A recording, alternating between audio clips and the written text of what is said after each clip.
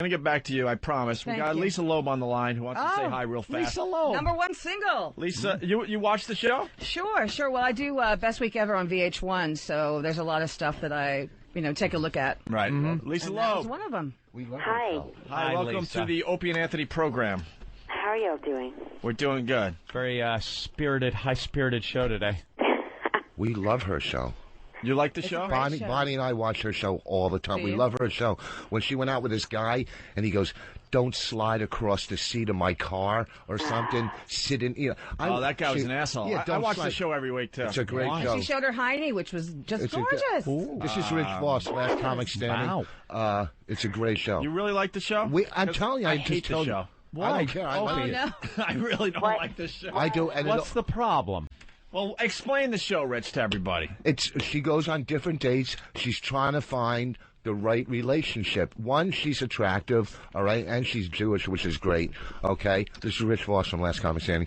And she goes on different dates, but most of the guys are just idiots. She went on one date. The guy was nice, but he was too young for her, right? And it also has her friends on, that one girl that was in the movie with De Niro. What's that girl's name? Boy, you are really selling this show there, Rich. What's that? Ileana Douglas. Yeah, it's a good show. I One watched guy sang reality. her song. What is it Did you about? see that when It's he sang about- a song at yeah. karaoke? Lisa Loeb moves to New York to find a man and to get another hit single as well, right, Lisa? Well, a hit single, that'd be easier than getting a man. No, I'm just kidding. Really? No, both of them are long processes. It's And her mom wants her to get married because she's getting wants up there. she's my mom. Getting up and there. Because she's a nice Jewish mom. Well, just Lisa Loeb. Yeah. 37. Just You're 37? life. Maybe She's 38 good looking. now. She went to the rabbi's house for dinner. Yes, I did go to Rabbi's house for dinner. It's kind of like Sex in the City. It is, only But the with reality, real people, yeah. it's the real version of Sex in the City. Are you having sex with these guys and reporting back? Oh, my God, there's all kinds of crazy sex, and there's just, it's a docu-pic. No, I'm not having it. No, you're not. No, You're going out on like nice dates and stuff, and Yeah, I'm kinda going out on dates. And feeling them out. Well, she went on a date with this really, really ridiculously rich guy that had a Rolls Royce or something. Yeah, he had a crazy car. A friend of mine wanted to set me up with him, and actually it was you might know Jay from Queer Eye. He's the one who's in charge Rodriguez. Patrice knows him. Yeah. You know Jay? He's one who's more in charge of like what to do when you're out on a date. Culture is what it is, I think. Uh-huh. And anyway, Jay hooked me up with that guy. But you're getting dating advice from a gay guy? That's a little weird. No, the gay dudes are always giving chicks advice on dating because they can kind of spot what the good guy is supposed to be because they're kind of after the same thing. Well, on this date, too, if you didn't see this, she was having dessert. Right. She was having dessert, and she said to the guy to tell her to stop at some point. But if you didn't see her say that, and the guy, when she's having dessert, goes, "Stop, no eating." So if you didn't see the part before, you're going, "This guy's a real ass." Exactly. You know, you should see the girl in the studio. Someone should have told her to stop about a year ago. But here's what I'm saying. Rich. No, But that's why I'm involved in this. Like one of the He's parts. just a one-trick pony with that joke, aren't you? I love Lisa Loeb. All right, will you shut up and let her talk? No, I was just going to say that's one of the reasons that I was able to do this show because I'm sort of. I mean, I watch reality shows. I think they're really funny and entertaining, but I also know that they change a lot of things when you see the show, and people are put in positions Yeah. and say stuff that they would never say, and make them look like idiots. But I just wanted to make sure it looked like what was actually happening. I mean, I also wanted to make sure they weren't shooting my life 24 hours a day. I would never agree to that. No. 'Cause Where that's crazy. embarrassing things like going to the bathroom and stuff. Well, unless there's an issue you might need to know about, that would be okay. You know, when you watch the show, it looks like you're trying way too hard to get a man. Why? Why should you have to try so hard? Because I'm going on dates. I'm walking out of my house. But like you're just looking at it way too seriously, and you're too. I'm 38 next to this weekend. Well, you come across like you're a bit on the desperate side, and you're a good looking woman. But it's like, oh my God, I need to find a man. And That's the Patrice angle, man. And if you're going, I think if you're going about it like that, you're never going to find the right person. Okay, I have a question for you, really quick, and then we can move on. But are you single? No. You're not single. Well, I'm dating someone. You're dating and I'm very, very happy. Did you go on a lot of different dates before you found this person? Yeah, like anyone else. And did you come across a lot of women who said on the first date, look, I want to have kids and I want to get married? No. Eek. No? Did you get that? No. Okay, because I've heard a lot of women who go on dates. I've heard it from guys. High school girls are not, thinking that way. And they say that stuff, and to me that sounds desperate. When they get right in there and start getting sort of obnoxious and not even just have a couple conversations. Is that what they're doing? Like trying to spell out a relationship right away? Because they're in a so rush. Compared to that kind of situation, I'm just doing this in the way that I know that my smart friends do it. You try to meet people. You go on dates. Yeah, a lot you of talk to people. You try to be discerning. If you realize, you know what, they're not so easy to talk to, maybe I shouldn't go on some more dates with them. But, yeah, because women. But it looks like you want to get married like tomorrow. Yeah, she's looking to. Well, I do. I want to have kids tomorrow, but I also don't want to get married just to have kids with somebody that I don't even like. He's looking for love. It's the lottery. And it's also a TV show. It's edited. You don't see like all the time that passes in between. Yeah. All the things that you see, so it's all put together in one thing that's chock full of dates and situations. And then you go out and you're like too perfect. Oh, you got to get a little terrible. You got to get a little messy, just a little bit. I'm not talking about a skank look. I'm rough. Mess up your hair slightly, or. I'm from Dallas. I'm from Dallas. But you walk out with the latest fashions, and you're just perfect. Those your makeup's are my clothes. Perfect and everything. Yeah.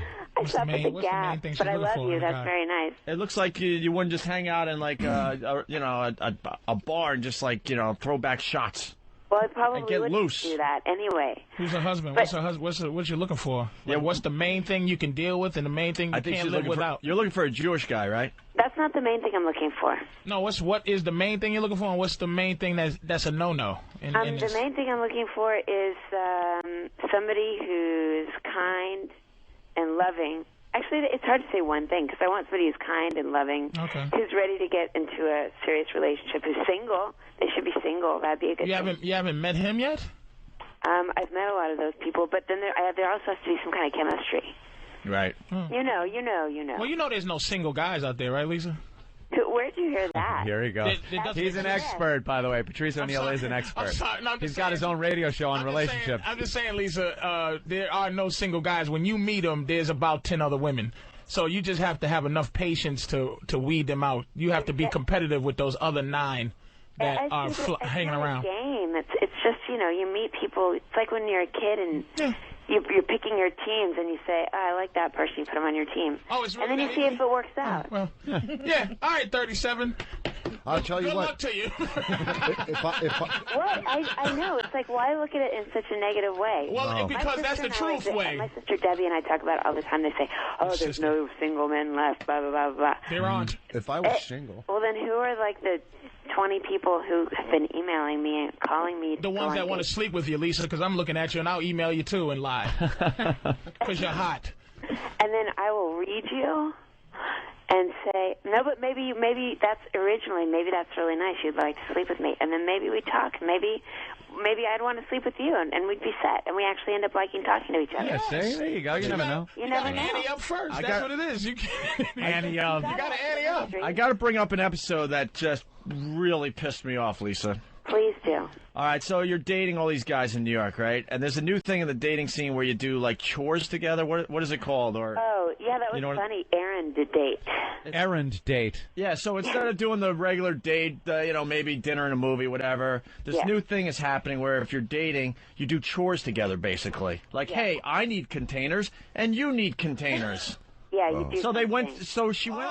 She went on a date to the Container Store, right, Lisa? The Container Store. And this is where I'm like, holy crap! You pissed me off so bad. Why? So it's the end of the quote errand date, the chore date at the Container Store. Yeah. And she buys containers that were how much? $200. It was close to $300. $300. Guess who paid for her containers? No they way. were on a date. No way. The guy? Yes, because they were on a date. And why do you think he did pay. that? Why do you think he did that, Lisa? Because he was a lovely guy? He had stock in containers. No, because he wanted to pay for me. He was mad at the last date. I paid for him, and he thought that was really Yeah, but paying for a date like dinner or something is one thing. Paying for a shopping spree. Why didn't you go to the shoe store? And do you know what happened on the next show? You gave the money. Huh? Do you know what happened on the next date where I saw him? What? I told him that I thought he was a little young, even though I really liked him, Yeah. and I gave him $300 in cash and said that was ridiculous that he had paid for my stuff. Oh, But see? I think someone got Because to I her think and it's said, ridiculous. "Look, I was talking to my friends because that's the thing. I don't know. I think someone got to you and said, "You're looking really bad, man. You better give that money back." She had to get that money back because she bought her way out of possibly this guy going, hey, look, that's what women do. You buy them a drink, and if they think that, you know, she has to give him his money or buy him a drink, too, because that's like a ownership kind of thing. So he probably thought $300. That was about how He much owns 37-year-old Coochie's $300 worth. Yeah, give me Lisa Loeb. Yeah, that's an prison interesting mentality. concept. But what my deal was that I'm an independent person. You know, I make a living, and I'm used to paying for whatever needs to be paid for. You know, Yeah. it's not a problem. And I was doing a lot of things on dates as a person who's, and a lot of women will relate to this. People who have jobs, careers. It's not like I'm looking for some guy. I mean, it would be nice to have some guy who could help contribute and be a partner. But I'm not looking for some guy who's going to be my sugar daddy, and that's that. It was just weird that you allowed him to. I was trying to let him do his thing. He was the one who wanted to go on the errand, and I thought, all right. When he was pulling out the credit card on the show, he was like, "I can't. She's actually going to let me pay." I know he was doing it real slow. Real you know? slow. Like, I don't have this kind of money. I'm not going with this bitch on the date to the car lot. And then he asked me out again, and I was like, "This is ridiculous. This guy, he can't afford this. This is crazy. He's a sweet guy. He's got a business that he started. He's in a regular job, but he also has another business he's starting. And I don't feel good about this. In other dates, I would be paying half. If it was something really over the top, if it's buying junk for my house, unless he has like some specific gift he was giving me, which would have been really nice and totally unexpected, he shouldn't be buying that stuff. I totally agree with you. Are you kidding me? It just looked so bad on TV. Would you go on a date with me? I'm married, but just to see if we would have hit it off. You know, I would do that just because I think. By the way, the phones. Everybody wants to go out. No, but I look at her because I'm a Jew, but I'm not your typical Jew. You know what I mean? No, I don't. What are you talking about? Well, I'm not, like real yentiv, and I'm not cheap, and I'm not I'm kind of like a tougher type guy. But I think we would get along. Are you kidding? And I think. Right? But I'm married, and I don't think you're married is like one of the number one things that is a no. Yeah, that's probably a biggie right about now, huh? And your slobber is a close second, motherfucker. Surprise! I don't want to date someone I don't who's think married. Lisa Loeb is in the situation now where she can sit back and wait for the guy to leave his wife. Well, no, I just have lunch and see if we would have hit it off. And Lisa, you live in just a different world as far as New York goes, because the other show was where you went to, I guess it was a club, and it was a dog date.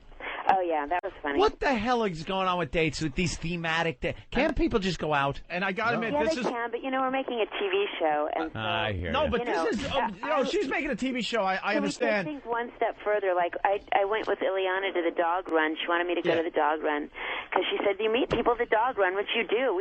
Immediately some guy got my number. I'll help you out here, Lisa. And so I was like, okay, I'll go to the dog thing. Plus, a friend of ours, Yana, makes these hilarious clothes for dogs that match people clothes, and I'm into that kind of weird thematic clothing every once in a while when I'm not wearing. We went to the dog party, and there were some interesting people there, for sure. Yeah, but the point I'm trying to make, because obviously you're making good TV, I could tell you were like, what is this about? So you went along with it for the show. But what amazes me is that people are actually doing this, trying to find... somebody to love. You have to make an effort. For their dogs and their pets. Okay, here's the thing, though. I truly believe this, and I hope I'm not offending anybody who I'm about to go on a date with later this week. But it's important to get to the date early. You got to get out. A lot of people have stopped trying, and they don't even leave their house or their apartment, and they think they're in. Maybe they'll meet, like, the pizza delivery guy. I don't know. We all love pizza. But another good way to meet people is the first step is to leave the house. So even if that means leaving to do something that's not 100% what you think is a cool thing to do, you might meet somebody. I went to a J-Date party once, and the bartender was really nice. What's that? I didn't go to the J-Date party to meet the bartender. But what's the worst when you're on a date, like at a nice romantic dinner? What if the bartender was a nice fucking guy? Well, no, exactly. Then all of a sudden I've met somebody that I didn't plan on meeting. I planned on meeting somebody who attended the party. Well, I used to be a DJ and in bands when I was in high school, and I wasn't at the party because I was the DJ in the. Would you allow yourself to fall in love with a guy that has a basic career and no money? If he is really hardworking and excited about what he does, and has things that he wants to do and If is he excited can about them, possibly yes, make definitely. it bigger than that bum is now, he'll do it. No, but you know what There's some I'm saying? potential Like, to an Potentially upside. get better, yeah. if that's truly the first part of their life and they're going to continue to grow and to be great at what they're doing, then yeah. Lives in mom's basement, out of the question. Well, the worst is when you're on a date and you're having a nice dinner and there's like a little kid crying behind you. It's just the worst. That would ruin the show. That's when you bring your shotgun. Yeah, I hate when kids are out. They shouldn't be out. I'm going to come out with a book about hating other people's A kids. final observation about Do you have kids? I have two daughters. Two daughters, believe it or Oh, not. so you're trying to get away from it. No, I love my kids, 15 and 13. Hey, a final observation. You got that older friend in the show? Yeah, That's like Samantha from Sex and the City? Ileana? No, My friend Stephanie? Is she a cougar? Tell her to calm down with the crazy fashions. She's just got her thing. All of a sudden she has a sundress on with a bow that's like 4 feet long. Yeah. What happened, Rich? I don't know. The wire touched my leg and I thought it was like a rat or something. So wait, you guys rookie. single? Huh? Or gals? Is anybody there single? Like dating single? Jim Norton should be perfect. to Like go- saying Jim Norton, but there's he's not not a here. woman in your life, like not claiming a woman, no. But every guy there's no single guy. I'm not. Yeah, I'm Because not. every day a guy is trying to get a girl. They're always looking. They're always looking. Not me. You should be on the show because we could talk about getting girls and girls getting guys. You don't get And then guys. at what point do you decide, okay, you know what? What are you doing to I just get want- guys, Lisa, besides just existing? What are you doing to get a man? She's going on dates. She's She's finding alternative methods in which She's to not meet doing guys. shit but breathing. She's doing more than breathing. She's doing more than breathing. She's making a decision on who gets to be with her. She is She's not doing what she can to one find thing love, to Patrice. get a man. How do you get a man? How? She stays in shape. She's Let pretty. Lisa talk. No, people are coming to me, and at the same time, I'm just getting to develop my life. I'm working on things in my career still.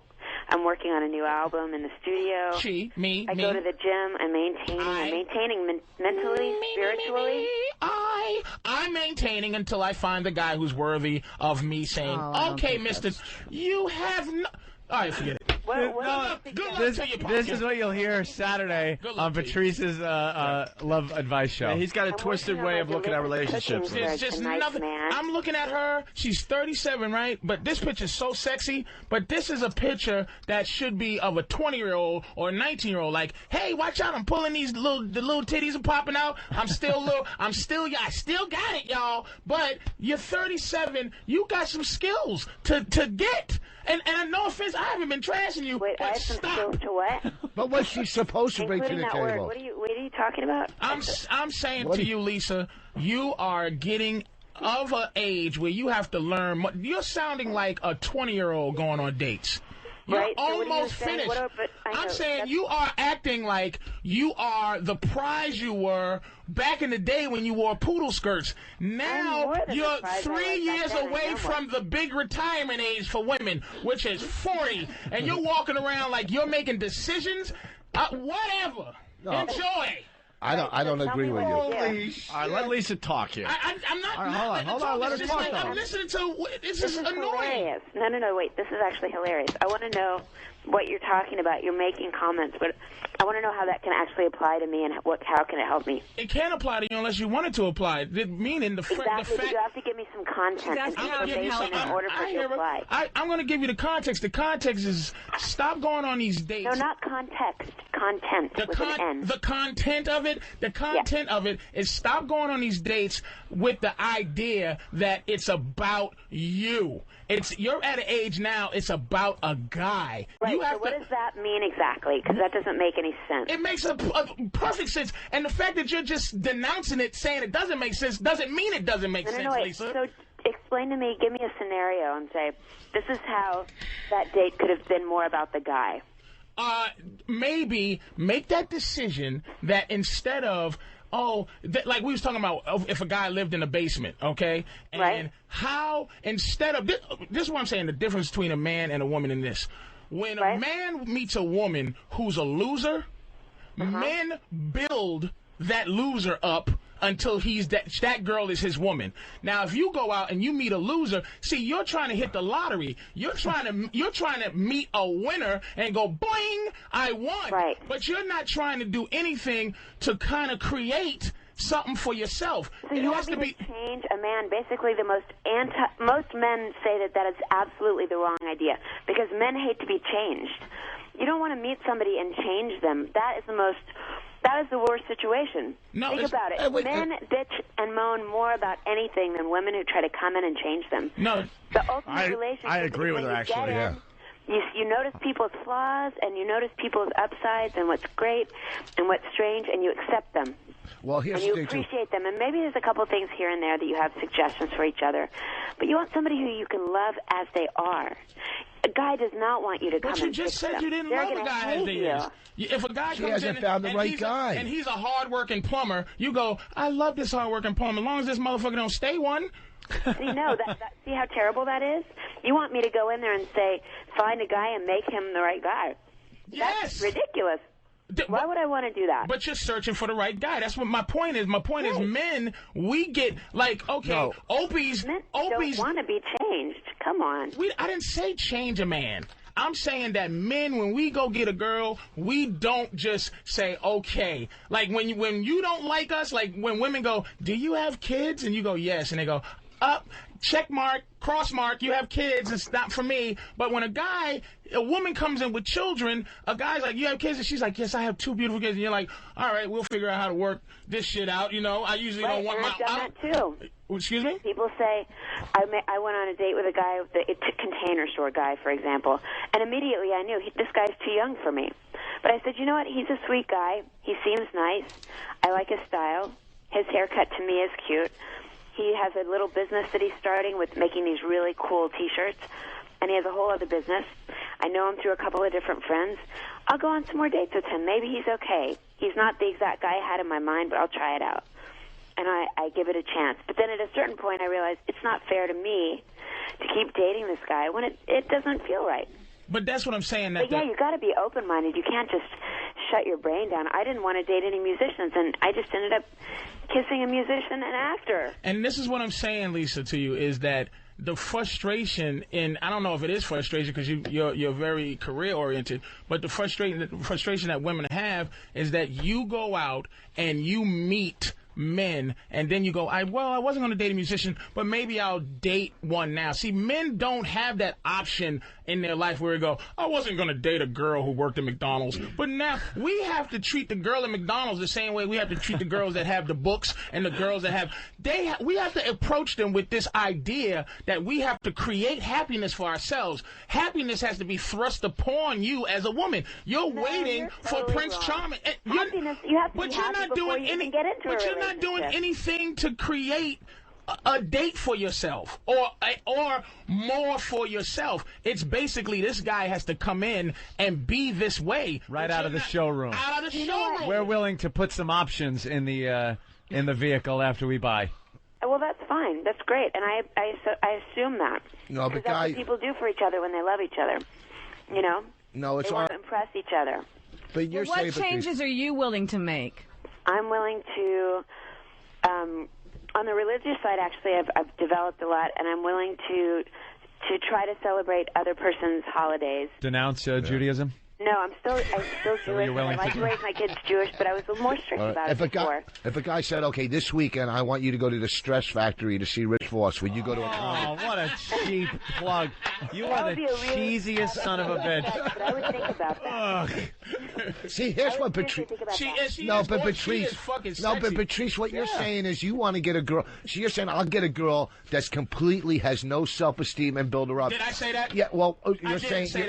What are you saying? You know, Voss, you try to make profound statements in your own fucking mind that has nothing to do with what's just said. You got a good point there. You're a fucking idiot. You got a good point. You just make up what you want to say because you have it in your fucking mind. All right, so. Shut up. All right, well, let's let Lisa Loeb go before she hates us. Lisa, well, good luck. No, thank you. Seriously, I'm always interested to hear somebody else's opinion on how they see it. I'll fix you up. Just call me up or MySpace me. I'll fix you up, Lisa. I'll fix this right up. Patrice Trust me. O'Neal from WebJunk20, matter of fact. There, I do agree. I think it's so important that you have to be an individual and you have to have things that you're excited about in your life, and you're always trying to be a better person and learn how to enjoy your life. That makes you a better partner for another person later. You just gotta stay in the game until love hits you between the eyes. There you go. That's what happens. You can't put a label on it. Gotta hit you there. Till love hits you between the eyes. That's what I'm saying. That's good. With this But everyone goes out there with Between the eyes is a kill shot. Yeah. But everyone goes out there and says, well, she has to be this, this, this, this, and this. And then one day you're just walking on the street or something, and bam, it hits you. Yes. And you didn't even know where it came from. Yeah, out the window. No guy does that. No guy goes out there like that. That's what I'm saying. Guys go out. Here's a date. You're saying right? she's going out there like that. No, I'm not saying she's going out there. Guys go out and go, all right, I hope I'm going to get some pussy tonight, right? Right. Girls go out and go, all right, I hope I meet somebody I want to give some pussy to tonight. it's a perfect world. She's always, a woman is always not, they're never hunting, so they're That's just not- hoping, oh. never. I hunted in my day. Oh, well, please. And then I ate my kill. You ate your With chocolate sauce. I like Lisa though. Lisa's smart, man. She got some shit with her, and she double talks too. And this is not offensive, Lisa. She's like a guy because she double talks very well, where it sounds like, and you go, wait a minute, she didn't say shit. She did very well against you, Patrice, right that's there. what I'm saying. Did very well. She's very good, but she's like a dude, and that's who she's gonna have to meet. She can't meet this dating guy. She has to meet a complete dick for her that she's enamored with. Somebody who can deal with that. Yeah, deal with her. Control. She's a controlling girl. Yeah. You can hear it. She runs shit. She's pretty. So to a 45-year-old guy, she's like fucking. She's the shit, and she can control that. Make him buy. The whole canister thing. Buy stuff is totally bizarre to me because I buy all my own stuff. Yeah. But it was control. But you need a guy. You need a guy that's gonna be like. You need a guy that's gonna be like, I might call you. Yeah, beat it, Lisa. Yeah. No, I will not do that. Yes, you will. No, I won't. If you don't find, you're not going to find happiness until you do it.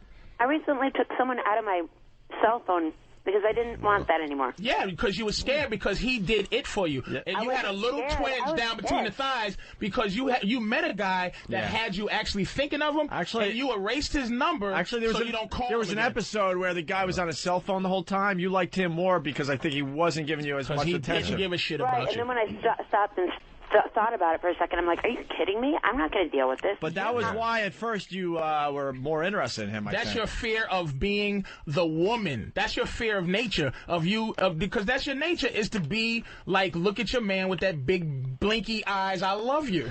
I love you, booby. And that's how you really want to be. You can't be Miss Tough #1 single and at the same time love a guy. It ain't going to happen. Really? Why is it going on now, Lisa? Because I'm still looking. Yeah, there's a second season that has to be filmed. I was just going to say. I know how this TV works. And no offense either, Lisa. I love you. And #1 OBGYN. We're almost done. What? No, I'm just kidding. I said I'm #1 sorry. OBGYN. And no offense, failed Lisa, miserably, that was Those are people that who was deliver exciting, things. baby. You are exciting. This girl's good looking. She's intelligent. She's going to meet the right person. I'm telling you, I watch the show and I go, if I was single, I guarantee I would try to go out with her. But that's no fucking big deal for you to say that. Let's let Lisa go because we want her to call back someday. Why? Oh, no, Lisa. Lisa, I give you a lot of credit, man. We beat you up and you hung right She's in a there. trooper. You did all right. I love her. You like black men, Lisa? Huh? Are you That's racist? so early. I just woke up. No, you did great. Thank you. All right. Thank you, Lisa. So We'll talk to y'all soon. This picture's delicious. It's on the E! channel. It's #1 single with Lisa Loeb. Right. Oh, and I have a new album out. The very best of Lisa Loeb. You got to say that. Really? Yeah. All right, the very best of Lisa Loeb. What does the song stay on there 18 times? It is. Oh, Jesus Christ. Oh, wait. It's a bunch of remixes. is. What happened is every date on the show reinterpreted the song, and There you go. No, it's not. It's a bunch of other songs. Some you heard on the radio, some you have not heard on the radio. All right, Lisa. Thanks for being a good sport today. Thanks, you guys. All right, it's Lisa Loeb, everyone. Take care. Bye. Hey, Lisa was pretty cool. She's cool. Yeah, she's a good girl. She took your shit, Patrice. She's a good girl. Dishing that misogynistic ass out of your mouth. And you know what? And it always, you can't beat nature. You can't beat it. I'm not trying to say, hey, this is my fit. And you I cannot know. beat nature. That's why people are going to listen to your show. You whittle things down to a primal level that is so primitive and just, here's men, here's women, and if you don't agree with me, go fuck yourself. There's no nuance. There's no exceptions to rules. You have relationships figured out like a mathematical problem that is exact. It is done. There's no art to it. There's no form. It's It's math. That's what I love about you. It's what sharks do. They swim, and if there's a baby floating, it eats it. Yeah. You can't go, oh, that shark, he should be taken for psychological evaluation. He is what he is. Maybe the shark's looking for something else in the foot. No, he's looking to eat. Is looking to eat. Right. This girl is like as sexy as she, as smart and as quick as she is. She does not want a guy that fucking, You can't love until you love yourself. She doesn't need a guy who'll buy her bowls. She needs a guy to go, $300 bowls, bitch. I'm going to put this on your head. Where's the Lisa Loeb greatest hits, by the way? I've been in radio for 20-some-odd years, man. I can't find a second. I think Lisa Lou has more songs. Maybe There's 18 tracks on this. I see she's Stay. a funny girl. Maybe that was a joke. And she burns Stay in the middle of the greatest hits. Is that the greatest hits right there? It's the 10th track is Stay. Oh, maybe it was a joke, because she's a funny chick, so maybe that was a joke that she put greatest hits. The very best of Lisa Loeb. Why don't you try to fix her up with Norton? That would be a great date. Yeah, that'd be great. A little bukkake on those glasses. Wonderful. The Lilith Fair. Ain't gonna happen. She was huge on the Lilith Fair. Remember the Lilith Fair? All right, why don't we take a break and end with Adrian Frost and I Hate Other People's Kids. And Chris Daughtry, if he knew he was talented, he wouldn't be married to that awful situation. That is over, Johnny. That piglet, she's not a complete hog. She's ish. And there's nothing worse than going out with an ish. Fattish. She's ish. Smartish. Nothing worse than ish. And she's not good enough to be, a little chubby. She's fucking a mess. And he took her kids in. This bitch came in with complete... she had a complete furniture set. Sometimes I go, look, my bitch got a kid. It's like, okay, it's a table. This bitch comes in with a complete armoire. This nigga came in. He's handling his business with her, but he didn't believe in himself so much. Like, your girl's hot, which means you have a belief in yourself. Your girl's hot. You have a belief in yourself. If you come in this motherfucker taking care of a piglet, of an ish and her children, you don't have belief. He still don't believe he's that great. I love so we gotta stay away from the ishes. No issues. Don't go down the ish road. The relationship takes that he comes up with are so perfect. Well, what were you saying about your lady in the back room before the show? Yeah, she's getting a little fat, but she'll lose it because she hates being fat. And I help the cause by not enabling her when she goes, would you leave me if I got fat? I would have to, sweetie, because you're not a fat bitch. If I was to go out with Mandisa, different. She is a fat bitch. But she can't get fatter than she's fat. But my girl is a hot bitch. So fat is not in her. That's Are you not saying used to fat me. bitches know how to handle their fat bitchness? They are fat. They're You're fat. a fat girl. If you get a hot chick that becomes fat, she don't know how to be a fat bitch. And that's why you win. Hold on. I'm good with some analogies here. It's kind of like if you're a blind guy, your hearing gets much better. Yes. So if you're a fat bitch, you already know you're a fat bitch, so something else in your personality takes over, man. Exactly. That's good. That's something good. Is better, Opie. And I've had my share of fat girls. I like fat girls actually when they're fat. Like when what's her name from Top Model? Takara. Like I wouldn't want her any other way than just what she is. Big old soggy tits, big mushy gut kind of thing. I think she's sexy. But if she came in not that and became that, I'd be like, bitch. Because the worst my girl could be is to call her, but no. All right, we're going to edit you a little bit today, Patrice. Go ahead. So we got so many subjects still to do. Keith in New York. Keith. Hey, guys. How's it going? Hey. I actually disagree with Patrice because I think based upon Chris Daughtry's character, he's not like us. I think he's going to be more of a stand-up guy and take the high road and stick with this girl. I don't know. He's going to do that for the pressure of being a good guy, but I'm going to tell you, that guy does not have the muscles to deal with the pussy that's going to come his way. It's going to fly at him. He can't do that. He's going to be swatting them. Like, they're going to be all over him like gnats. Aunt, let me ask you a question, because you've been married. I'm getting married next month, and I really I need to get out of it, and I'm just wondering, how should I do this? How should you? Look, I really don't have an honest answer for that, because I don't know. Wait a minute, I don't know you or the situation well enough, but I can tell you, just get out of it somehow. Don't go through a marriage just for the fuck of going through it thinking, oh, well, we got this really expensive place picked out, and it's going to cost me like over $20,000 to get out of it. 20 grand to get out of it.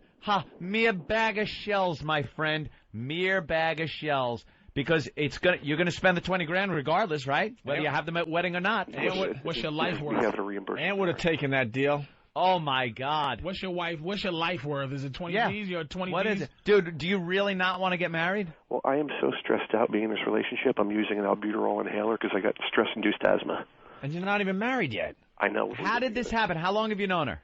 2 years. 2 years. Now, when was the engagement? November of 04.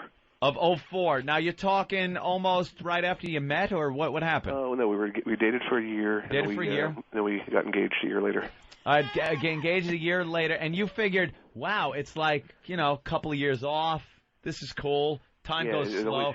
And then all of a sudden, now it's here, and you've been together. Now, what are the major problems that she's got or you have together that you don't want to get married? Well, bottom line, she just doesn't get me, doesn't try to get me, and she's really super uptight, and she's one of those people who... Is she in the room? If she doesn't get... Well, I'm in my office, I can't yell. If she doesn't get what she wants, the way she wants, when she wants it, she emotes like a 5-year-old. But, she's one of those people that's so put together on the outside, the casual person who meets her thinks so she's just so polished and put together, and that's what I fell for. Where are you going to meet a bitch who's not like that? See, this is your fault, dude. You're not going to meet a girl who's not like that. That's why you just have to train this bitch. Your happiness. It's easy. I don't think this guy... How old are you?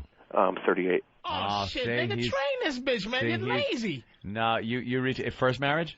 Yeah. Yeah, he's waited so long. And you got brothers and sisters? I got a 30-year-old sister. Is she married? No. No. Okay. But you're feeling, I think you're feeling pressure. But, dude, I've been feeling the pressure about this. I didn't know if I should propose to her, and something just said, just do it. And then I went and did it. And then every time we'd have another fight, it got to the point where I'm like, next time we have a fight, I'm just going to break up with her. And, actually what it was is I was the one who was begging her not to break up with me every time we had a fight.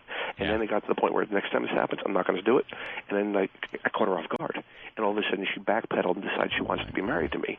And now the one she's freaking out. And I just don't want to. I don't know what to do because I don't know where I'm going to go because we bought a house together.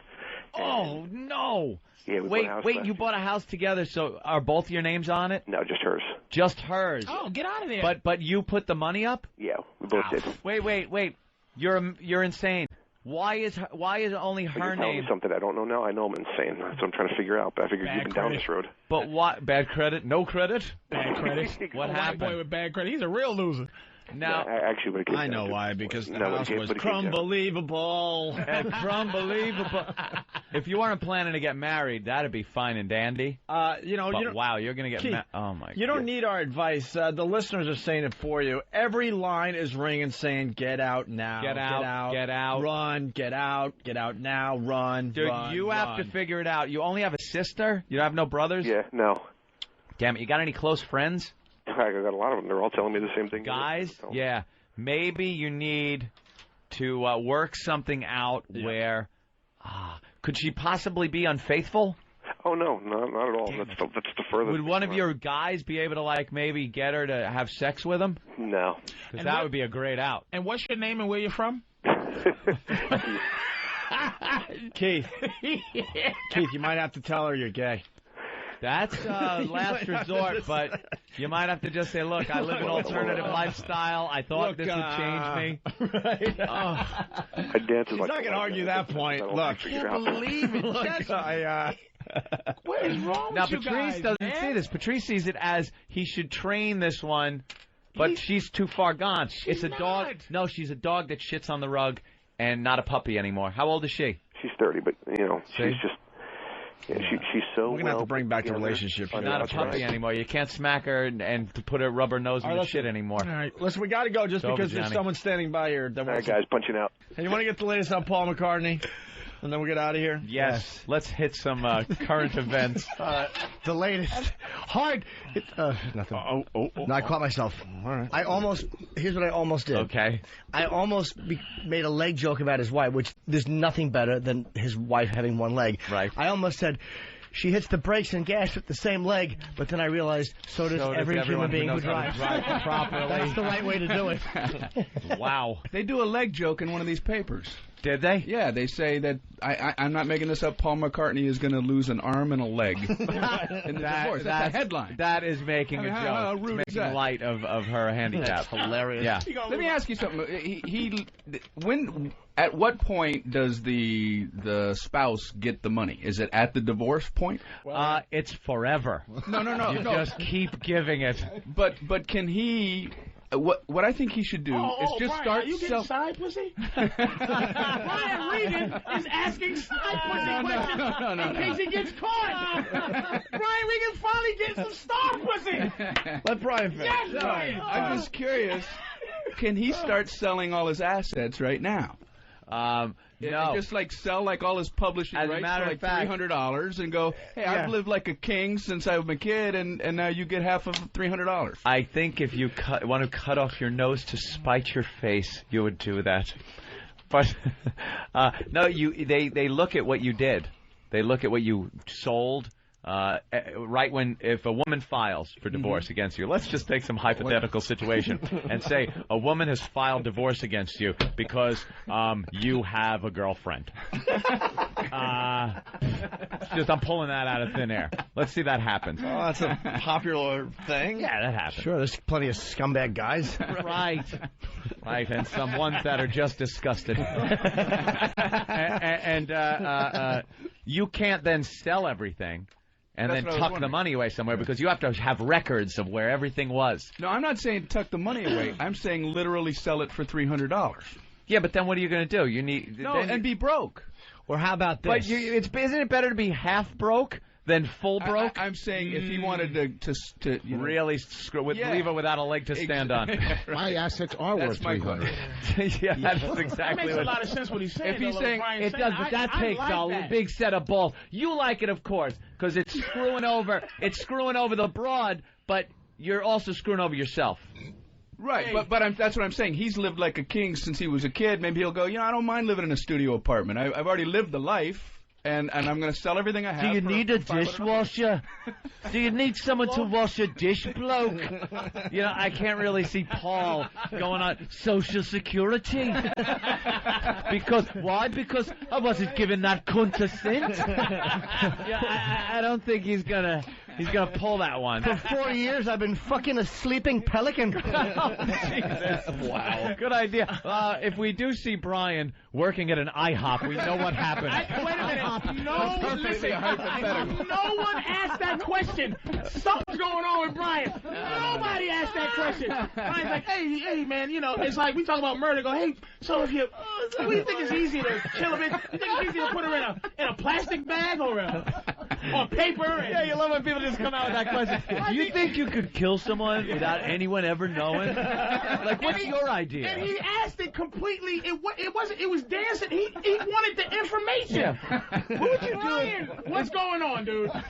Brian, if you extorted millions from your company, I'm just saying, if you did, and some guy was going to find out, would you kill him or try to bring him in on it? If you got another girl pregnant, but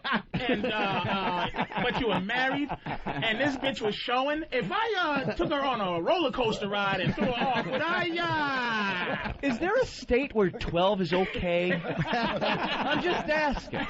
Ryan, what's going on with your marriage? Oh, man, that's all good. Oh, shit. Everything is good. Oh, shit. I know it's not sounding like that with this line of questioning, but everything is good. Ryan, you was too. It went right to that question. Yeah, you know. Can he murder her? It was because it was Paul McCartney. We're talking about a divorce. It's not like if you pulled it out during a story about the stock market, right? That would be odd. But we're talking about Paul McCartney. How many miles out did Scott Peterson actually go? was he in international waters? Hey, where do you find out about the current? Is drowning a bitch in a lake the same as drowning her in a river? If the bitch floats to Mexico, that means I didn't really kill her in America, right? Just goes to show we've been doing too much radio today. See, just like we told you, you're gonna start. See, you just talk about anything. You're just trying to fill up time. All right, here's the latest on Paul McCartney. They met at a charity event. He sang love songs to her on the phone. They were too in love to even talk about prenuptial agreements, but Sir Paul McCartney and his wife Heather have now separated. Orchestral version of Yesterday playing. Orchestral. For the Beatles fans outside the famous Abbey Road studios today, there was sadness at the news, but also questions, because what he did here with the Beatles made him a very, very wealthy man. The question is, what happens to all of that cash if this separation becomes a divorce? Goes to Yoko? Somehow? Hey, we can't let this slide because too many people calling now. Chris in Texas. Hi, man. Chris, go.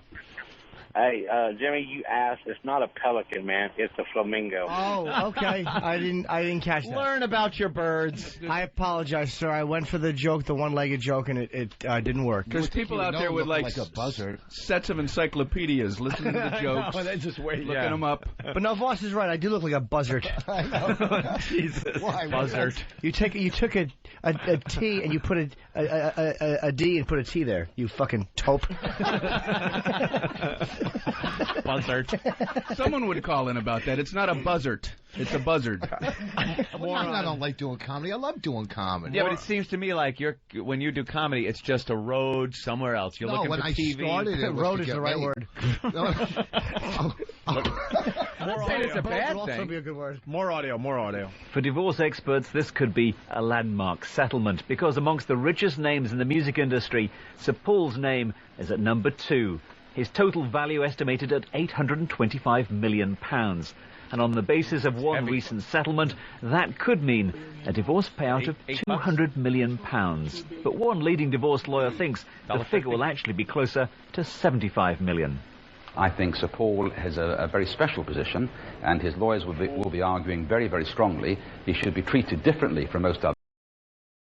A man who incredibly has built up massive wealth because, frankly, he's a genius. And geniuses are treated, especially in the divorce courts. There have been cases about that, and that means that Lady McCartney will get a lot less. Must be a dope thing. Geniuses. I'm a stupid idiot. Even with the discount for geniuses, it's a lot of money. Yeah. But Sir Paul says their relationship has been impossible because of the constant intrusion from the press. And tonight, through his website, he rallied to his wife's support, saying the split was amicable, Heather didn't marry him for the money, and that she is a very generous person. Of course. Here's what Heather should get. She should get maybe half the house and every right shoe in the closet. You all right, love? Beat it, you fucking human pogo stick. Oh, fuck yourself. Getting nothing. How the legless bitch have the nerve? How does a legless bitch... A legless bitch better not fuck with me, and I'm a nobody. Paul McCartney has a woman with one leg that's calling shots? This is the only reason they should have got divorced. Every time I said suck my dick, she'd say yes, sir, and do it until I told her to stop. I got bored. What's wrong with this? I always thought like we was hunting the white whale. When I'm looking, when I'm fucking her, I wanted to... Why does the fact that she don't have a leg, why does that factor into how much she should ask for? It's just because funny. It's the nerve, Brian. Because we have to fill 6 hours a day. Your wife has all her limbs, right? Yes, she does. Now, if she loses a limb, doesn't her negotiating powers... Don't you go, hey, bitch, I'm doing the Bogota, and then I'm going to sleep in in Atlantic City for the whole week. I'm not coming home. You know what? I'm not coming home till next Friday. Why? Because you missing a limb. If you can't properly sit Indian style, you should get nothing. So, like in the divorce proceedings, his attorney will go, how many limbs you got? 3? No further questions. You can call your bitch Ahab, old Ahab foot. If you have to move your chair an inch away from the desk to put both feet up, you should get nothing. If your woman could lift her right leg up and pretend it's a gun. I don't think she did that. Pew, pew, pew. I don't think like she when did you that. argue, she lifts it up and go, man, if this was a gun, motherfucker. If she plays the air guitar without lifting her leg. If you have to screw off a body part before you fuck her. If all of her pantyhose are stapled. If she can't play kickball with you. If he could get a splinter in his calf from fucking a doggy style. What is it, 1860? You think it's actually wood? Like a pirate, you know? Yeah. Like just a peg. With a peg leg and a patch over her arm, and a fucking parrot on her shoulder. And he got pissed at what the parrot was singing.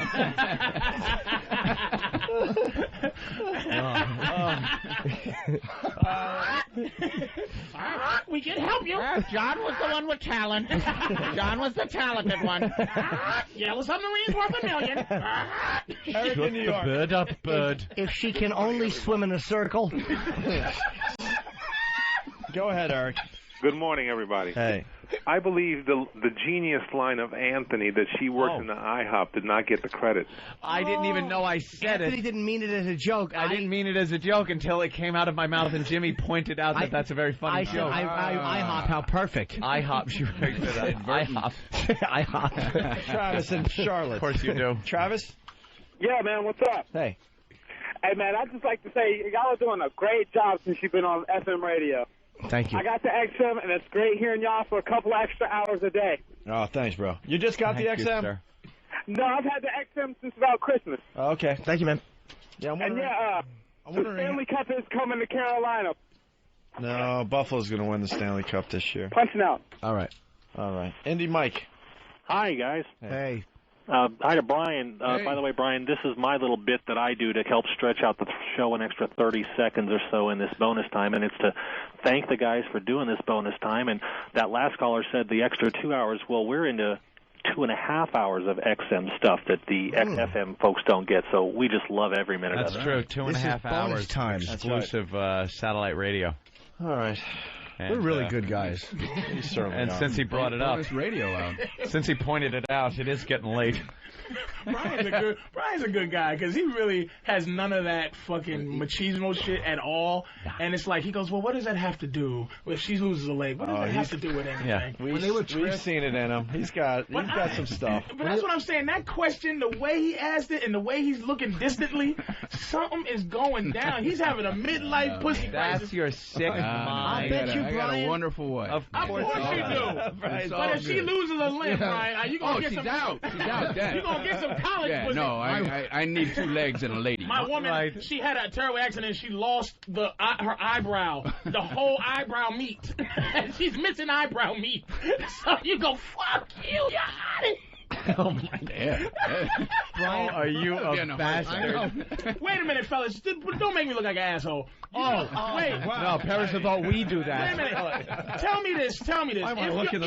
If your girl, if whatever, lost a limb, wouldn't it be difficult? You have to have that devil angel talk. I would break up with her in the ambulance. Can I be honest? Back on? No. Be honest. For a second with you, can I be honest?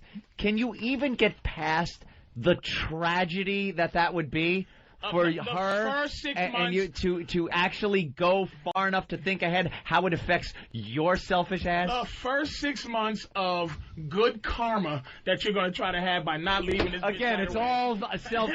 There's this ulterior motive of good karma. It's not that you're actually concerned. He's right. If a girl can catch AIDS through her leg, you should break up with her. I know. If you're walking down the street with your girl and they call you tripod. If she can win the three-legged race without doing anything differently. If your girl is walking through the woods and you say, "Hey, when no one's around, can they hear you walk?" If every time she kneels to pray, she tips over on her face. If her name's Helena. If her leg can play a record, bitch. Oh man! Wow. Like there's no relationship or love in your life. Absolutely. If your girl has to avoid golf courses because she may not be able to get out, leave that bitch. Oh my God. She can't get out. If she can't pedal a bicycle. Oh shit. Oh, we're going home. Oh, is that cruel? I love it. We're going home.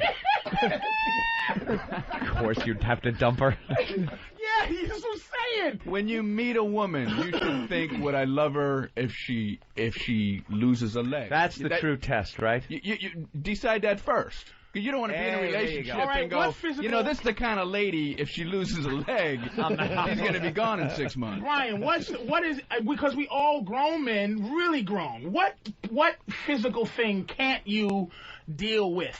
Like if it's like I can't like certain burns. I facial, can't deal of with. course not. Cooties. But isn't there something that you go, oh my God, please don't let that. I think I could deal with my girl if she lost a limb. Yeah. But come on. Sure, one less thing to fight you off with. I couldn't deal with mine if I had to start opening for her. That's on the way. You might. Oh please. You might as well divvy up your motherfucking assets now. Last comic standing 2001 winner, you motherfucker. Last comic standing.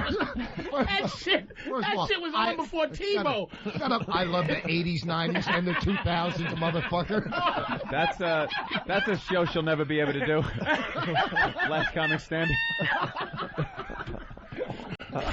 First cunt limping. Oh, Jesus. I'm mad because, man, you know, the dude is Paul McCartney. Yeah.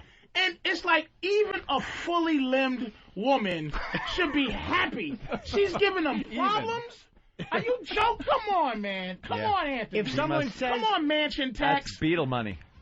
That's Beatle money. Yes, she should get nothing. If someone says, "Hey, does she tip every time she stands up?"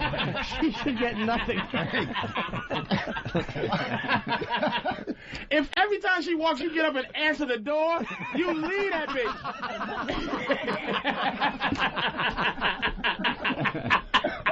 Wow. Oh my God. Oh my God. If she's making side money as a kickstand. If she goes to Australia and car stops so she can cross the street, she should get not a dime.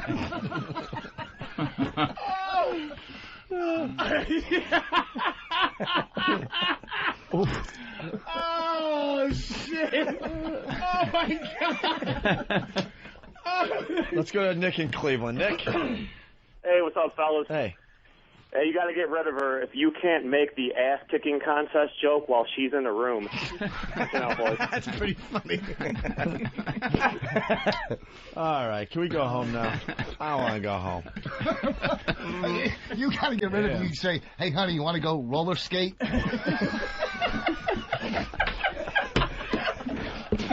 Paul was just sick of walking in the shower and seeing a bottle of Nair and a Black & Decker sander.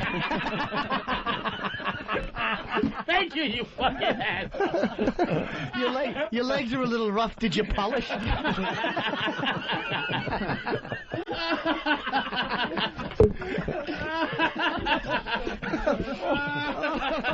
If she walks through a metal detector naked and still has to stop. It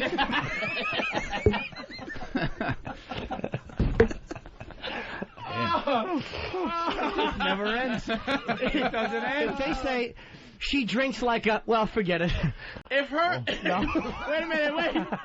We don't know anything else about this woman. If her footprints look like a bouncing ball.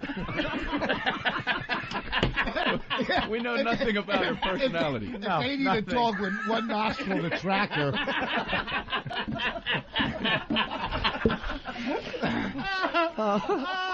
If her leg looks like Robert Redford used it in a movie.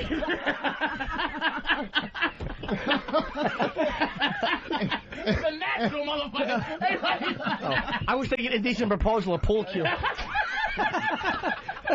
I'll give you 500,000. If you're fucking her, call her Brian Piccolo. If her nail clippers last 25% longer. Oh, beautiful, 25. Excellent. Oh, if she says I gotta go buy Dr. Scholl. Or Doc Martin. Or a pair of Nike.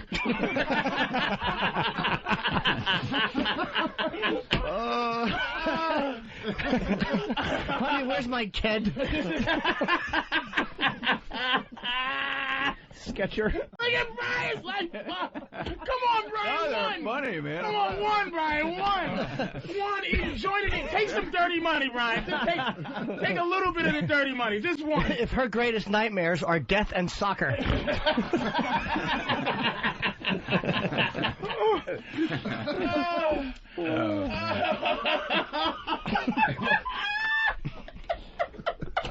Drink in Atlanta, drink. Yeah, if you got to buy her half a garter set for Christmas, or you get ready to fuck her and you say, hey, baby, spread your leg, that's not good. Wow. Matt in Glen Falls. That wouldn't have been romantic if there were two legs. No. Hey, yeah, if you throw her a jump rope and she has to play single Dutch, then you got to get rid of her. Single. Paul in Chicago. Paul in Chicago. Hey, how you guys doing today? Hey, good. All right. Every time she tans, she has to change her stain. Her wood stain. Stain her leg. Every time she sees a carpenter, her pussy gets wet.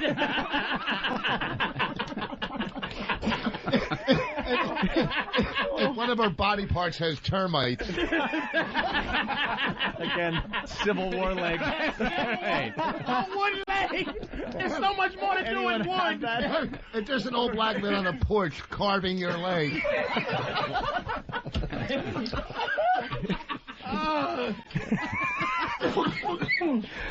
Oh, shit. So bad. If you have to get her flip-flop. Speaking of flop. If someone has to... Yeah, why that one? We went through so many shoe jokes. If she only has to pay half price for yoga class. Oh, God, it's running out of there. I think we might be. Could be over. Thank you, Rich. The tank is sputtering.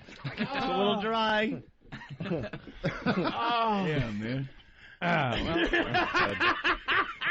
And before she fucks you, she says, "All right, twiddle this motherfucker." Isn't that called twiddling when you Whittling. Whittle. He's out. Damn. Let's get out of here. Brian Regan at Caroline's all weekend long. We'll see you down there at some of those shows, and maybe he'll come back tomorrow. Who knows? Patrice O'Neal, thank you. I'm at Caroline's Thank next week. you, sir. Next weekend for Memorial Day weekend. If people think she's a politician because she's always out stumping. Now we got to get to this story. Yes, let's get to Blockhead. Patton Oswalt is in trouble. This woman. Sex with boy 13. Cop predator shared North Carolina home with her alleged victim. A 44-year-old North Carolina woman arrested Wednesday on charges. She carried on a month-long sexual relationship with a 13-year-old boy. Linda Ann McBride was arrested Wednesday at the Winston-Salem home she shared with the boy and the son's grandmother, who cops said is a friend of McBride's. She's facing 2 counts of statutory rape, indecent liberties, and she was booked, and she has a mugshot here that is just horrific. The most heinous. Her head is so... I've seen blockheaded people before. You could take a T-square and fit it perfectly on every corner of her head. Her jaw and the top of her head. Completely square and flat front. I have never seen a more pronounced frown than she has. But she's actually saying really should grr. be words coming. It should be words coming out right of her face. Grr. Grr. R. It's just a. Now she, a lot of these. It looks like she has tape holding her glasses together, I like think a nerd. she does. She's got like the nerd tape going on. And she's got this short, greasy hair. She almost looks like Lady Di if Pesci put her head in a vice until her eye popped out. It's Drew Carey. She looks like Drew Carey. She's awful. Horrid.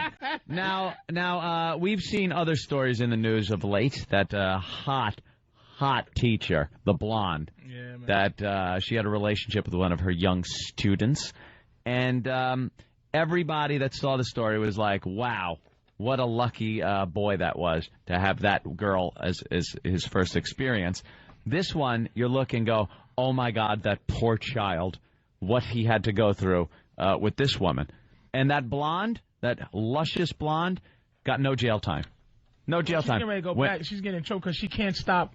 She keeps sending them emails. No, it doesn't matter. Stop. She won't see jail. The judge will go, aw, you're adorable. As long as the judge is a guy. Yeah. The judge is a guy. Let her off the hook. Yeah, the prosecution was like, I don't know what we're going to do. Hot teachers don't do as much time as ugly teachers. And like they this shouldn't. one. She did no time. This woman is going to be in jail forever. She's going to rot in jail. And the judge is going to just, like, lambaste her on the stand. You are a disgusting predator. And people like you should not be on the streets. You had a responsibility to a child, and you throw the book at her. It looks like they threw the book square at her face, and it flattened it out. They would actually put her in a guillotine if they could find a hole big enough and stick that square head enough. It's a round hole for the guillotine. She's got a square head. What do we do? It doesn't What do we fit. do? She has cowlicks in the front of All her hair. over the place. Her hairline is like Nosferatu. She's got that widow's peak. What happened there? What a the mug. frowny face. Arr! What a fat curmudgeon. And she will do time, people. Going to Brazil with you guys to bang who was would be Not just the bang going whores, with the man. pros. Stop stigmatizing it as just bang whores. I'm talking the whole scene. Talking to him. I'm talking to anybody who says it's a bang whore thing. Stop it. I'm talking the whole scene is just like this thing where you guys are blurting out words earlier that I didn't know what the fuck you were talking about. Termis. Termis. Oh, Termis at the Termis, I'd be like, we know it as a like a men's lounge. It's a gentleman's establishment. All right, see, rookie. I had no clue. Gentleman's establishment. I'd walk in. I would need you guys. I would be a scared little boy going, help me. I wouldn't know what to do. And we'd take you to help. I'd be, you drop me off at some awful street where some street urchins would beat me silly. We would be in your corner. You would have a good time. You need it. You need it. You need a fucking good time like that. You too, man. You need that good time. And the What's whores wrong with have you? to be part of it? They don't have to. You don't have to. Are you going down there for a scenic bike ride? Yes, if you want. Yeah. It's fucking Brazil. Yep. Yeah, I know. It's a goddamn it's a what do you call it? Tropical paradise. All I hear shithole. Oh, right. All I hear about First of Brazil all, are stop the turning kids. on Brazil, man, because you got your. He really likes Brazil. No, All I hear about Brazil are the kids he's surfing pushing on the top of the trains and getting killed. they did that in the Bronx. Well, that's what I'm saying. They do that everywhere. Do they? And AIDS schmades. Never saw that. AIDS, Here's how I look at AIDS. That's a great way to look at it. It just can't happen to me. And I'll tell a girl that. That's a very unsafe way to look at Do things. I look like I got AIDS? Right, Magic? People in Wyoming got AIDS, man. It's you're an okay. AIDS-y world. You're right. You're right there. The AIDS will come out. But when you get these hookers, you get these they're entrepreneurs. Let's rephrase that. That are down there. I see where you're going, man. You just fucking spit it out, man. Spit it out with passion. It just seems dangerous. It seems dangerous, motherfucker. Listen, when anything is dangerous, it's dangerous if fucking Club Soda Kitty's not walking with you from CBS. You see that motherfucker with the broken arm and the other guys that's just hovering around on your hip. At least if he's gonna rob me, I understand what he's saying. Yeah. Like I'm frightened to go to another country. I'm like a xenophobe. Let me tell you something, nigga. You speak knife in any language. No one pulls out a knife, and I have to wonder what he's thinking or wants. Hey man, look, that means whatever I got that's worth a fuck, you take it. There you go. Here you go. And it's not like that, man. It's where you All right, just, so come on. So the back history, you guys used to go down there. There used to be a whole group of you. Yes. Yeah, everybody fell off. As single men. Everybody fell off. And everyone fell off. The crew fell off. Except for Patrice. You might remember when we first started on XM, Patrice came in here all proud with his briefcase filled with glass dildos. And we actually looked at you and said, you have a problem. Yeah. And you took it to heart? Yeah, well, you know what it is? It's just that you escalate sexually with a person, and that was a phase. That was a phase of escalation. And also that was a phase also because I had a lot of girls at the time. I had a lot of different, I had a lot of different women. So it's like here in the States. In the States, right? And so I could not keep up with the Joneses, as they say. I had to. With the Johnsons. It's hard to disconnect and humiliate a bunch at once, and that duffel bag did it. That's another thing I have a problem with you. That's saying humiliating. This I'm a giver, man, and I try to give. You're like an assassin walking around with a briefcase full of shit. I'm very connected with James Bond of sex. You know, as you get older, because I'm 36, I know you're a little bit older. Oh, I got to be 20 years older your than dick that. Cannot work the same way it worked at 22. It fills up. Like I said, my shit fills up, but it has soft spots in it, and I cannot use a condom anymore. So it's like a lot of things forcing me to be faithful. When you wear a bag, do you lose sensitivity? Motherfucker, I lose sensitivity. I have to punch my dick in the face. I have to start a fight with my dick for it to get hard. What you say, motherfucker? You got soft spots. I got clotted arteries in my dick. He's got like a dick with a baby head on it. It's just got a little soft spot. You gotta be It's careful. like a bruised banana. It is. It has places in it that's like, wow, it's soft. Oh, man. And it's like, look, I'm becoming faithful just out of necessity, but I still have to keep my focus on how to keep my girl how she is. It's rules. It's rules and regulations. Now this is what kind of got me earlier when we were talking over there was the whole hotel room thing. Yeah. Now you're in a relationship. Yes. That I completely cannot understand as being a relationship. We are worlds apart as far as relationships go. I don't think you're weird on this. I think a lot of people think like you. I'm different. A lot of people's relationships are different. Why are you happy with your woman? Like, what makes you happy? With your girl? With my girl. Like, what the thing that makes your relationship great? That makes it great. We're a lot alike. We're a lot alike. Like a lot of the same things. It's not men. That's it. Bag. A nice cock. Like if we're both like lazy, so each one of us aren't yelling at the other one to pick shit up. Like if there's clothes on the floor, my side of the bed. I'll give you an example. I get ready for bed. The shit comes off, goes on the fucking floor. When I come home, it's still on the floor. Eventually, I'll pick up a pile and throw it in the laundry. But it's not like she's going, why the fuck are there clothes on the floor? And I've been through that shit before. Pick up your fucking clothes. Why? Who's coming over? The Pope? What the fuck is it? I'll put it away later.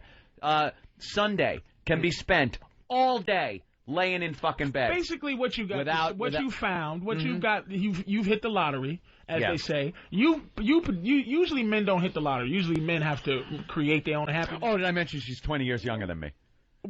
That's another plus. It's very. But see, I don't know. I'm teasing. Is she? No, I'm not. Yes, she is. But I'm not. Yeah. I didn't know she was. They met when Ant was 30. It was a close one. You used to carry around in a backpack in early years. Let me just say, I had to know where a couple of schools were. You hit the lottery. I didn't hit the lottery. I had to create happiness. Your woman is awesome, She's though, sexy, man. I hit the lottery in She's got a nice personality. But here's the thing. She loves showing her tits in front of 500 to 600 O&A listeners. She doesn't. What show is that? Have that personality. It was made to be. She's become my girl. As they say, like your girl, even though you're with her and you still with your woman? Yeah. It's like she's become my girl. She knows certain things will make me happy. She happy with that? or you don't know or because care? My happiness it trickles down to everybody, man. If I'm happy, she's happy. What the fuck does she have to have? What does she need to be happy for? Just as long as you're happy, she's happy. She's fucking got it, man. Wow. I give anything she wants, man. I take her first class to Brazil, motherfucker. I have a question for Patrice, because you and I are very similar. Now, there's a reason I'm asking this. Let's just say it may relate to my own life at times.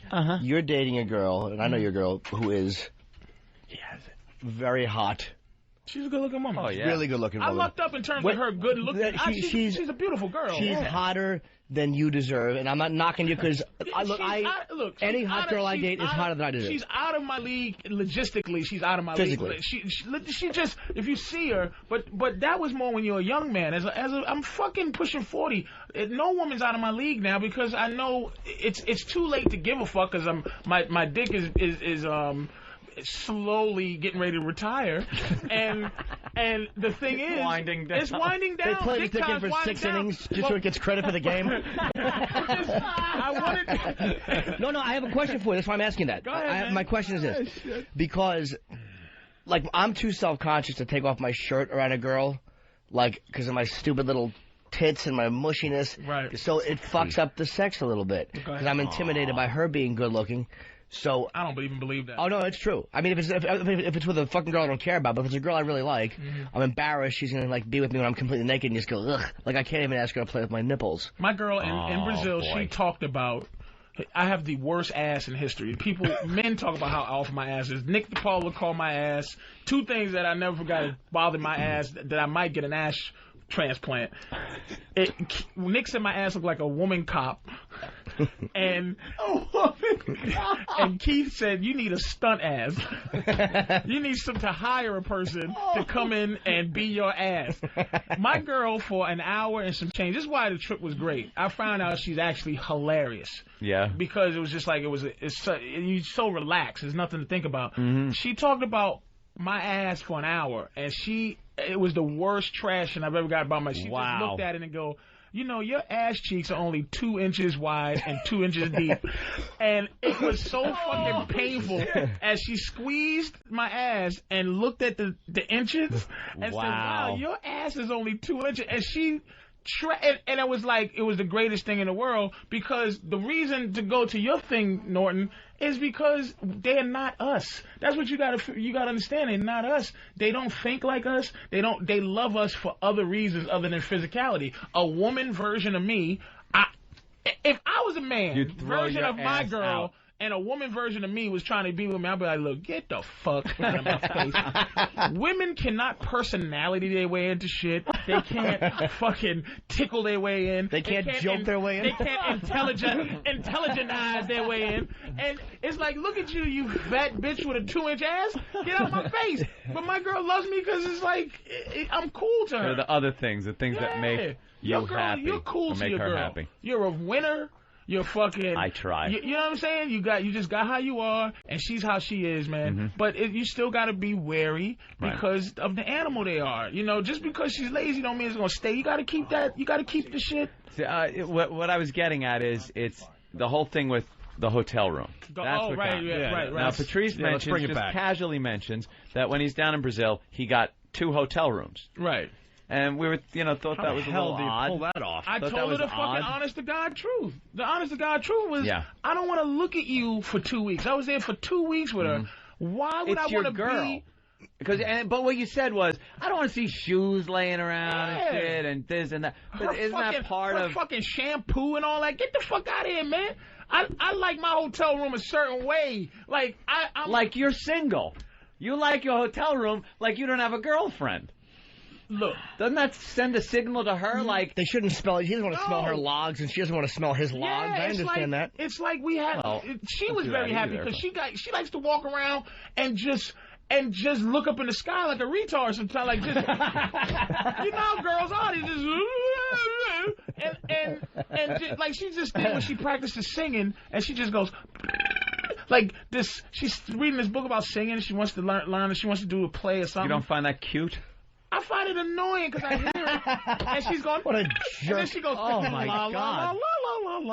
And knowing that I'm an asshole, how can she concentrate with me going, what the fuck are you doing? Going, why don't you get the fuck out of here? She would never be happy. Because I'm an annoying guy. Don't you think she'd be happier if you did enjoy some of the little things like looking up at the sky like a retard? Are you fucking super in love? I'm just... Somebody needs to shoot you in the face with a don't give a fuck gun, nigga. You like some in love niggas, man. Look, I'm not basing what I'm saying completely on my own feelings in a relationship. I know I'm taking it to the extreme here. Go ahead. But what I'm saying is, you are taking it to the other extreme. But that's really you. Wait, you don't think getting a separate hotel room... I think that's crazy when you have a girlfriend. You and your girl getting separate hotel... Me and Opie going on a road trip, separate hotel rooms. Holy shit, what are you getting at? You and your chick, it's like you... Amore. Amore in the big bed. She's not going to appreciate the fact that there's time you want to spend away from her on a vacation. I understand. Yes! I agree with Aunt Moore, but I wish I could pull off what Patrice does. The time I know what you're saying is more realistic for most of us, but I wish I could pull off what Patrice does. Time spent away is like she wants to go to the spa, something like that. Yes. And you want to go to the beach or something like that. Yes. That's fine. That's time away. But in the hotel room, that's like, bitch, when I need you, I'll fucking ring the bell. Well, Mr. Cumia. Yeah. Let's be honest here. That is what you do. There's a saying. Me and my man it's like because he was having trouble with his wife, you know, and they was having separation problems and shit like that. And he just goes, man, I don't understand, man. I'm happy being separated, but I'm not. You know what it is? Men want to be by themselves, but they don't want to be alone.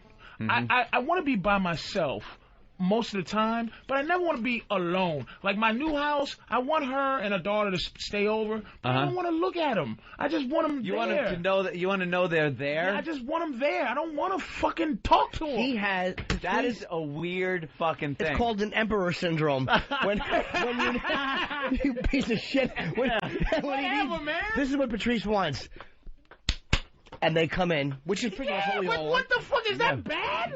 Yes, it is bad. Let me tell you something. This because is you're cultivating a woman. It's not bad in his eyes though. But you're cultivating a woman that is not being honest to herself. You because you're happy. You then assume everyone's happy around you. You don't think that probably not true. You don't think that we sit and talk all fucking day? Let me tell you what my girl. When she's never around you, you're always throwing her the fuck out. That's not. Look, she's my girlfriend, and we've talked about this, man. We know history. You know your woman's history and things like that. Yeah. She comes in with the fucking issues, of before. No guidance and sick. If somebody's sick in your life, man, you got to give them fucking medicine. You don't just let them walk around sick. Like, okay, for instance, your medicine is like leeches. But for instance, I have an ex-girlfriend's boots in my closet. They're just in my closet. Why? Because I never had. She's not my enemy. We just don't go together. And she had boots over my house. And she's called me and said, "Can you send me my boots?" And I'll forget or something. If I ever think about it to send it to her, or she comes in the States, I'll give her boots. So it's not like I threw her fucking boots away. And my girl's going off about these boots. Why? Okay, so I'm sitting there going, I'm getting defensive, and then I go, bitch, you got a kid. You have a daughter. Holy shit, I said, I gotta look at somebody's balls. I know what he means. Yep. In my face. Yep. Someone else is fucking you. In my face, and I talk to her, give her love, give her food, and you talking about some fucking boots? Nigga, you got a tattoo with a nigga's name on it. Are you fucking joking me? Don't give me stress, because I don't give her stress about shit. But she's abusive. That's what women do. As soon as, listen, they're abusive. She's an abusive girl. And she tests me. Let me tell you what it's like. It's like running a karate school. You understand? It's like running a karate school, and you got a few students, and one student, which is her. This is why I don't fuck around with other girls no more. Because my girl has a black belt in me. When I first met her, the bitch was a white belt. And then she says, you know what? Every time she wants to raise her belt, I don't know it. She just gets in a stance and kicks at my head Because she goes, motherfucker, you ain't shit no more. I learned everything I can learn from you, so I'm better than you. So you got to do something and show her that you still know more shit than she's challenging. That's what they do, each level. So right now, I got no room for other students. Right. She is, for her to keep thinking that I am the best person in the situation, I have to focus on her because she's good now. She wasn't good before, but she's good now, and she tests me, and that's what they do. You know they something? test me. You're a man's dream. You're like what guys want, maybe, like want it to be like. You're super man. You're super It's not guy. true, man. You have made it an art to manipulate a woman and mold her into what you want without her thinking. Without her thinking. You ever see 1984? Yes. Or read the book, or Big Bro, I say yes. see because I don't read. but I hate people that read movies. I thought you meant the album by Van Halen. I read They Jaws. couldn't kill the guy. They couldn't fucking kill the guy until he absolutely really accepted what they were pushing on him. Like he could fake it and be kind of like, yeah, I'm with you. I understand all this. Everything's cool. This guy's great. Stuff. But until he actually accepted it in his mind, and you've gotten to the point where you get these women or this woman to really truly believe that the most important thing is your happiness. It and absolutely is. And that way she is happy. Yes. All right, let me go to Jake. Oh my God, you're a psychopath. No, Anthony. Anthony, man. he's not alone. Hold on. Thank you. Jake, what's up? Yeah, exactly what he's talking about wanting them there but not wanting to have to talk to them and all that shit. That's exactly how I feel, and I think that's how all guys feel. And any guy who doesn't feel like that is just bullshit. All Patrice is doing is vocalizing or behaving in a way that every one of us wants to behave but is afraid of the consequences of doing it. We don't want to be lonely and alone. See, what are you? You're 52.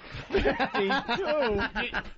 You've had episodes health-wise, so you are afraid of slipping in the bathtub and no one there to coddle you. Jesus Christ, I'm 80. It's a fear of being alone, and I understand that shit. You don't want to be alone, but you want to be by yourself. That's what we fucking do. We're by ourselves creatures. I've been like this since I was 20 years old.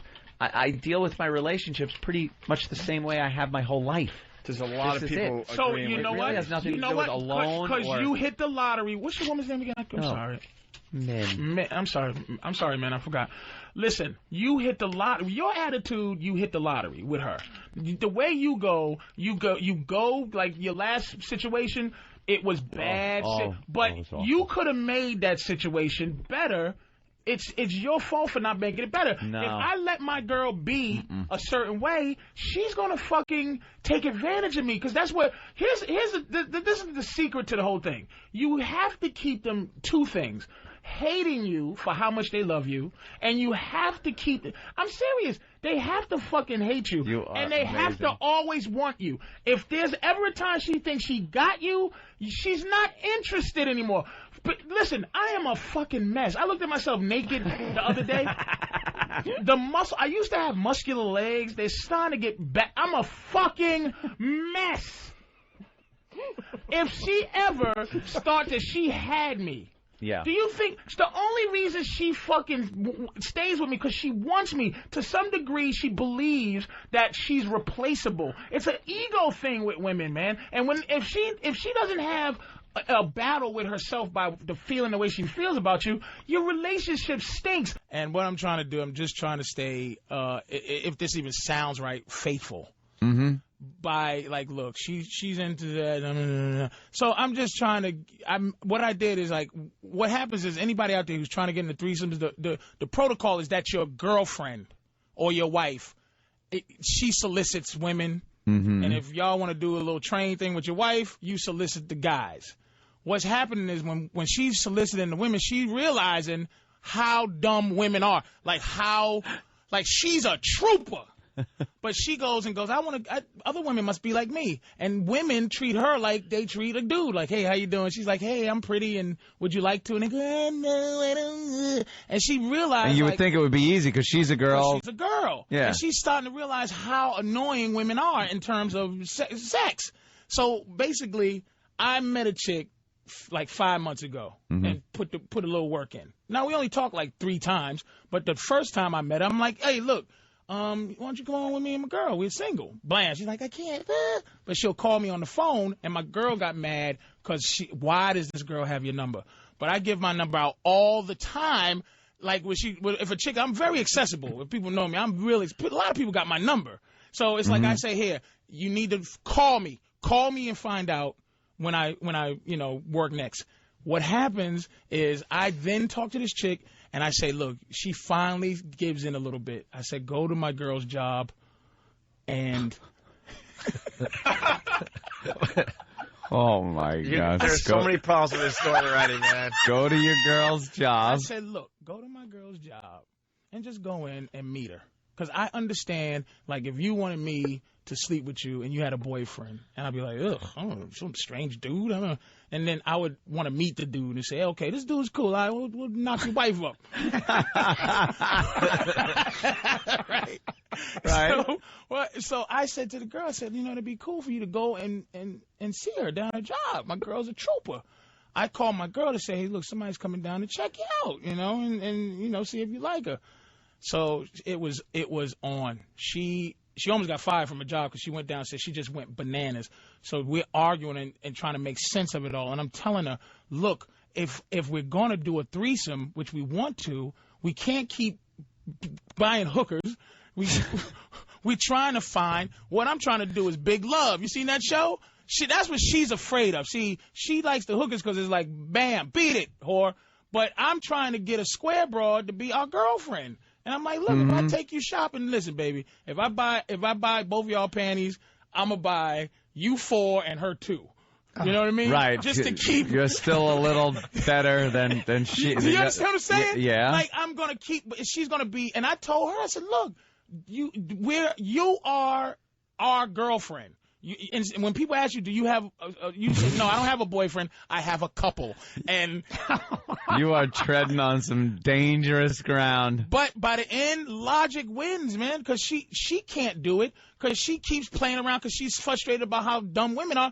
And she thinks that since I set up the situation, that this opens up more for me to be spending time with this girl. But I'm like, even if you bring a chick in, I could spend time with this girl. So finally I end up telling her, look, I don't see other women. If I wanted to, first of all, I sent the broad down there to you. Do you? Oh, well, of course. Then makes you the gentleman. Makes you the perfect gentleman in this whole thing. Oh, well, it's all in the open. This is fine. Oh, man, listen to me, man. I sent the broad down there. I sent her down. We all understand what you're saying, but we also understand why the girl's not going to accept what you're saying. What? My girl should be more understanding. It's like we're a team. Look, the bottom line is, your girl, you're getting 100% more girl. She's getting 50% less guy. Absolutely not. Right. That is just the way it works. And Absolutely 4 panties compared to 2 is not going to keep her happy. By the way, at least 50% less guy. That's what the best she can do. Normally, it's probably going to be 25, 75 to the new chick. You know what it is? Me and her get 50% more love for each other. And for each other? And our relationship gets 100%. So we're up 200%. Because you're nuts. I'm trying to. Me and her it's like stock trades. Me and her gonna love each other 50% more, just because there's someone else there. The excitement and the thing. Right. And this girl gets 100% of a couple. This is our girlfriend, man. She's gonna hang out. So you're looking for a longer term thing, just a with the same. Yes. Different girl. So instead of hookers or some one-night stand thing, you could call her up, or she could call you and go, "Hey, let's go out, and then we'll all go back and." Or maybe they become friends. And the thing is, what if I like her? She says, "What if I like her more than you?" I'm like, "What?" That'd be great if they both dumped you. That would make me so happy. They both just said, "You know what? You suck." Like, why are we with this guy? We love each other. We love this each other, great. but then they'll just be walking around like 2 fruitcakes with their heads bobbling. No guidance. You're the rudder. I know I didn't expect to tell the story, but man, I'm saying she thinks. I said, look, and this is to your girl. I don't get. So the problem, I can get another girl if I feel like it, and there's nothing you can do about it. But the problem is, so protect yourself. So your girlfriend is mad that you were talking to this girl on the side, even though you were talking to her on the side to set up the threesome. Yes. And you feel like your girlfriend should understand that. Because two guys, right? If she was in the vein, like because she is. Wouldn't we all want to live in Patrice's world? I mean, Patrice's world is just a special place. It's way out. You need a passport to get there. It's far away. Either that, or you need to live in Utah. You got to take connecting third world flights. Country somewhere where you're the king. Get your shots. It's just so far away. Oh, the only thing she was mad at is the idea that this girl would get attention beyond her. Like, all of a sudden, I'm walking around with this girl. We're eating by ourselves. That isn't a viable concern of hers? Yes, but everything is a viable concern. And I'm telling her, have faith that it ain't going to be, because why would I send this girl down there to exercise the faith in the threesome? I send her to her. I said, go to see this girl. I love how he's putting so much credence in that. Oh, yeah, he gets so mad. Like, why doesn't this dumb broad understand this? Patrice, do you understand? Really? You sound exactly like Opie's parking lot story to everybody. And I'm talking about stupid parking. No one's agreeing with you. I'm just, well, we understand, but we also... Right. It is very similar to what I'm talking about. Look. All I want to do is get into parking lot B. He's justifying it by saying, look, I sent her over there. Yeah. You know, so the honesty is there. You're being very forthright with this. You could just go out and cheat. I could easily, because this girl likes me, man. I could easily just go, I don't have a girlfriend, or my girlfriend, she's on the way out. And I could just schmooze this girl, and it's possible that we'll be... Don't you understand that's kind of gunboat diplomacy you're using there? You're holding that threat over your girl's head. Like, it's not so much an explanation of, look what I could do. It's like, look what I could do, but I'm not. No. It's there. The gun's at your head. The gun's at your head, but I'm not going to pull the trigger because, I'm invited. I'm not holding her hostage with that. I am not holding her hostage with that. What I'm saying is, why, if we're two people who are into, it's like Bonnie and Clyde, man. We are into what we're into. Right. But it's like Bonnie breaks protocol, Clyde breaks protocol, where he shoots the cop first. And she goes, I always want to shoot the cop first. But we're doing what we do. But this time I messed up by shooting first. But we're both shooters, man. Yeah, we're both out to kill. Yeah, but you know what? You're wrong, because if you had just a girlfriend on the side, you wouldn't be having a threesome. You found a girl that wants to have another girl. You want 3 at one time or 2 at one time. You wouldn't get that with just a girlfriend.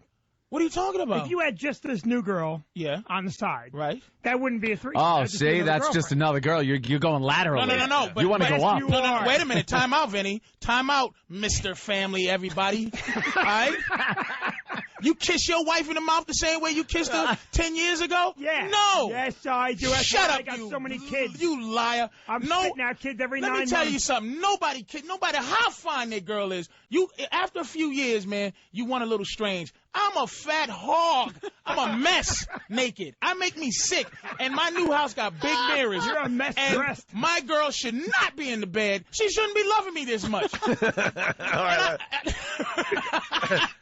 I'm telling you, man. Hold on. Save that rant for when we get back, because we're late. To him.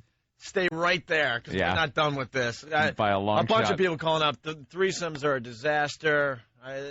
All women. No, that's a guy. All women. It's a disaster because... Wait, Bruce in PA says threesomes are a disaster. Jerry in Connecticut, some of us live just like Patrice. So just hold that thought, because we're a little late right now. It's the ONA virus spreading across America. We'll continue with this thing in just a bit. Pal Talkers heard it. We're trying to do something for XM. We're still waiting for the equipment to come in, but we're going to do a thing where we start recording the stuff that happens during the commercials and then playing that stuff back. Yeah, because sometimes things happen. Oh, my God. It sucks that we had to take a break there, but Patrice O'Neal's in the middle of it. Great idea, too, man. He's in the middle of an amazing rant, and a lot of people are saying that his rant is just like the rant I started with.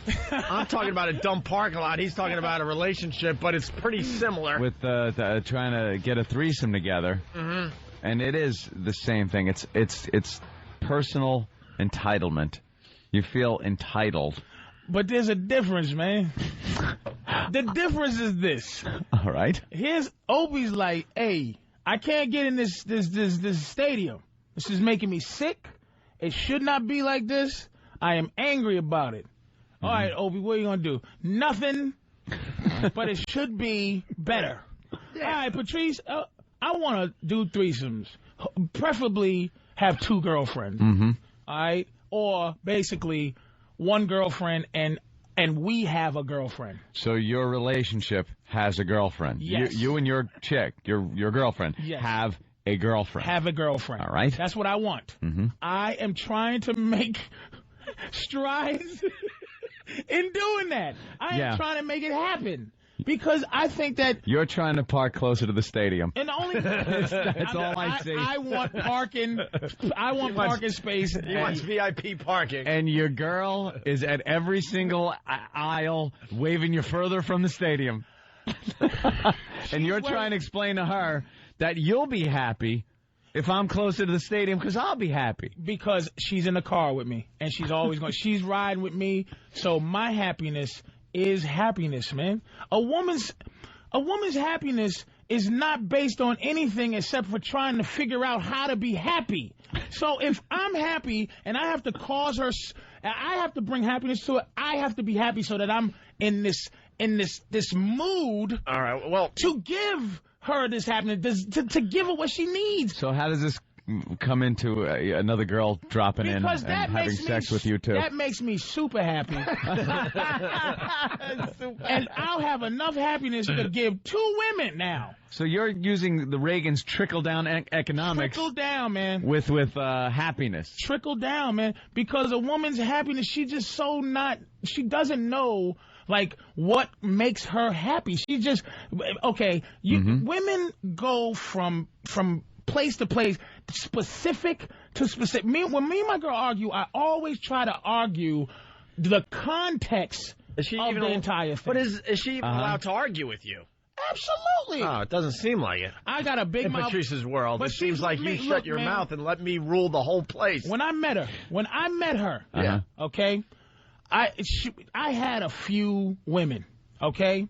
She asked me, and I think I told you this, she asked me, how did she end up being my girl? And I said, because you hung around. You know, because you stayed in there. You hung in there. Oh, my God. And what it is, it's like karate class. And this is women. This relationship's a disaster. Karate. Oh, man. It's like karate class, man. It's like you meet. Look, would you agree that men deal in numbers when it comes to relationships? When we have to go find women. We can't sit around and wait for women to come to us. Right, we have to actively go search. Yeah, you got to go seek and destroy. It's like having a human resources department. You may have the secretary you need, but she might leave your ass without 2 weeks' notice.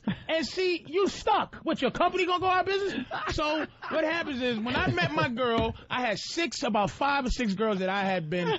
By the way, there's actually people out there saying you're full of S. Of course. We know Patrice for a long time. No. He lives by different rules than most people. I know there's a few out there also saying I live just like Patrice, but in general, the average guy is not getting away with what Patrice is doing with his relationships and his life. Did you ever think that your current girlfriend, just wants you and that's it? She does. But she's playing these little games to keep you happy, hoping that maybe someday you're going to give up on all this other crap and just settle down with her. Can I tell you what my girlfriend is? Yeah. I'm going to tell you what she is. All right. She is a lesbian who is in love with me. She hates men, but she loves me for whatever reason, because I was the first dude to be into her without being sexual with her. She would hang out with me, I'd give her guidance, she would go, don't I look good in this? And I'm like, you look good, but you do. But I would be honest. You do. But I would be honest. Yeah. I would be honest with her. Where other guys would lie to her to sleep with her. Just to sleep, and she'd be like, well, why? I'm a cool chick. I do anything. I'm down. I don't play sex games with nobody. But why is these dudes not making me their girl? And I was telling her why. And as I was doing that, she was falling in love with me. and I was just being frivolous. So once I realized she was in love, I added her to the karate class. And she happened to be, after I flip everybody, right, and they go, I'm getting out of this class. By the end of the thing, there's 2 girls left, and they're both black belts. One loses, and she's just like, out of here. Yeah. So now I have a black belt, and she has a black belt in my crap. Because I can't feed her. So that's why I don't cheat on her. Because if I go out and I go talk to some girl I just met, and I give her white belt, like, lies. Hey, baby, some old easy white belt, yellow belt. Yeah. I come back to my girl with white belt mentality. I come back to her, I go, hi-ya. And she goes, she kicks me in the face and goes, I've never been able to kick you in your face that easy. What you doing? Talking to a white belt? I got to stay focused with her. Because she has a black belt in you. She has a black belt in me. She knows I'm not, like, I was going to say jiving her, but I ain't jiving her. I'm not playing games with her. And she's not doing this she's a soldier, man. I went to Brazil with her. She's not doing this for me. She is definitely getting enjoyment. She is a soldier. All right, there's the answer. I'm just asking. Okay. Now I understand a little more about your relationship. But now that's Brazil, where you're paying for things. Now there's a hooker out there that likes me. She didn't like her. I said, are you out of your mind? You could have gave her $100. She would have took it. You could have smacked her around and made her and say, yeah, you like my man, you a whore. Smack upside the head. She didn't think like what's this don't like stuff? You're paying. There was a chick that she was my play girlfriend out there. Yeah. And she had more than just, I want your money. She was like, I want your money, and who's this?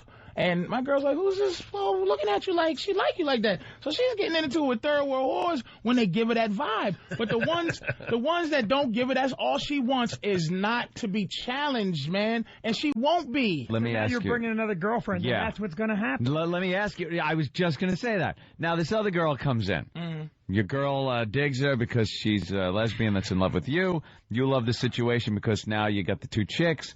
But I got one chick. You are well. Let me just say. One okay, chick, you got one and chick. we have one chick. And you have one chick. Right. Yeah, but she only gets 2 panties. The other one gets 4. By your logic. My girl gets 4. I'm sorry. By your logic, you are so fantastic that this girl is going to have to fall in love with you. Because you are a master of women. You will understand this girl. You will start treating her. Here's the trickle down. She will fall in love with you. It can't be 2 queens, Anthony. There's 1 queen. So are you going to have them duke it out? No, my girl. Death match. My girl will guide her through. Like, okay, I love my nipples licked. Right? All right. Now. Damn it. Ugly. We was in Brazil. Can I go back to talking about parking lot? Wait a minute, though. We was in. My girl's looking at the nipple, and there's a hooker licking the other nipple, right? Uh-huh. And my girl looks at the hooker and taps her on the top of her head, and goes to let her know that he likes. Oh, right. Yeah. So what'll happen is if we find us a girlfriend, my girl will trickle down what I like to her. I'm not gonna have that much access. So you're not even gonna. It's going to be all filtered through your chick. She's gonna have your a little wants, needs, daughter. everything else. Filtered through your chick, filtered to your the new chick. Yeah. And that way you don't have much contact with her, so she can't fall in love with you, but she will know to do your bidding through your real chick. Yeah, Patrice's main girlfriend will be like the manager, and then the girl will be a worker bee, and she can tell her what. Yeah. And then Patrice can fire her through that manager. You're out of here. You need a reality show, man. Oh, hell yeah. Your people should be freaking... Are they crazy not having Patrice on a reality show? They should be, like, pushing a reality show, Patrice O'Neal and his chick. That would be a reality show I would watch. I pitched it. Because there's some honesty there. I went to Comedy Central, pitched it, and my girl came to the thing, and they looked at me like... She came in and looked at me like y'all would look at me. You know, when I'm talking, and I go, look, the show is going to be me guiding women, right? But I have a girlfriend, and all I'm doing is trying to find a woman that this could be my girlfriend if I was looking for one. Go to VH1. Hustler or Playboy TV. You can't go to Comedy Central. Go to VH1. Yeah, because this is no joke. This is just very serious. So this started with Patrice saying that you didn't get much sleep because you had the argument with your girlfriend because she found out you were talking to another girl, but you were talking to this other girl to bring her as a new girlfriend, Yes. but not as important as the main girlfriend. She only No. gets 2 pairs of panties. Your girlfriend that you love gets 4. It's always better. So how did it end? We had one of the best sessions we've ever had. Oh, it ended She with walked just... to the bathroom limping. She crawled to the bathroom. We had one of the best sessions we've ever had. When she gets tired, because I never get tired of arguing, and she got tired, and when there's logic involved, because she feels how she feels, and so she was just saying, look, I feel how I feel. I don't want you hanging out the perception that this some other girl and I look like a fool and this, that, and the third. And then I'm like, look, it's not going to happen. My logic was, why would I bring her? It's too easy. I'm just telling her, it's too easy to cheat. It's too easy to cheat. I'm not a nice guy with that particular situation. Yeah. I'll get a little side, but I got a girl that I don't want to. Losing her is important enough, but still, if I'm going to sacrifice the fact that I like to go get strange, you'd rather just have it all right on the table. Yeah. This is what I'm going to do, so I need this from you. Yes, but I got lucky and found a soldier. What the hell does she see in you? I'm a trooper, man. I don't. What man, the she's hell free. does she see in you? She is she's free, man. She's a free woman. She's a lesbian, basically, so she doesn't like guys.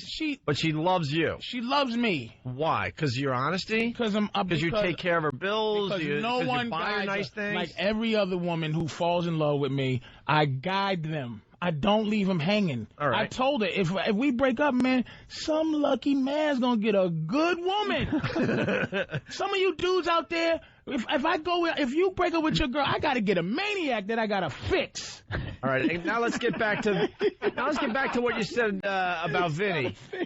You said something else there that you don't kiss. Yeah, no one. Look, man, my girl is lovely. Vinny's wife is lovely. Everybody got lovely women, man. And after a few years, you cannot. It's scientifically impossible for you to kiss your wife. Science is being brought in now. I read a book. Yeah. No, it's scientifically impossible to kiss your woman with that same "I just met you" passion if you've been with her for a few years. So you got to find ways to jack it up. See, you got a family, Vinny, which kind of gives you that obligatory kind of, you're a dad, you're a family man. But you kiss your wife like you just met her. Don't lie, Vinny. Well, you don't understand. With kids, I can't kiss her that often, so you're wrong. When I get to kiss her, it's fun. Did you hear that? Did you hear? Yeah, because did you hear the roller skating he did? No. Well, I have kids. Shut up, Vinny. You don't understand that because It's fun. there's something disconnected in you. You're not a normal human being. Yeah, that's why we love him. We love you. No, we love the Patrice. Go ahead, Vinny. No, listen, you're not normal. People don't like you when they meet you because you're not normal. But you like me, Vinny. I love you. You like me. Why though? When you met me, you know why? Because it wasn't status quo. It's like you meet some little intern in the elevator over at the Viacom building. Hello, how's your morning? Shut up. It's 6 a.m. Why? Because you are raping me with your niceness. Why is my bitterness in the morning so bad? Why is my bitterness different from your? Hey, subjugate me with your fake. How you doing? You lost me somewhere. No, because you're saying you want to go. Hello, how are you? This good morning. And that's status quo. But I met you and said, look at you. So you're saying because idiot, and you go. But that's what kind of guy you really are, Vinny. You're a guy who gives people. You mess with people all the time.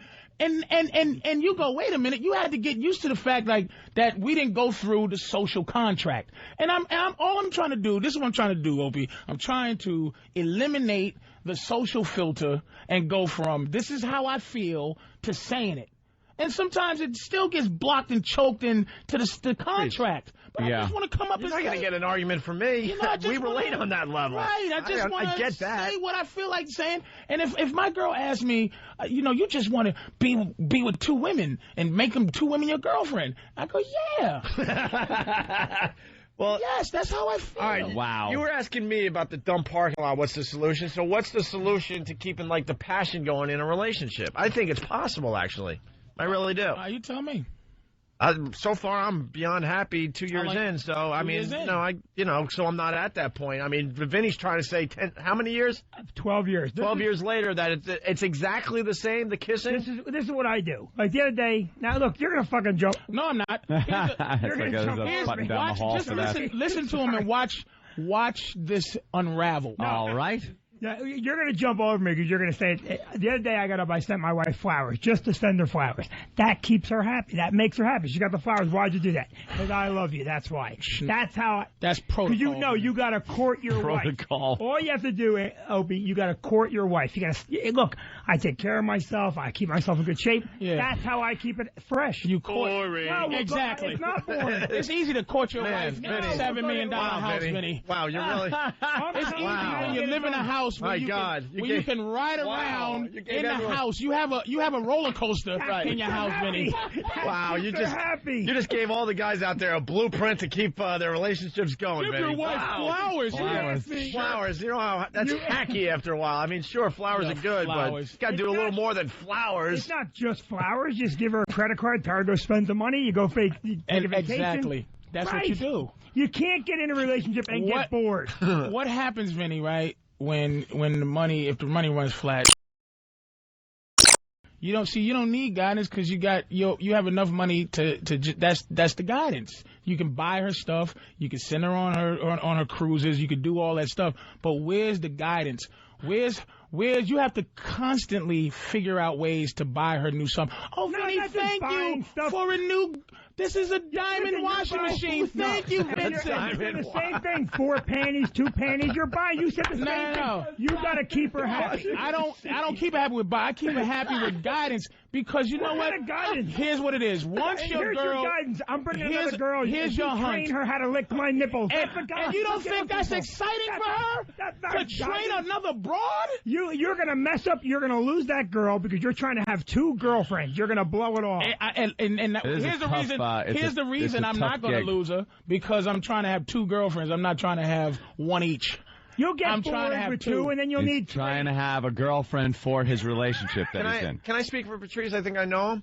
If he loses his girlfriend because she's not into the girlfriend with another girlfriend thing, right? Mm-hmm. 4 panties, 2 panties. So the other girlfriend's not as good as the main girlfriend. Yeah. And the main girlfriend leaves because of all this. In Patrice's world, he's going to go, you know what? She wasn't worthy of this anyway. I'm back out there. The dojo opens back up. That's right. I'm back out there. And he trains another black belt. In his mind, he believes this is how he wants to live. And he also believes that he's going to make it happen. Whether it's with this one that he's currently with or with someone that's he hasn't even met yet. So to answer your question, Vinny, if he does lose that girlfriend, he doesn't care in the end. Oh, I don't think Patrice cares. He doesn't care in the end. Yeah, I don't think he cares at all. He's going to go, you know what? I don't think he cares about anything. But I do. I love my girl, man. I love my girl. I tell her, look, man, I love my girl. I watch too much Maury Povich, right? I love my girl 90% because I need 10% to think that she is garbage, meaning that she could cheat on me, she could do something foul to me, but I give her 90% of my love. I need 10% for me to function so I can look through my files in human resources and get me some more secretaries, get me some more candidates. And it's not going to be easy, but I'm going to supplement. See, that's your insurance policy. My girlfriend fills up 90% of me. 90%, okay? Maybe 80% because I'm trying to muscle another chicken. So she fills me up 80%. That means you figure if it was 10 women, 10 women just go down. It would take 8 women to fill up the space sheet. So I would actively go out and find 8 women to fill the void. But you love this girl. I love my girl. Let me ask you something. You love her. She comes to you tomorrow and says, "Look, Patrice, I love you too. I can't have a girlfriend for our relationship." I say, fine. And if you want to talk to her, I've said it to her. I said, sweetie, last night I said, look, man, let me tell you what a trooper she is. All right. I said, look, and you think this is reverse psychology, but then I said, look, I don't want no trouble. Just we'll cancel this, man. I'm sorry. I was out of, and she said, no. I'm just saying. She wants a piece of this girl. She saw her. She was a hot mama. Little Amazon, 6 feet, nice booty. And Patrice my girl has it all figured out. You almost have this puzzle figured out. But there's some pieces that got to be rearranged. Is that it? But Patrice's main girlfriend is more lesbian than straight, and that's what's making this whole thing kind of work. Making it work. Patrice almost has this puzzle figured out completely. Almost. You're almost there. Would you accept a show on XM where it's you and your chick trying to find a third girl? Did you? Another girl in the relationship. No, because they'll just come out the woodworks, man. It's the hunt. It's the manipulation. He doesn't want him like fish in a barrel. He's got to go out. I gotta find a trooper. He likes the game. It's the game. Yeah. Finding a trooper, man, is exciting. That's the game for him. All right, listen, we got to get one person that agrees with Vinny. There's one out there. James in Oklahoma. James. What's going on, guys? Hey. I've been married 17 years, got 4 kids, still have sex 3-4 times a week. Oh, he's really selling his life. Listen to him. He sounds like there's a razor blade to his throat right now. You listen to you, man. Let me copy how you sound. 17 years, man. 4 kids, We've been doing this radio show a really long time. I can tell you what's going on right now. His wife is in the passenger seat. You call him. You know you're happy. It's been 17 years. You get on the phone and defend our long relationship. I love the show, but this isn't necessarily the show you should gauge relationships on. Oh, we had a big fight 3 days ago. All right, well, I'm telling you, man. It comes and it goes, man. We have seen that, though, where all of a sudden a guy will call up and like, hey, that's pretty cool. And then you find out that his wife's going to work with him or, you they called that together. show because we've been together, and I want people to know that you could be together for 17 years and it could still be... This is the radio show you listen to? Well, you call them right now. Calling from his minivan with his car seats in the back. And, sir, if you're in the car listening, 2 things you ask yourself. If she left you, what would you really miss? Oh, my Jesus. And 2, if you told her how it was, where would she go? And what would she do? She can't get another you. You can get another her easy. That's what I'm talking about. You're not a normal person. Wow. That's not normal. Love this if your woman left you, Vinny, she could not find another dude to take with another beauty. Vinny, I haven't been to your house. Vinny has the best house I've ever seen in my entire life. Me, personally. I mean, I haven't been to... all right. Yeah, we got to take a break. Can she find another you easier than you can find another her? You tell me that. Yeah, listen, she's listening. Yes, she could. All right, with that, it's the only virus spreading across America. Hope he's got his mouth full, and we're all laughing here.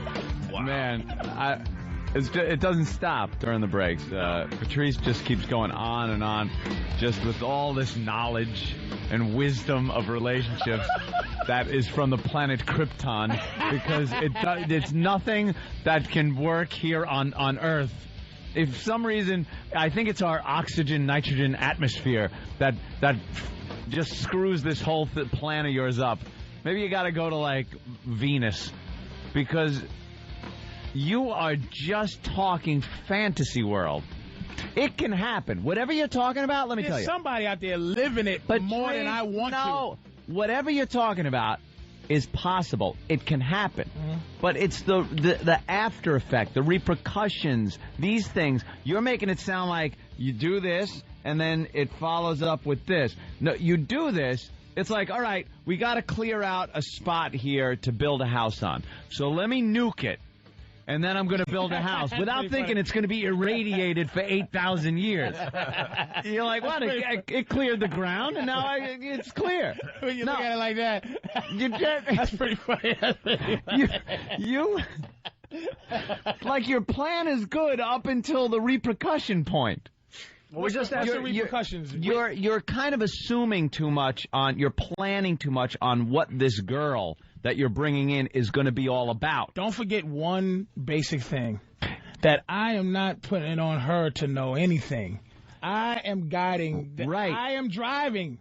But you're not going to get an empty vessel. So what'll happen is she has 2 choices. Mm-hmm. She ride, or she gets out. That's what I was saying earlier. Well, we asked a question during the break about your... Can we say... Go ahead, man. I don't know what you want to air or not. It's fine, man. But basically, your girl... I'm not going to say a name, you know what I'm saying? But she's a good girl. You know yeah, basically a girl... we asked if your girl's been with another dude and if that bothers you. And then you said, what? I've seen her pop another dude. Yeah. I've seen her with another guy. We went to a swing joint, and because of what I wanted to do, I had to. There was no logic. It would have just been pure hypocritical to say you can't sleep with another dude. I didn't even want to put that in my head to say that. So I said, okay, we're going to do this. And what happened is the dude, what happens is when you swapping, when you're swinging, you go in, he goes in with his girl, and I go in with my girl, and we go and we start with each other. Get the sex vibe going. And we kind of, switch, Trade up.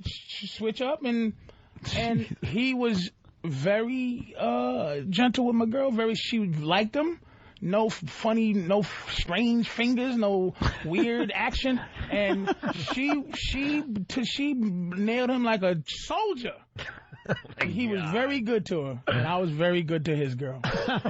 Right. Hey, when you're in these situations... All right, now I'm thinking, like, what is it? You just standing there watching? When they're in these situations and people look at you and go, damn, that's Patrice O'Neal from Web Junk.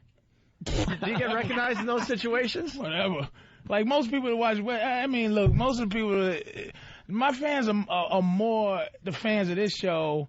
And my fans, like, from HBO or something, than Web Junk. Web Junk people are like the little kids and the teenagers. Yeah. But a lot of those college boys, they crazy, man. And they just know me. I'm honest, man. That's why I got Web Junk.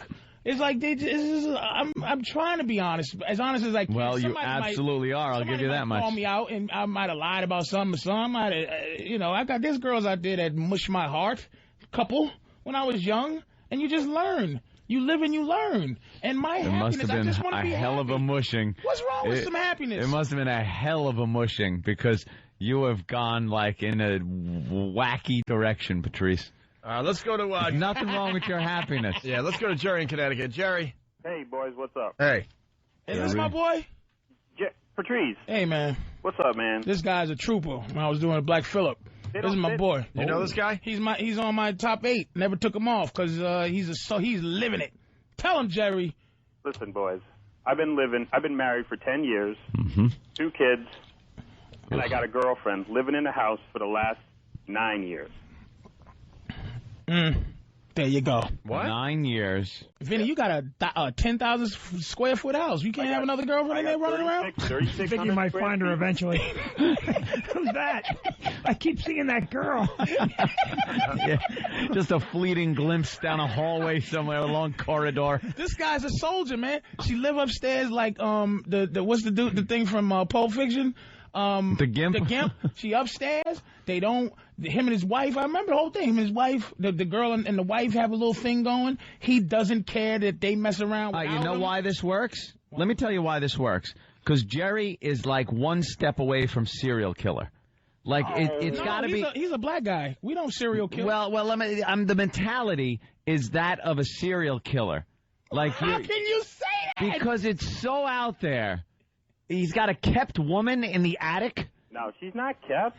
They know each other. They hang out together. They watch movies together. They go shopping together. You're like a Mormon. 4 panties and 2, baby. You're like a Mormon then in the old days. No, he's happy. Happy, very happy. How does a fight happen in that house? Like, in other words, does you ever get like 2 girls? They ever argue with you, the 2 of them? Team up, double the bitching. Gotta. Well, yeah, but I straighten that out. He's got the serial.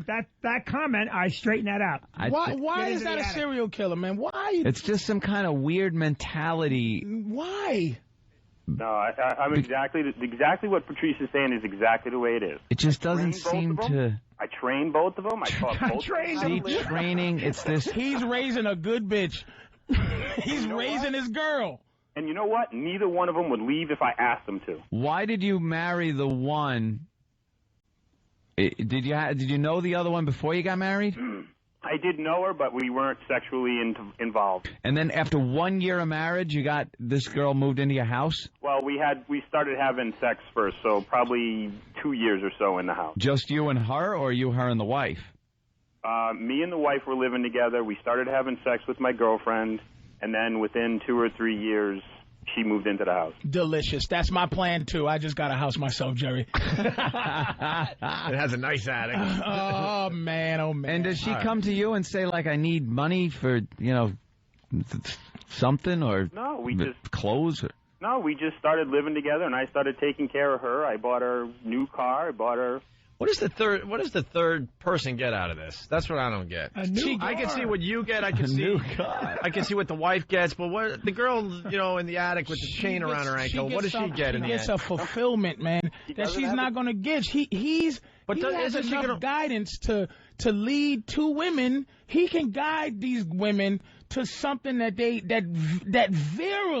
virile feeling that they don't understand. If you ask them why they love Jerry, they won't be able to tell you because there's some kind of weird nature happening. You don't think she's waiting for the wife to, die or something? After 10 years, of course. Yeah, she's been slowly poisoning like flowers in the attic. She's been giving him arsenic in the cookies. And he's a trooper. Why can't you understand that? I'm trying to understand this.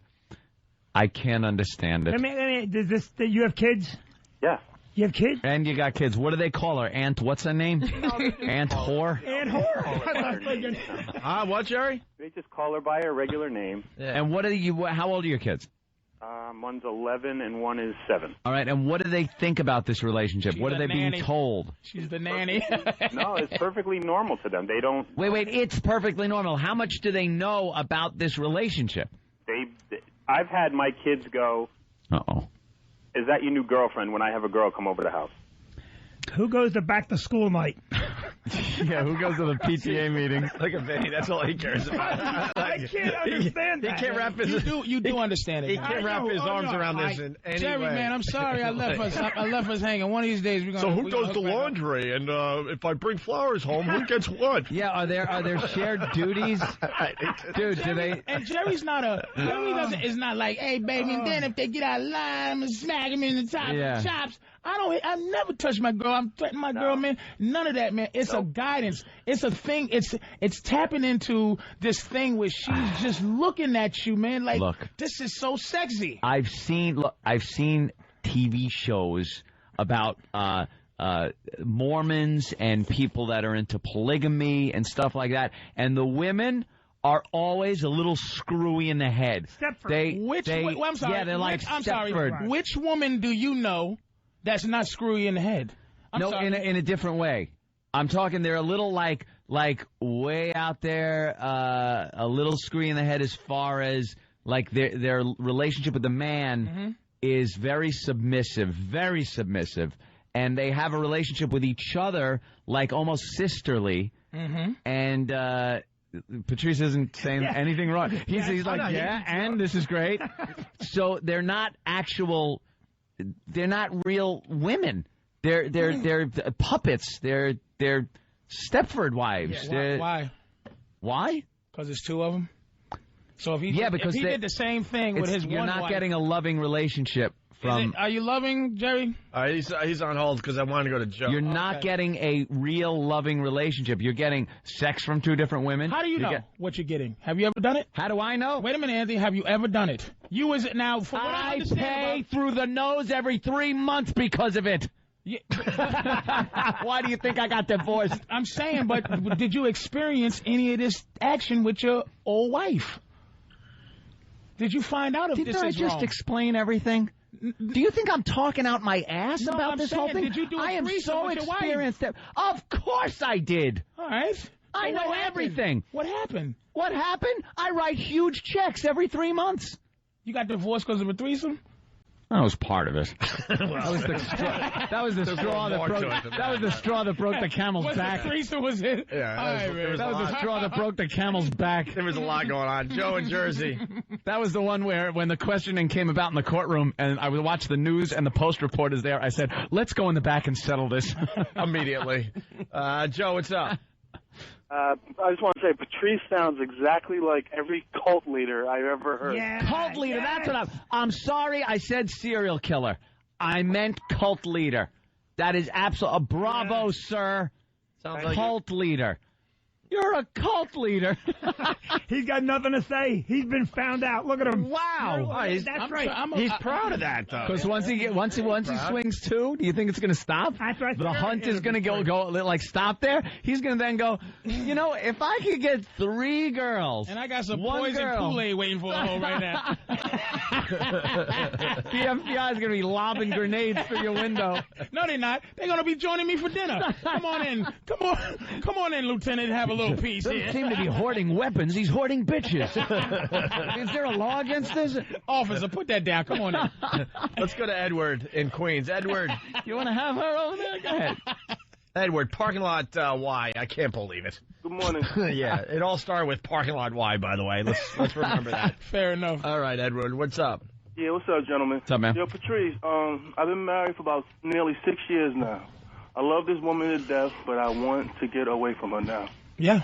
And you know what? And you know what will keep you from not get, because you don't. You're not sexually like explosive towards her no more. And so now you're figuring that it's getting bad because you're not sexually feeling the way you used to. That's because innately look, God don't make mistakes. There's 5 or 10 women born to every one guy, because God knows we will sleep with 5 or 10 women to keep this world going. All you got to do, man, is talk to her and say, look, I just need. Here's what you go to a swing club, go to La Trapeze, man, right? And let me tell you what it'll do. Where's that? I don't know where it is, but you just look it up. It's not one of those. It's not one of those things where you knock and say Joe sent me. You can go in. And here's the thing, dude. Let me tell you what you need to do. Patrice, you need to watch another guy want your woman, and you will be excited again. And she needs to watch another woman want you, and y'all will want each other again. It'll last a extra 5 more years of excitement, because you're living this married life of what you're supposed to be living. If you go out and you find strange guys that want to pop your wife, that can't be done. Oh, I want her. Patrice, that can't be done like you're talking about one extreme, right? Right. Yeah, can't that be done with her looking real good, walking around, and guys look at her? No, because it's going to be filtered from the other guys. You got to take her someplace where the protocol is some dude in a towel and his chick with her breasts hanging out. Say, listen, your girl is gorgeous, and you go, yours is too. And y'all go in a room and you watch some other dude want your woman. Well, it's a little further than want. He's getting. Hey, well, what are you going to do?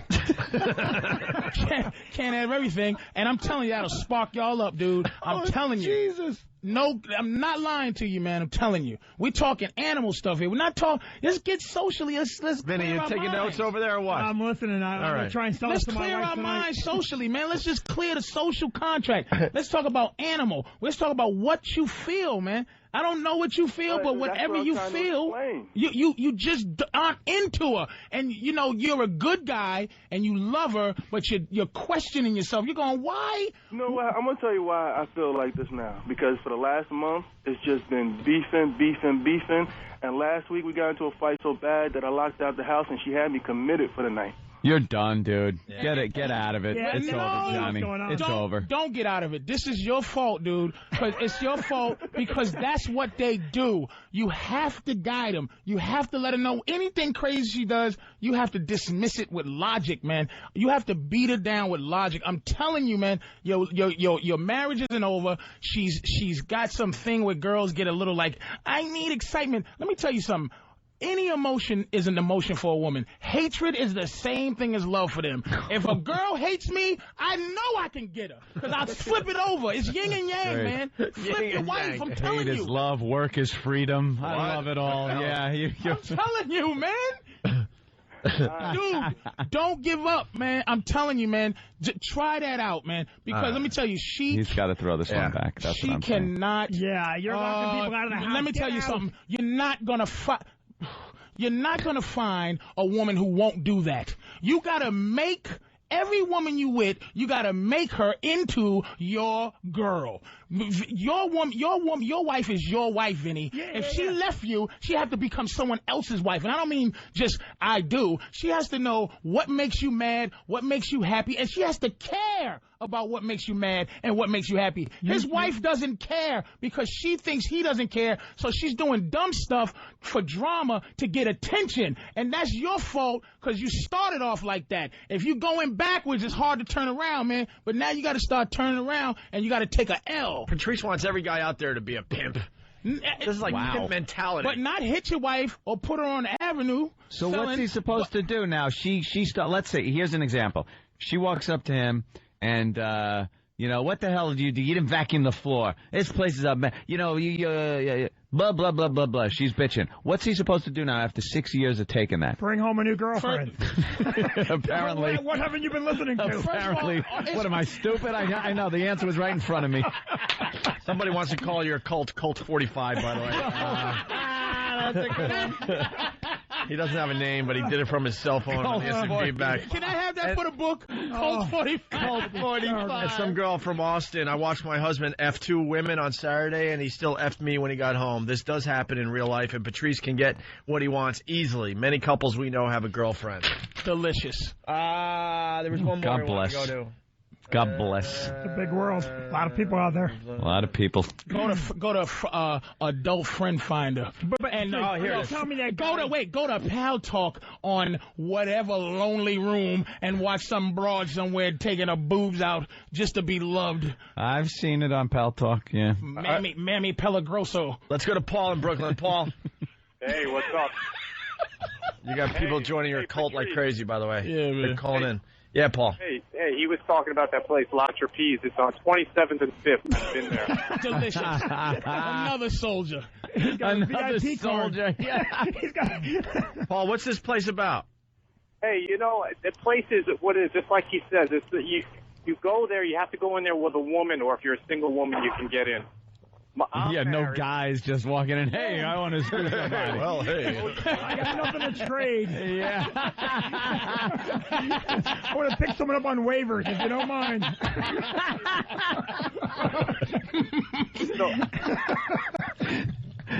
So you go in, you bring a chick. Right, but the deal is with me, I'm married, and the girl I go with is married. I know her husband. She knows my wife.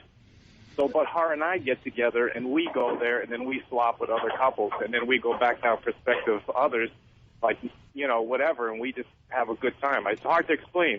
It is. You got too many others in there. I couldn't. Yeah. Here's the one thing, though. Do your wife and her husband know? No, of course not. So then it's a little bit. You're kind of cheating with each other. But here's the thing. Listen to this. Let's boil this down. All right. Let's boil this down. A girl that he is cheating on his wife, and he still needs extra booty. Do you understand what I'm saying, guys? Wait, are you sleeping with the other guy's wife? Or are you just taking her out and swapping her? Yeah. Because you know why? Because he's the winner, and this other woman's a winner. And they're with two people that goes, his wife goes, and her husband goes, no. And they both ran into each other and went, hey, let's do something crazy. It's still not enough. Let's swap each other, too. Yeah. Let's go down there and swap each other. He's just using it as swap. I can get a lot more for you than I can for my wife. Come on. You know what I could get for you? Hey, you know what else is great? Yeah. She loves other women, too. Jesus, she's all over the place. Do you hear how happy this... Wait a minute. Time out. Do you hear... how elated this guy is to talk? He sounds like a straight-laced dude, right? Did you hear Mr. I love my wife, 17 years, 4 kids? He sounded like death warmed over. He sounded like he was praying for cancer. He sounded like he was practicing to have cancer. Night of the Living Dead. I love my wife. 4 kids. And everybody throws their 4 kids and everything. Like that's the validation for your misery. This dude's like, dude, I'm cheating on my wife. I love it. I love my best friends. And we're swapping. Her to the swingers club. He's happy to get this out. It was like a sickness on his soul. He gets to say it and not be judged because I'm in his corner. Hey, boy, this is Paul. I got a little story for Patrice, being he's the man that knows the woman, and I wanted to give a little insight on it. Okay. All right, dated a girl for a year and a half. She's 21, I was 35. We both come out of bad marriages, right? Everything was going cool. I let her get close to my kids. We decided to move back to Texas, where she's from. And, she's one of these girls, that told me that, I'll never cheat, I'm loyal, I don't lie, blah, blah, blah. And, I drive a truck, and she was cool with that. And came home, it was the 25th, right around the 25th of October. Kind of sensed something was wrong, And then everything seemed all right, she needed a new cell phone, got her new cell phone, go to work, call, say, hey, I'm going to be back this afternoon. Well, you're supposed to go to California. Automatically, the alarms go off, right? Well, all of a sudden, I need the space thing. And I said, hey, are you seeing somebody? Let me know. She says, no, it's not. Okay, so I get strung along for a week, and then all of a sudden, stuff wasn't adding up. So being a former Green Beret, I called a friend, got into her cell phone, got a number I didn't recognize, and actually got a hold of this dude, started talking to him. And I go, how do you know my girlfriend, Jessica? He goes, well, she's my girlfriend. I go, what are you talking about? He goes, yeah, we've been dating for about a week. I go, that's funny. Last weekend, we were sleeping in the same bed together. I go, she's talking about marriage and babies and stuff. I go, so I understand. Well, the reason I was calling to ask Patrice is, once she finally, I called him, she finally fesses up to it. All of a sudden, I'm the asshole now. I'm the one being treated like shit, and I didn't do anything wrong. And I want to know from Patrice, is that because of the guilt is taking over? The what? The guilt? Is it because the guilt is taking over? Is that why all of a sudden I'm the asshole now? What are you guilty about? Man, she's saying he's trying to find some kind of saving grace that she's guilty. Nah, man, let me tell you what you didn't do.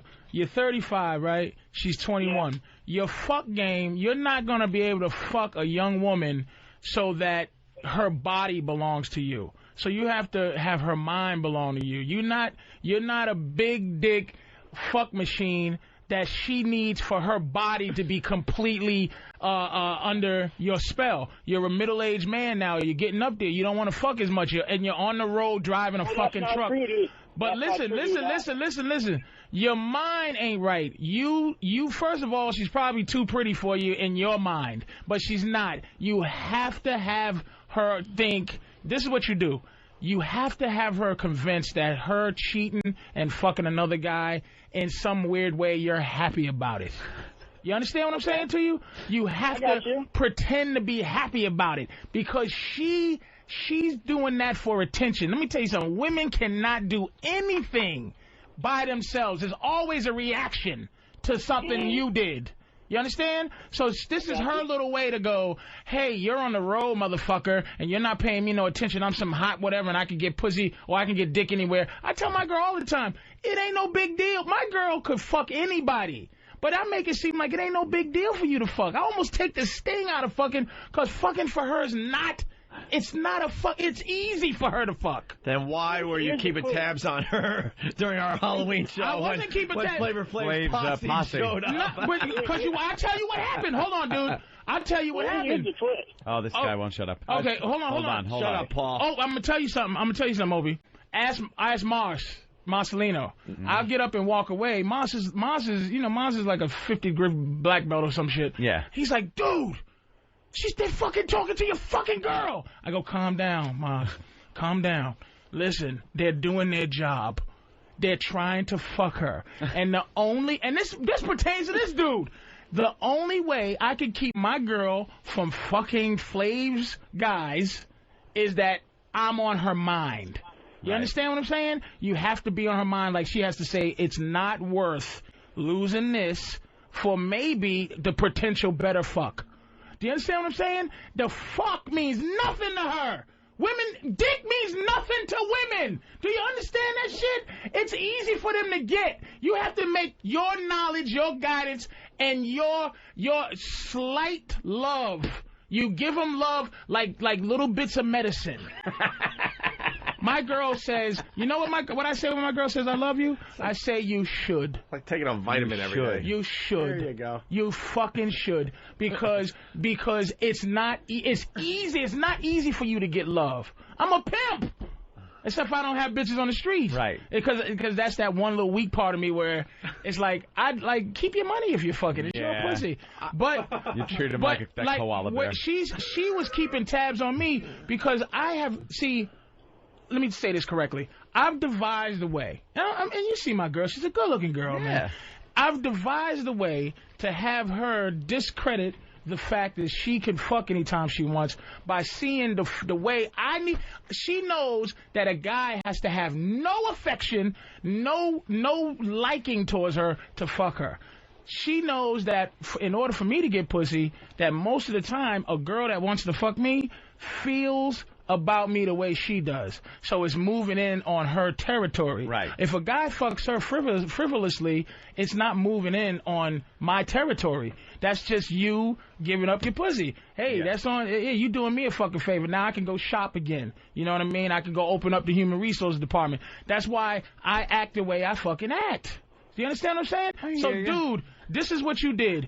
You, as a 35-year-old man, you need to give her guidance, man. Stop trying to catch up to her. Have her catch up to you. You are better than her. You understand? Think about this. You're 35 years old. She's 21. That's 14 years her senior. Now, do you think that, what's 14 years? 8 years old or 7 years old? Do you think a 7-year-old would let a 21-year-old or a 21-year-old would let a 7-year-old dominate her mentally or dominate them? And you're going to guide a 7-year-old if you're 21, right? Right. So you are still 14 years older than her.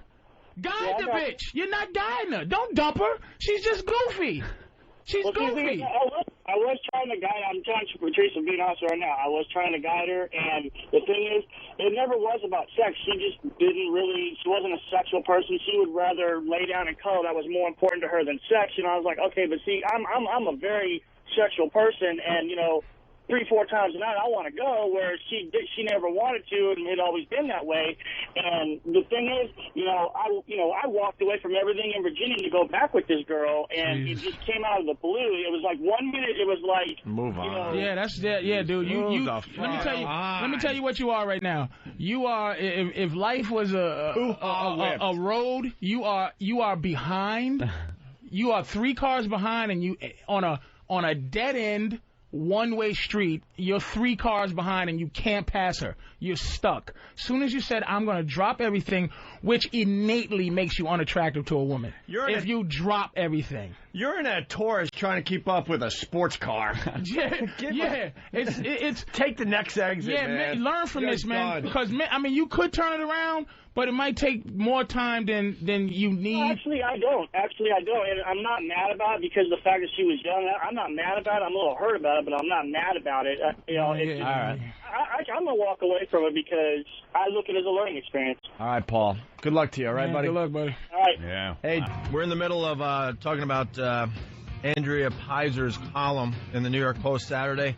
Entitled No Laughing Matter. No Laughing Matter. That's what you want when you're a comic being pretty much reviewed by this woman who has no credentials in reviewing a comedy act. Oh, Jesus. I love the pictures you use. Oh, my God. We finally got a look at the pictures. I told you, it makes you look like if you was writing a scathing report on something. They found a picture that I've never even seen myself that looks exactly like it should look for a bad These are pictures of men, You and Louie's picture look like men that would just beat their women senseless. Look at the picture they have of Louie like he's a raving, sweaty lunatic. Yeah. What a fuck in his hand. And you've never looked like this in your life.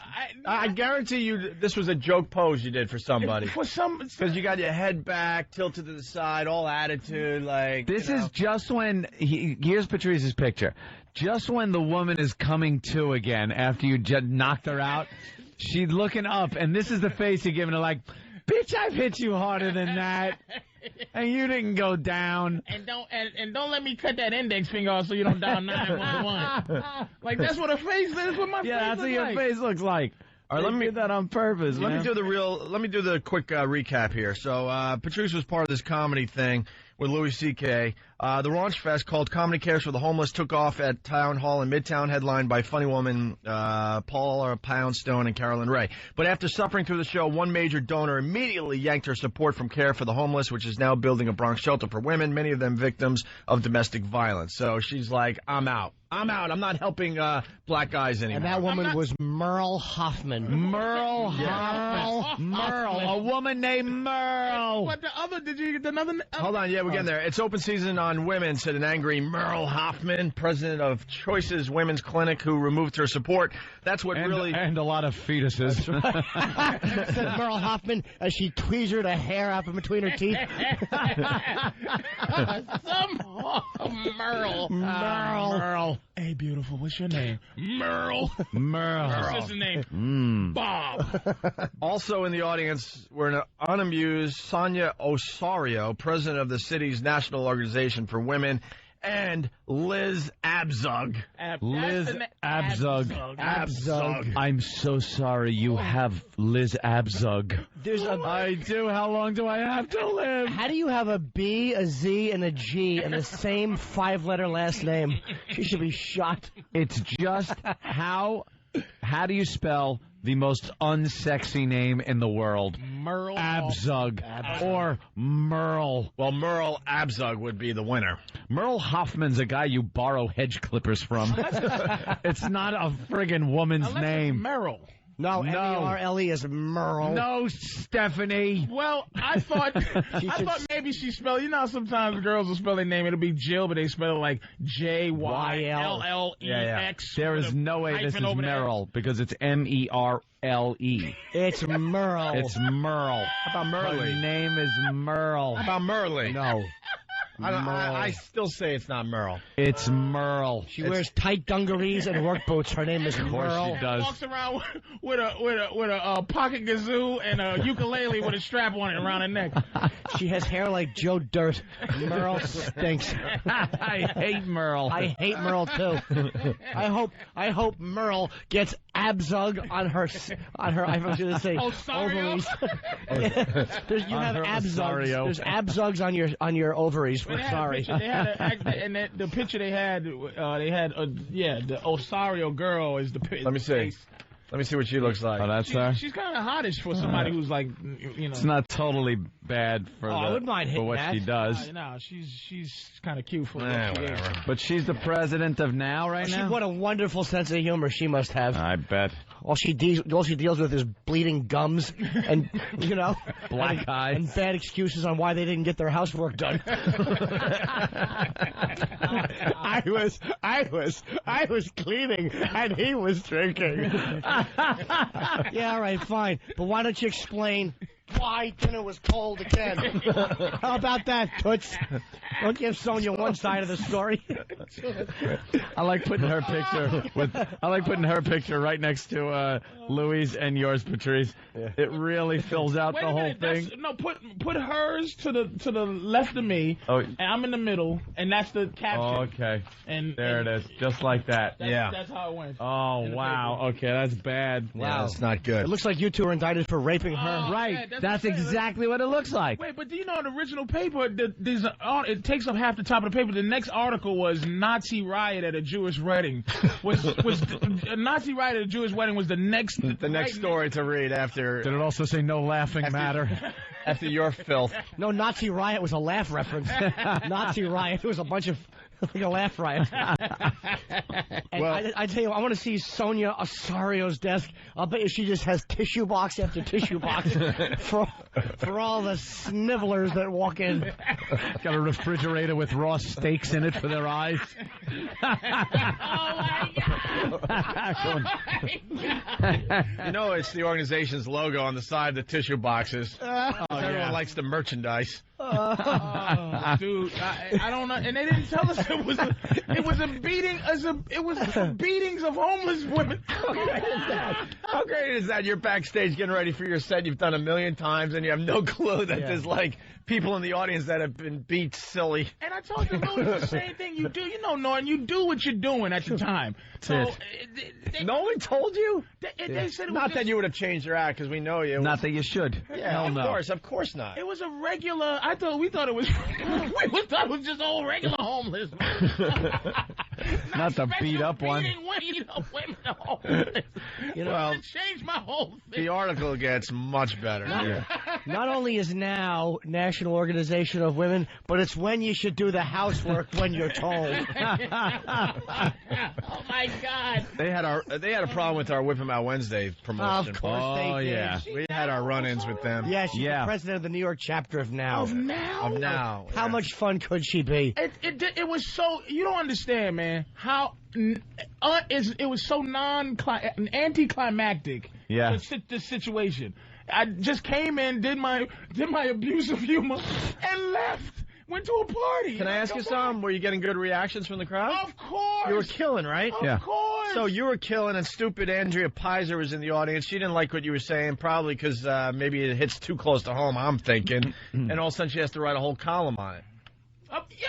So you weren't getting booed off the stage There or was nothing? one lady that could have been Andrea that were yelling out, "Excuse me." She did not. Somebody, I don't know who. Ew. Excuse me, and I've heard that excuse me before because of course I've pissed women off to them enough to go. Excuse me. She was going to say something like, "Do you have a girlfriend? Has your mother ever?"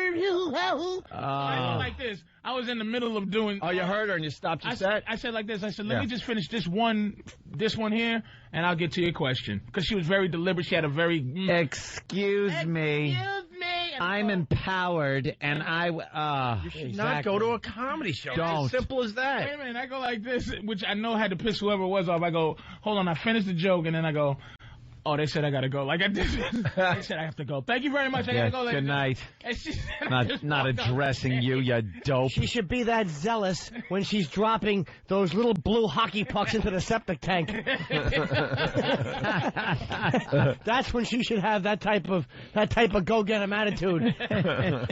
When there's a streak in the tub, get that go getter attitude. Excuse me. Excuse me. There's a streak in this tub, and I better get to cleaning. Oh, didn't I say scrambled? Oh, I thought you said sunny side. Excuse me. It's not your problem. They picked the comedians for this benefit. They can do their research. And do their research, right. Yeah, go get some boring, safe comics if you're going to be offended so easily. On my best day, I'm still marginally, like on my least offensive day, somebody can complain about whatever. All right, let's move on with the article because it gets really good. Yeah, we're going to have to do a little tiptoeing around this one, too. Now, she starts off this one paragraph. This is Andrea Pizer. Now, I like to think I have a seriously twisted sense of humor. I would love to find out what she thinks is twisted. You don't. It's funny. But did you read the part with? Oh, you couldn't. Yeah, we're getting there. We're getting there. We'll get there. When they said maim and yeah.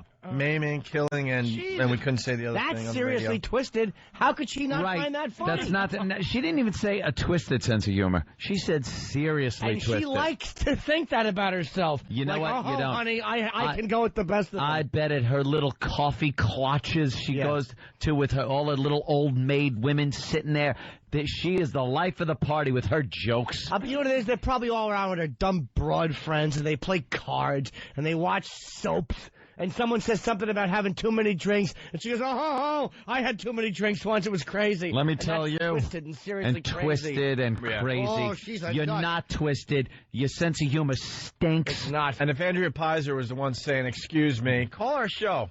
Call our show. We'll let you have the air and see what you're all about. Free reign of our airwaves to explain yourself. Now, I like to think I have a seriously twisted sense of humor, but I was among those who felt ill. But you're telling us that not many people were complaining, right? You were getting huge laughs. Whatever. Among those who felt ill when I heard comic Patrice O'Neal. He's a guy. He's a guy. They ought to put that. Heard comic Patrice O'Neal instruct men on how to turn a lover into a pirate. How great and is we that? have to stop there because the FCC has a major problem with all these stupid things. Yeah, but there's a way to do this.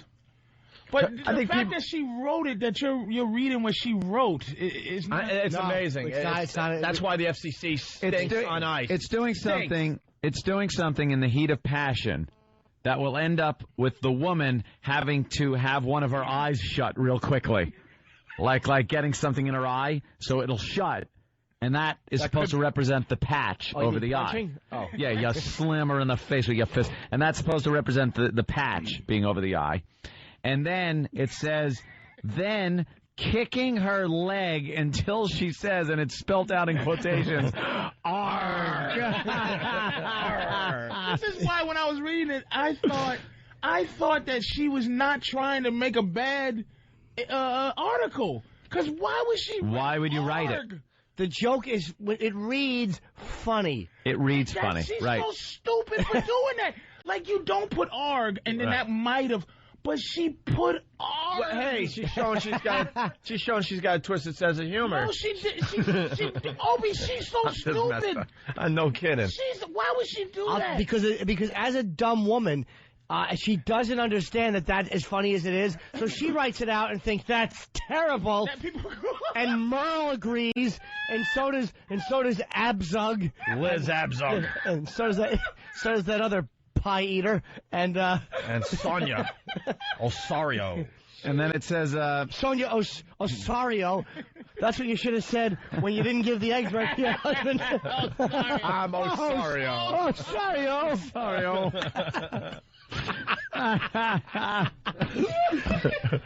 Lightheaded. Osario. Yeah, if you said your last name a few times, maybe you would have saved a few black eyes. Oh, God. He also drew laughs and gasps. You drew gasps? By teaching men to improve the pinnacle of pleasure, let's say, by paralyzing partners during the act. Which was the donkey punch. Can you? Yeah, just say that. I'm telling you, the FCC has fined people like crazy over all that. Can't really describe all those terms are like such a no-no on radio. And she doesn't. She's making this like this is my creation. Right. I'm like. No. I'm just going through it. Like, what? She made it to be some type of. She validated that nonsense. Yep. Yeah. Absolutely did. And then she goes way overboard, as far as I'm concerned. Andrea Pye. Yes. Then Louis C.K., whose HBO series Lucky Louie was mercifully canceled. That's just out of order. You know, why? Why? Why do you have to kick us all down? So she didn't like it, so she figured. Of course, I thought she had a twisted sense of humor. What is she like that's twisted? What? Everything that I think is funny, she hates. She's ignorant, man. I love this. I hate people like this because they think if they didn't like something that everyone else should not like something. I hate that more than anything. Now this is a seriously twisted sense. She had a seriously twisted sense of humor. She'd find this funny. Then Louis C.K., whose HBO series Lucky Louie mercifully canceled, one-upped his twisted colleague, joking about decimating his stupid 4-year-old daughter by bashing her in the head. And she goes, arg. I love that. She should have wrote arg.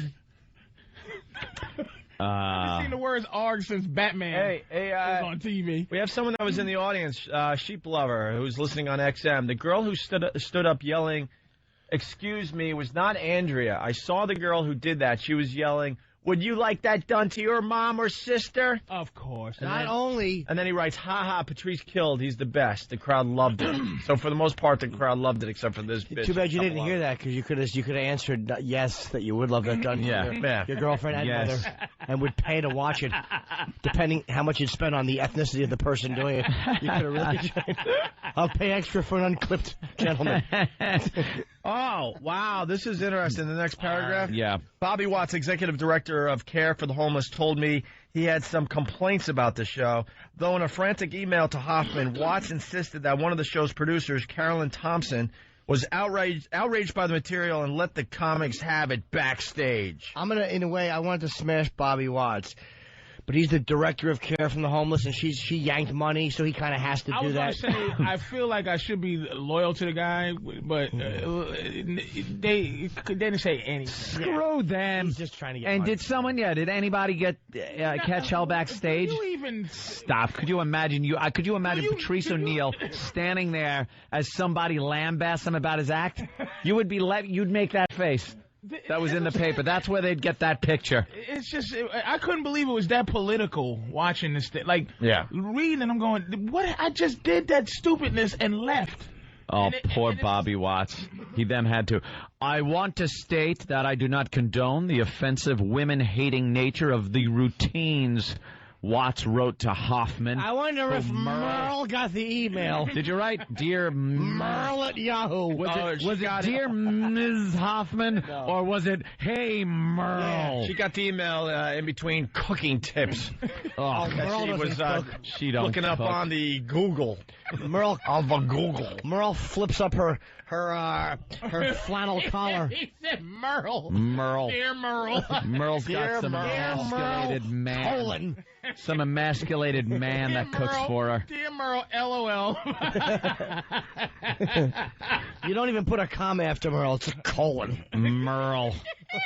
Another producer, Mark Krantz, disputed that anyone was upset. He said the organizers knew very well what the comics might say. We're sorry if it offended, but the performers knew why they were there, and they were there for free. Didn't even get paid. Krantz.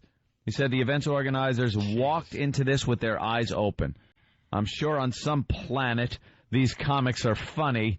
Well, get Andrea Pizer on the phone. Andrea, don't hide. But for a Come woman's on our show. homeless shelter, that's a bad joke. I'm sure on some planet these comics are funny.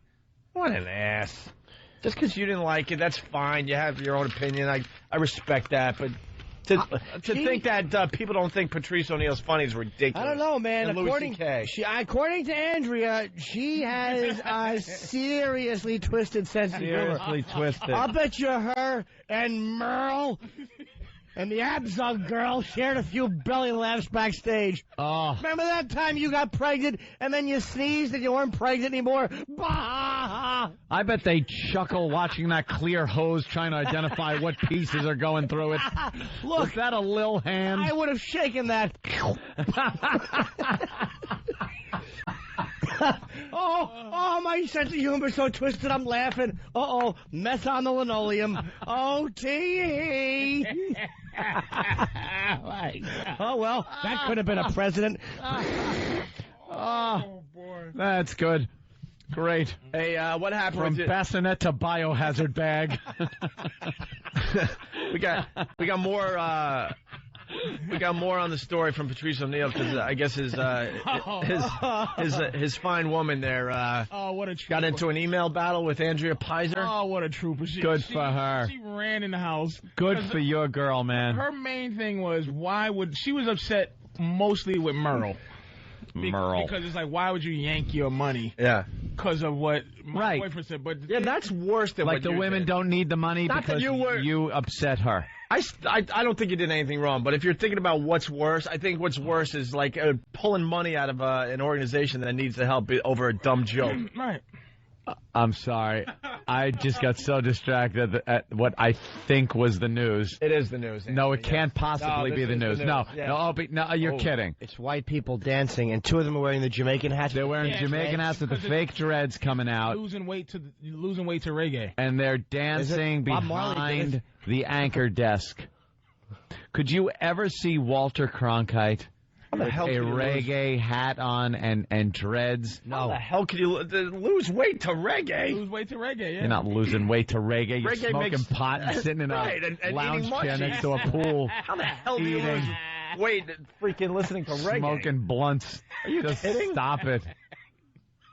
Look at these idiots. I can see you losing weight listening to Boy George music, but not reggae. Oh, man, 6 months later. There you go. He just lost all the weight you need. I'm dumbfounded watching that. Who's watching the news and actually laughing? I don't know. It's all right. Anyway, so what happened with the chick? And I have a severely twisted, seriously. Oh, God, I like to think I have a twisted sense of humor. Let's get back to Patrice because I want to wrap this up so we can move on to other things. So yeah, she started it out. I didn't read it because I know how I am. If I read it, I would have been, backseat driving her grating. But I read it. It was really good. She was it began with, I am Patrice O'Neal's fiance, and then in parentheses, AKA his bitch. And I'm here to say that I have never been maimed or beaten in the act of sex. But she never defended that I'm a misogynist. She never said I'm not one. She probably tried to, and her computer wouldn't let her type it. It kept deleting. But she wrote a long thing and all of gripes, and Andrea wrote back, I have to paraphrase it, but she basically wrote back, listen, first of all, don't shoot the messenger. Second of all, I am not before you give me a speech about journalistic integrity, I am not a journalist. I'm a columnist. So they're paid for their opinions. To me, it's fine. She's got an opinion, but it's a lousy one. Yeah. It's one that is contradictory to her saying that she has a seriously twisted sense of humor. And You know, that's. Do women like that have sex? Like Gloria's already. Oh, I'll bet you. Not only do they have sex, but I'll bet you that they like their hair pulled, and I'll bet you that they are just dirtbag submissive. That's what my guess would be. Because any woman that's running around tooting her own horn like that and just demanding, I guarantee you, I think a lot of these. If they're straight, they're dirty subs. A lot of these right-wing guys that are against homosexuality always end up popping out of the closet when something happens. Or some guy comes in and says, "Hey, we were having sex." Same thing with these women. Yeah, they probably in bed just love a little hair tug. We have another person that was at the show, Anna from Bayside.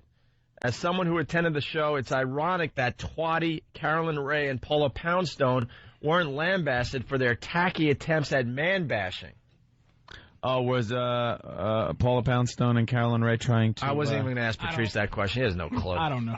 He just waits to do a little man go on stage. I had no doubt in my mind. You didn't see any part of the show. I don't know what it is. I guess that's okay, because when a woman tries to hit you, you just laugh at her anyway. Absolutely. You just take a little slap and you just give it right back harder. And then Anna continues. Put your class ring on her cheek.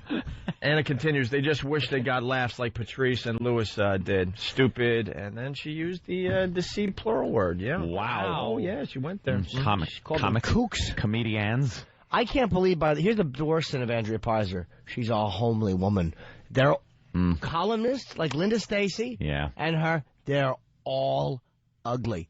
None of them are sexy. I don't know what Merle looks like, but she couldn't be. Merle can't be sexy. How can she be? Well, this Merle. This is how we wrap this up. Once again, we invite the columnists to defend themselves on the Opie and Anthony show. It never happened. I want to talk to Merle. They all hide. Let's get We'll talk to Merle Hoffman. We'll talk to Liz Asberg. Abzug, whatever. We'll talk to the girl that has sorry in her last name. Osorio. Sonia Osorio. And the Peyser woman. And we'll talk to the Peyser woman. Do we try getting them all, Merle?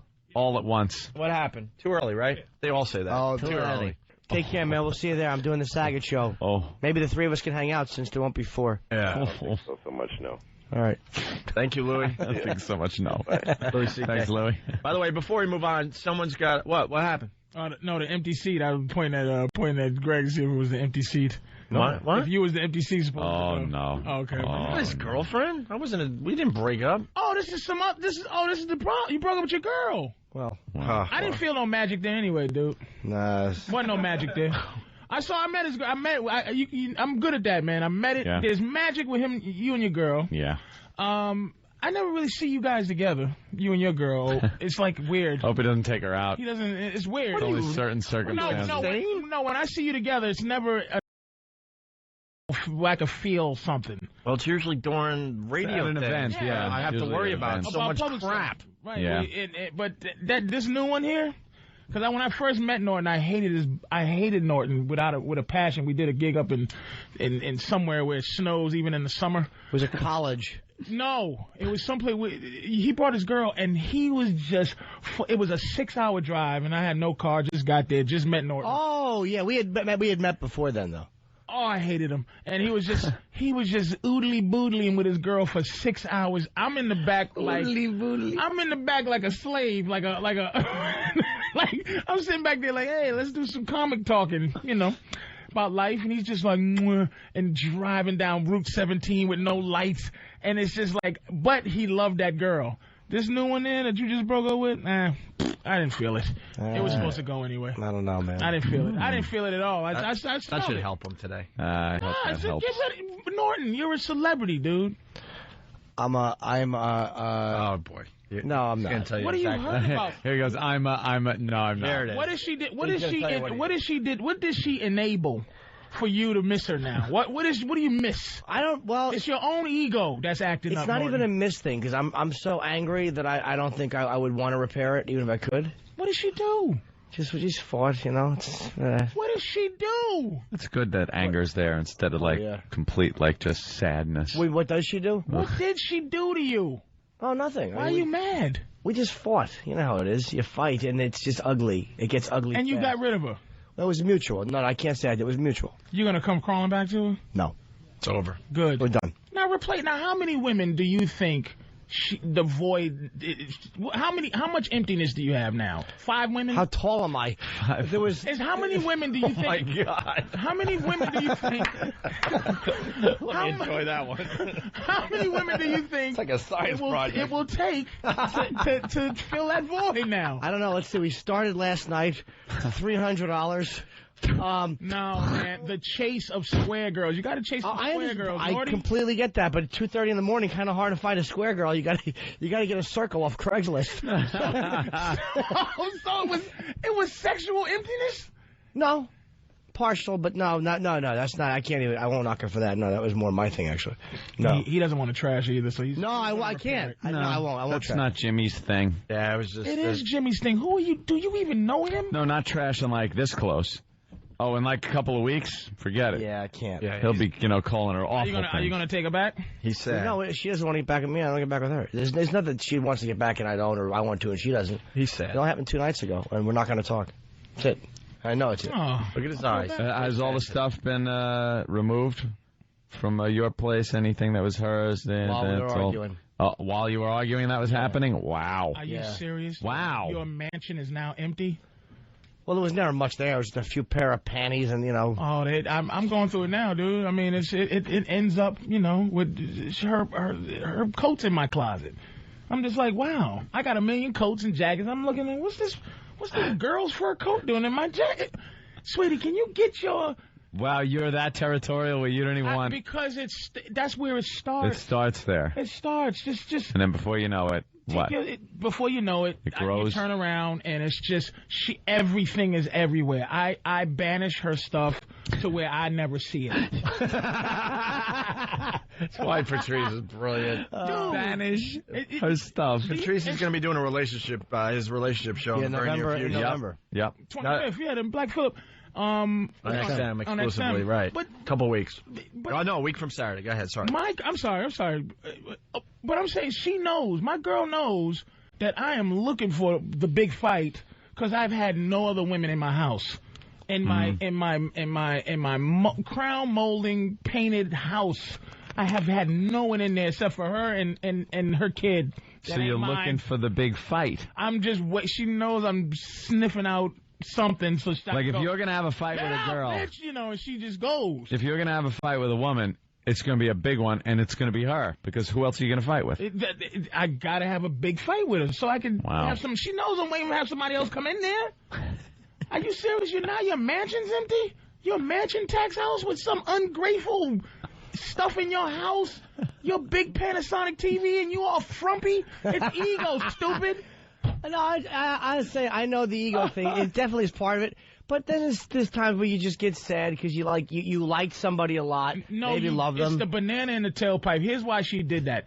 She started to fear who you are. So she tried to control that by leaving you first, by making the move because you're in a mansion and you're on the radio. And she's like, I'm going to get out of this because I'm a little too in love with you. That's her problem. She was too into you, and she knows it's stupid because you told her, hey, I'm Jim Norton and I might just not be any blah, blah, blah. And she bounced to save her own life, dude. That's what she did. That's what they do. A preemptive strike? Yes, to get out of it. It's self-sabotage. She's into you too much. She loves you too much, Norton. How the hell do you know all this stuff? Because I know how I am. I'm dipped in low self-esteem. It's melting off one layer at a time every 10 years. And I know how people do things. They do. Like my girl, like I said, my girl is engaged to me. I'm not engaged to her. She feels more than a girlfriend. For her love for me is more than a girlfriend. She's my girlfriend. I love her, but she's just my girlfriend right now. But I don't want to make her not feel like she needs a... That's what's wrong with women. They get to a point where they feel a certain way about you, and they need you to be exactly the same level. And you're not... It's impossible, because when you take a woman out, you are auditioning everything to her, and she's auditioning nothing to you. So when she's liking you, you're not liking her back. You understand what I'm saying? Wow. To the same degree. So that she's into you, and trust me, she's suffering. Where is she going to find somebody else? Like, you're a winner. You won a lottery. You understand? Ooh. What other worm does she know that has to pay mansion tax? Speaking of tricks, I'm going to go to Craigslist and get one when I get home. You gonna Craigslist it up? Oh, you bet I will. Where a trick and a treat is the same thing. Erotic? Do you do the erotic shit or do you do the therapeutic? Casual encounters. Never. Casual encounters. No. That's just ridiculous. What's casual encounter? Everywhere. I laugh at that. That's the one that, like, supposed to be square pussy, like regular chicks. Yeah, regular chicks. No. What? Wait a minute. I don't get it. Casual encounters is like supposed to be square, like regular chicks. That's like regular girl. I want to be pumped in the ass on Tuesday. Can you come over? Something like that type, or can I come fuck you? Yeah, a lot of them are hookers too. Yeah, but it's supposed to just be some horny chick that's also looking to get fucked. To be just regular and you hook chicks. up. Oh, okay. So you don't do that. No, I go right for erotic or therapeutic. Therapeutic. Because sometimes you can get a hooker on therapeutic. Nah, it's very rare, but once in a while you get a nice girl, and for a few extra dollarinis or a few extra clams, she'll end it off. She'll grab your cock. I had one yesterday who didn't want any part of it. She was making me jerk off. Where can I go to find? Like, because it's really, I'm under them right now. It's like me and my girl are trying to just get this. It's a little difficult. Yeah, the girlfriend for the relationship. Yeah, where can we go to get a nice hooker? Where have you found? Erosguide.com. I went to eros.com. It's like where you could get a nice one. Like she come over and she's a nice girl. That's tough to find. You get down Craigslist. You can get it's really hard to find. Do they ever look like the pictures? Yeah, a lot of times they do. Sure. Yeah. Sometimes they don't. I sent one girl away my whole life. She had to be such a... Nah, I was just so annoyed because the one I wanted Her name was Bob. No, I kept Bob. I sent... Merle.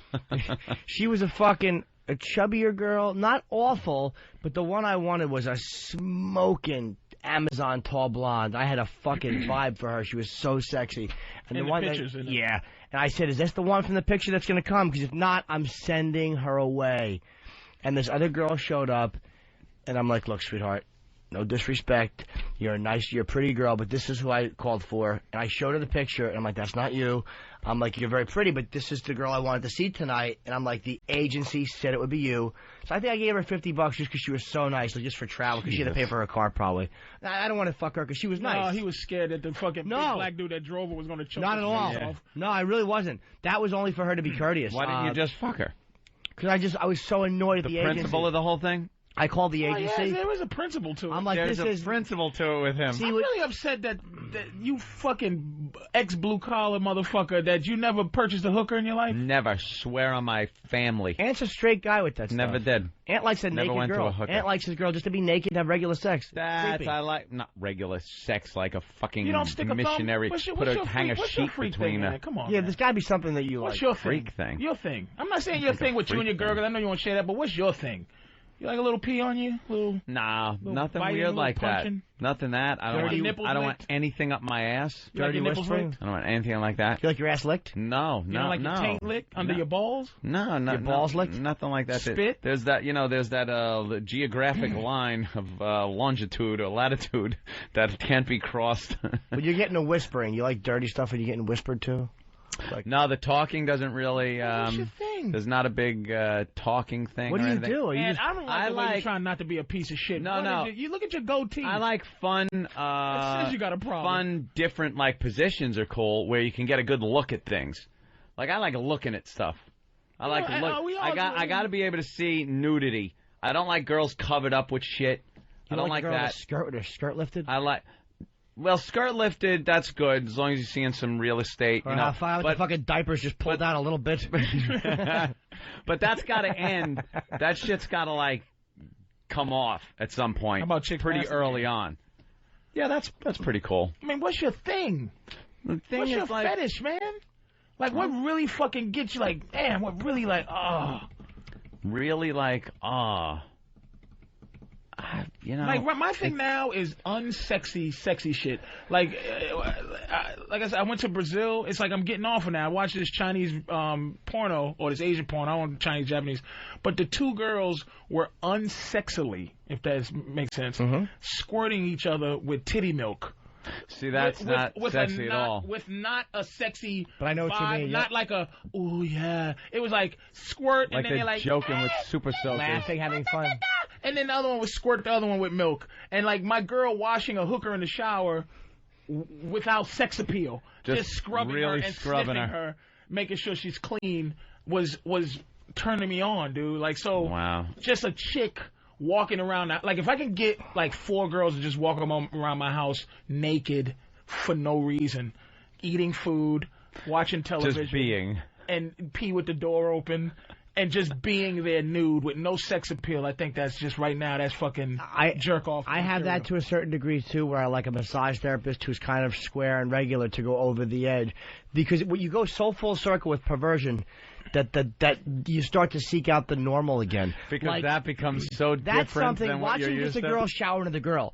That's like 13-year-old boys get turned on by that. And then you get older and it doesn't do anything for you anymore because you need dildos, you need spit and piss and a hard ass fuck. Like, that's too innocent. And then you get so beyond all that filth that it kind of comes circular again. And you're like, wow, that is kind of sexy. Like, where I just like regular fucking sometimes now. I don't need a lot of the dirty talk. I just need my nipples touched a little bit. I become more normal by experiencing so much fucking filth that you start to go, maybe this will turn me on. You get desensitized to filth and go back to regular. Yeah, go back to regular. The regular becomes the filthy. What would you say the dirtiest thing you ever did was, in your mind? Just the filthiest act you ever tried? I don't know. I'd have to go back a ways. Shit on the chest? Piss on the chest? No, never anything like that. You ever have never been anything like that? Let's say a brownish tinged, unclipped cock banging into your tonsils.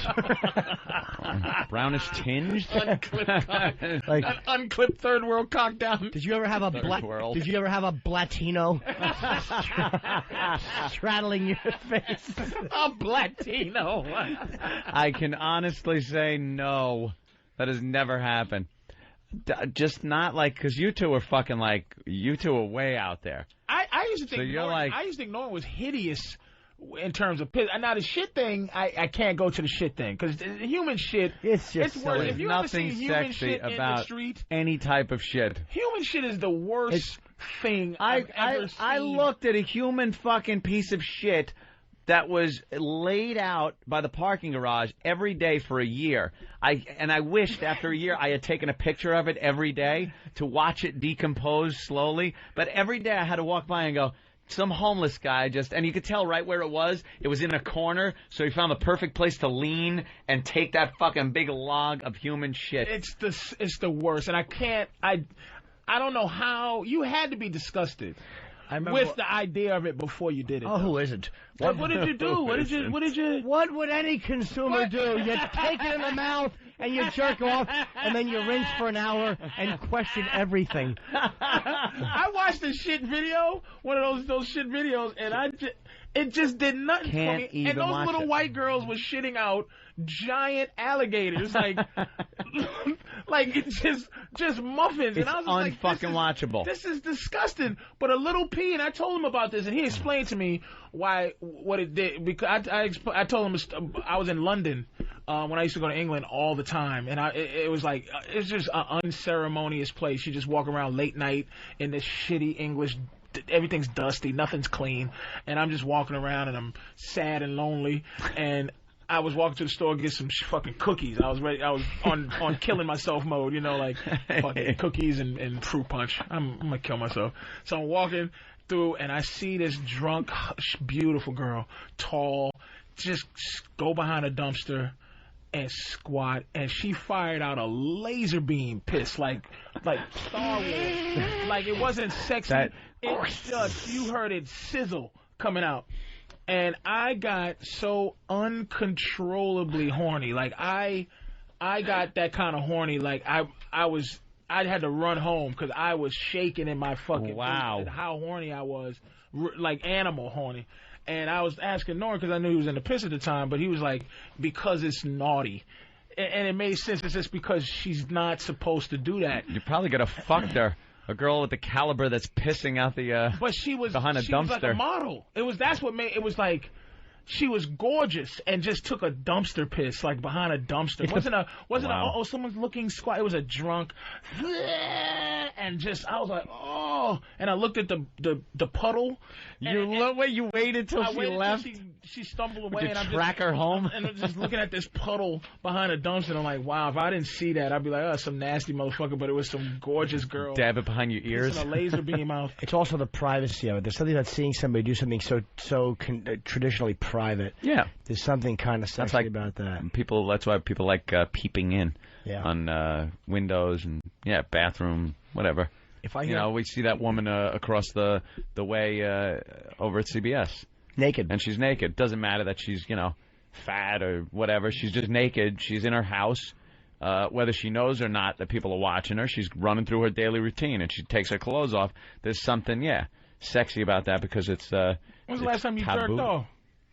Jerked off? You jerk off anymore? I think I've whacked off. Without your girls being around? Without her permission? Porno, a little jerk file? Without her permission? How far does your jerk file go back? Let me think of my jack file. That goes back a ways. What's the oldest memory you still pull up in the jerk file bank and beat off to? Mine's is 98 when I went to Amsterdam. And it's not even a fuck story. It's that. Remember I told you the young Amsterdam girl, and she told me she was about 18 at the time, and I was 28 and shit. And she goes, I go, hey, how come you didn't give me no pussy last night? And she goes, how old are you? She had that voice, and I go, what? What do you mean how old am I? I'm 28. How old are you? She's like 18, and I go, well, why didn't you fuck me? She goes, I knew you was too young. Right? I go, what? Huh? She goes, you don't always ask a woman for what she wants. You should have took it, little boy. And I started to cry. I got so annoyed.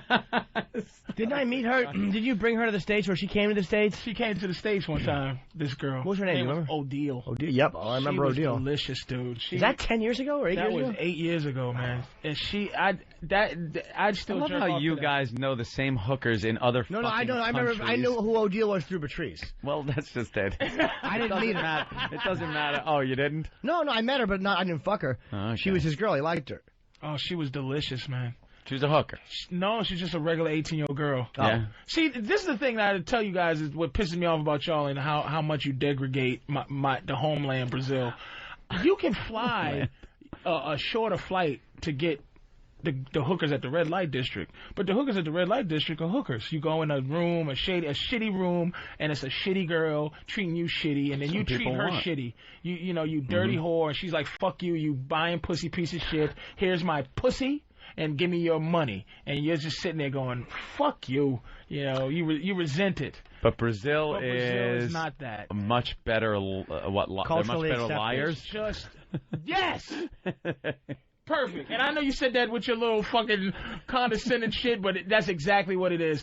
They make you feel a little bit better than you're buying pussy. And you don't treat them like they're selling it. You treat them like you're a provider. Hey, they need it. Did you ever see Fabiana again? The one I fell in love with the first time? Oh, yeah, the one that made this idiot stop going with us.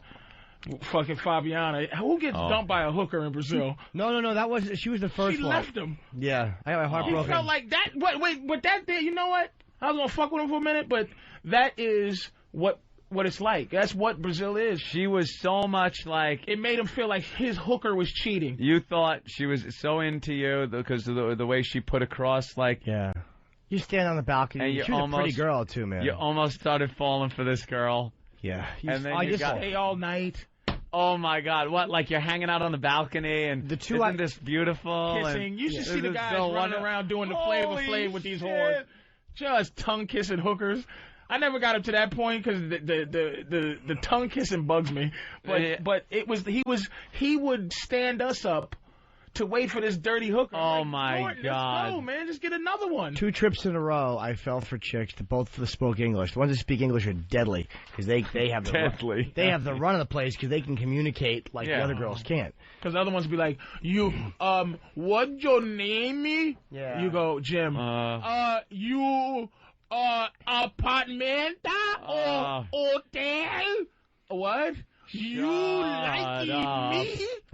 I like you. No, that's you go, that's enough horrible. of you. And then you get one that goes, hello, how are you? Da, da, da, da. I had my little girlfriend out there, but when my girl went out there, that squelched that. But I had my little, Sarah. What happened with you bought her the sweatsuit last time we were out there? I bought her a sweatsuit. You bought her shit? When I bought Sarah a television, a wash and dryer. What the fuck are you crazy? Yeah. I bought her a washer and dryer. Did you? A television. I took her to the mall. And the last thing I bought her, let me tell you why I stopped buying this shit. I bought her a sweatsuit, right? Just to make her look like I bought her a pair of Nikes, right? And this bitch was walking in the Nikes like they were high heels. She could not walk like a regular bitch, like a non-whore. She had to walk on the ball of her feet because she wears hooker shoes. all the time. She had to walk on the ball of her fucking feet. Cause she was, and I said, I can't. You're just a whore. I can't clean you up. It took her to walk in a pair of fucking sneakers for you to realize she's a whore. Yeah, like this chick is just a whore. Holy But then my girl shit. came with me, and you know, she found out what she was. You know, we had that little thing going. You know, it was a money thing, but I was like, I can't give you no money because my girl was like, fuck you. First, my girl was horrified to be out there. She was so scared because I was like, look, baby, come on, man, you gotta do. Did they hassle her for money and shit or no? My girl? Nah, man. They didn't. How the fuck do you go from, hey, I want a hooker, I'm gonna bang this broad too. So, do you want the Maytag? Which washing machine? How the you know fuck what it is? It's because they give you, you go to a strip club, okay? You go to a strip club and you may, if you're feeling like you're feeling crazy, right? You go to a strip club, you spend $200 easy in ones and fives or whatever, sticking shit down girls, and they dance for you. Not even naked. They get semi-naked. Yeah, it sucks. Or whatever. Right. And you can't touch them. You got to put your hand behind your back. When you go to Brazil, there's things that those girls do. They do everything that bitches here do in a strip club for free just to make $100. So it's so far above and beyond a call of fuck duty that you do over there that you end up truly like going, I have to give more so I don't feel it's for my soul. Because you go over there and your money's worth 3 times as much, and your money spends the same exact way it here. So their dollar spends like $1 would spend here. Some countries you go, you know, it's like I get $40 of your dollars, but everything costs $20. So you go there, you eat like a king, you live like a god, you're with gorgeous girls that probably, for the most part, if they were walking around the streets here, they wouldn't even spit on you if you asked them to. They wouldn't disrespect you if you said, could you just disrespect me? I have no time to disrespect you, I have to go. There's gorgeous women over there, and you can have a good time every day for a grand total of 100 American. You can live like motherfucking Caligula. Right? So, and the girls are beautiful strip club girls, and they're fucking touching you, they're hugging on you, they're not being cunty and rushing you. They'll sit, have a drink with you, they take care of you. And every flavor you want, for every tint you want. And they just treat you in a way where she was so cool that, you know, a washer and dryer, she needed. My baby had to wash her clothes. Oh, my Yeah, baby, God. I need you to have good clothes. You don't think she just thought, what a fucking sap this guy is? No, because I didn't make her feel. She might have, but it didn't matter. That's what I'm saying. Women here, it doesn't matter what they really think. You don't care. It's like, you know, make me want to buy you a motherfucking washing machine, bitch. How did you get all fucked up over this? We were in the whorehouses were amazing. We were standing there in robes, and I was taking 100 milligrams of Viagra, and I was going and fucking 3 girls like in a row. Norton's dick was raging. It was like it was awful. Norton, you can hear the top of his dick going. Boom, boom, boom, boom. Me and Patrice were standing there, and dirty flip flops, and we're looking down, and my fucking rod is poking my robe out. It's ridiculous. It made me sick how giant Norton. It was like it should have. Norton's dick looked like it should have those 2 shock things that they go, okay, clear. We were just looking at my fucking boner pushing my robe out, and we were just laughing like 5-year-olds. And then he brought a girl over, and he opens his robe. And she just sucks his nipple. It was like watching an animal feed its young. It was just disgusting. A 10 just suckled his nipple. It was such Sodom and Gomorrah. As I pulled it out as if she was supposed to do that. Yeah. I'm just sitting around in this too small robe and these hot girls, and I'm sitting there and see what it is like they're so good at wrapping you up into this fantasy land where you. There was a time where I would go into this nightclub, and I would hide from girls like as if I'm sexy like that. And I had to figure out a way to like go, wait a minute, well, I'm not gonna be hiding from sexy women because they give you the illusion of jealousy. They give you that illusion. Like his girl will give the illusion that you're not to talk to any other women. She's like this is a real thing we have. like, how dare you? But it's like, but what it is I used to get out of that by going, look, is the pussy free? The word gracias. I knew how to talk to hookers, so it'd be gracias. It's like, basically, I would learn how to say, if the pussy is free, then you can say some shit like that. But if I got to give you a dime, bitch, and I'm paying for everything. So it got to a point where I would have 3 or 4 girls that I'd pay and keep around, and they would all hate each other, and I would just feel amazingly like a pimp. But I was paying them. They all got 50 to be there, and they all just sit there saying, that 150 could be mine, and you're giving 50 apiece. And I go, shh, you can all go if you like. I can replace you easy. You fucking... Sounds like a great place. Cheer, but you were on Tyra Banks' show. We love Tyra. We can't get enough of Tyra. Yeah, they threw me right out of there. By that we mean we can't stand her. But she makes for great radio because she makes everything about herself. Oh, she's sexy though. Self-centered. She's beyond sexy. She's like Who's fucking. Who's gonna deny that? She's flawless. Who's gonna deny that? But she needs a lot of attention though. I'd go straight for the asshole. Straight for it. Really? Like the dirtiest place on her body, I go for fuck pussy and just. You'd lick her asshole? I would lick her. Would you fuck her? Be careful how you say it, Patrice. Oh, hike it right up. Yeah, and then what? And sit there, and I would rub my chin. Yeah. Back and forth as if I was studying it, and then I would just go right in. Where? To the asshole. Oh, really? Yes. Right in that asshole. Right in the asshole. Yeah. And then work my way to the pussy. And then would you fuck her? I would fuck her. I don't asshole fucking. Right. Two beefs, man. Oh, right. Yeah, I'm not into asshole fucking. No? But asshole licking is almost dirtier, and the Tyra's is just, And right after she had a hard day's work, I'd lick her asshole. So her whole pussy area would be wet with a lot of I would hope sweat. so. I would hope that it would be dripping with pussy juice. Yeah. And, and just taste like, just like no other pussy I've ever tongued before. Yeah. What about her asshole, though? What if like, I would want her shit back there? Dude, I would lick her asshole. Yeah. I don't care if another guy had licked her asshole and fucked her in her pussy and came in her asshole and her eyeball. And I don't care if she sucked 7 dicks as...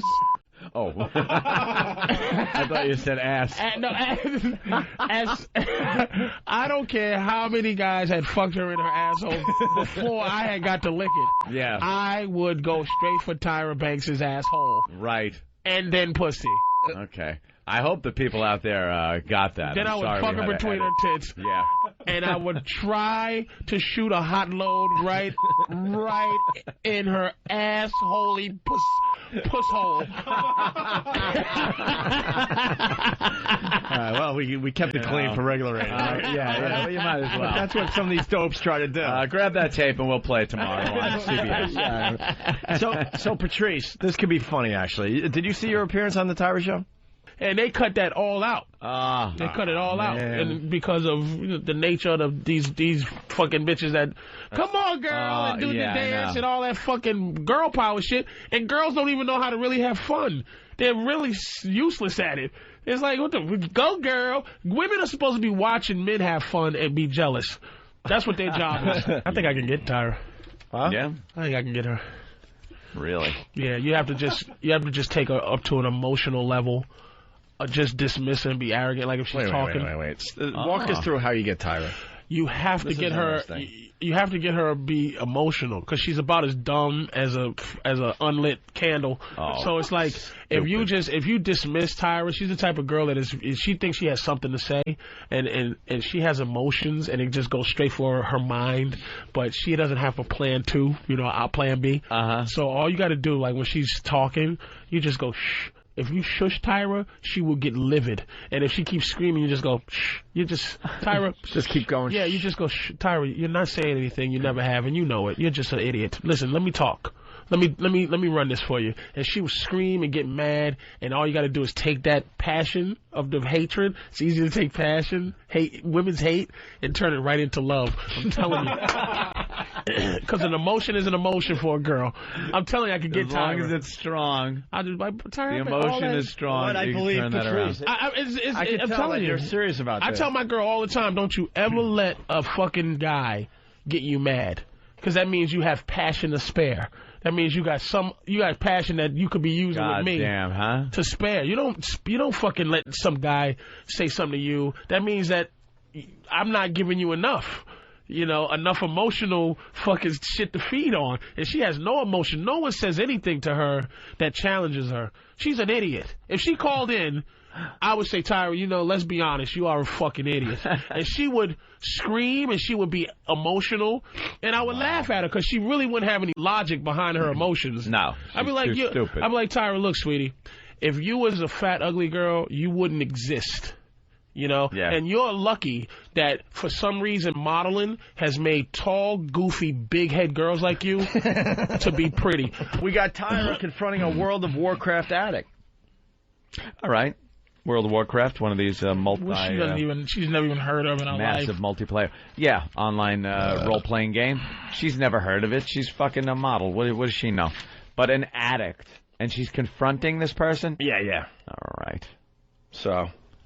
I know Ben Stein's son was an addict, and Ben Stein actually sent his son to a rehab center. For what? For EverQuest. EverQuest, okay. Because he was going downstairs in the middle of the night, and he'd see his son playing EverQuest, and he would tell him, you can't play that game anymore, and the kid lost his fucking mind, freaked out on him.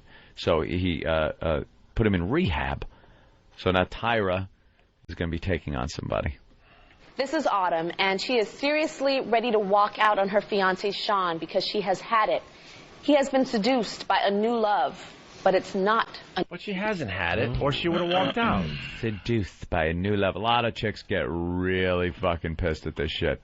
All really pissed. A lot of relationships have ended over these types of games. They're crack games. They're the games that they have no end. So what? What is her other option for him? Fucking bitch. What do you got? Oh, really? I'm gonna stop. Okay, I'll stop, sweetie. What's the option? What are we doing? Just stop. Okay, fuck off. Fuck off. I'll give you 10 reasons why I'm gonna clown. He has been seduced by a new love, but it's not another woman. The happy home of Autumn, Sean, and their baby daughter was recently interrupted by an intruder. What was it? I'm so tired and fed up with this game World of Warcraft. Sean is addicted to World of Warcraft, a very popular video game. He spends every waking moment in front of the screen, leaving Autumn feeling like a single parent. Sean's addiction has gotten so bad, he will even ignore his crying baby girl right behind him. Oh. Tyra, will you please teach me how to show Sean some tough love? Oh, boy, here it comes. Tough love. I want to know the answer.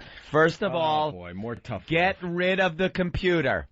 You must get rid of the computer. If you need it for email, that's one thing, but make sure all the games are removed from the computer and blah, blah, blah, blah, blah, blah, blah. I'd ignore that fucking screaming piece of shit behind me, too. I'm sure the kid was fine. Sound like a whistle. Let's see what happens here. Give me some examples of when he's choosing the game over you. I have 2 examples that really stick out.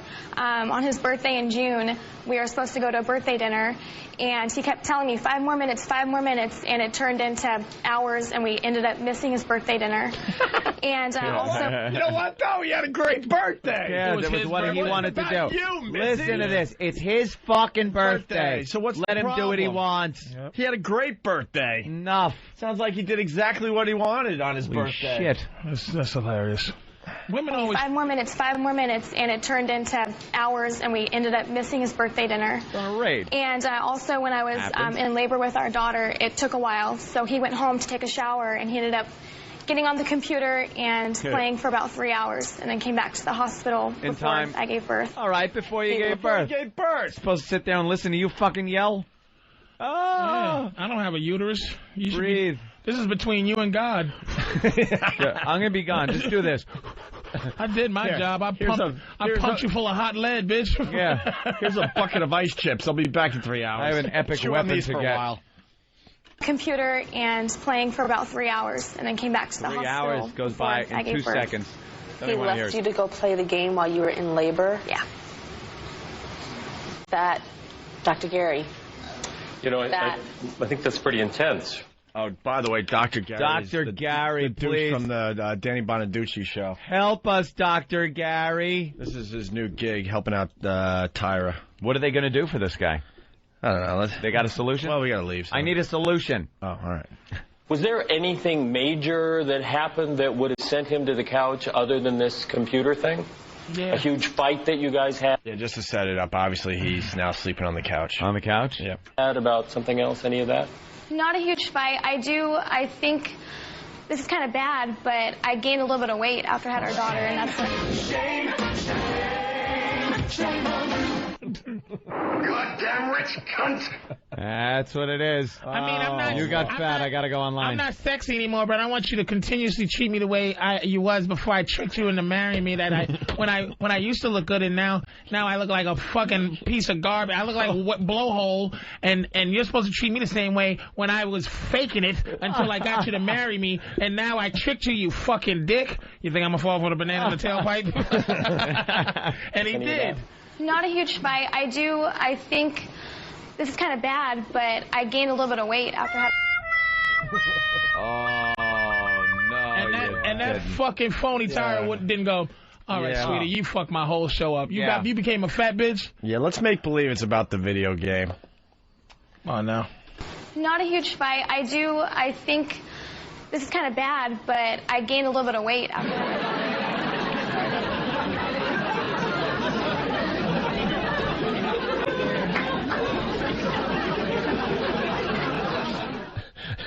I would have said, we'll be back after this message. Remove her. Remove her. What's your name, fat body? I think this is kind of bad, but I gained a little bit of weight after I had our daughter, and that's when it kind of started, and I think that has something to do with it. Oh, shit. That's how I feel. I hate that because women always say that it's the weight and it's us, and that's not what it's about. You're a beautiful woman. Shut up. It is sometimes, you dumb fuck. Oh, stupid Tyra. You know something? Psychology for dummies. If you marry a woman who is fat, that's fine. That's what you're into. She comes fat. She comes fat. You marry a girl that is skinny and she gets fat, that is not... You're still beautiful. It does... No. Unacceptable. The guy... Well, now you are increasing the odds tenfold that guy is going to go out and start fucking somebody.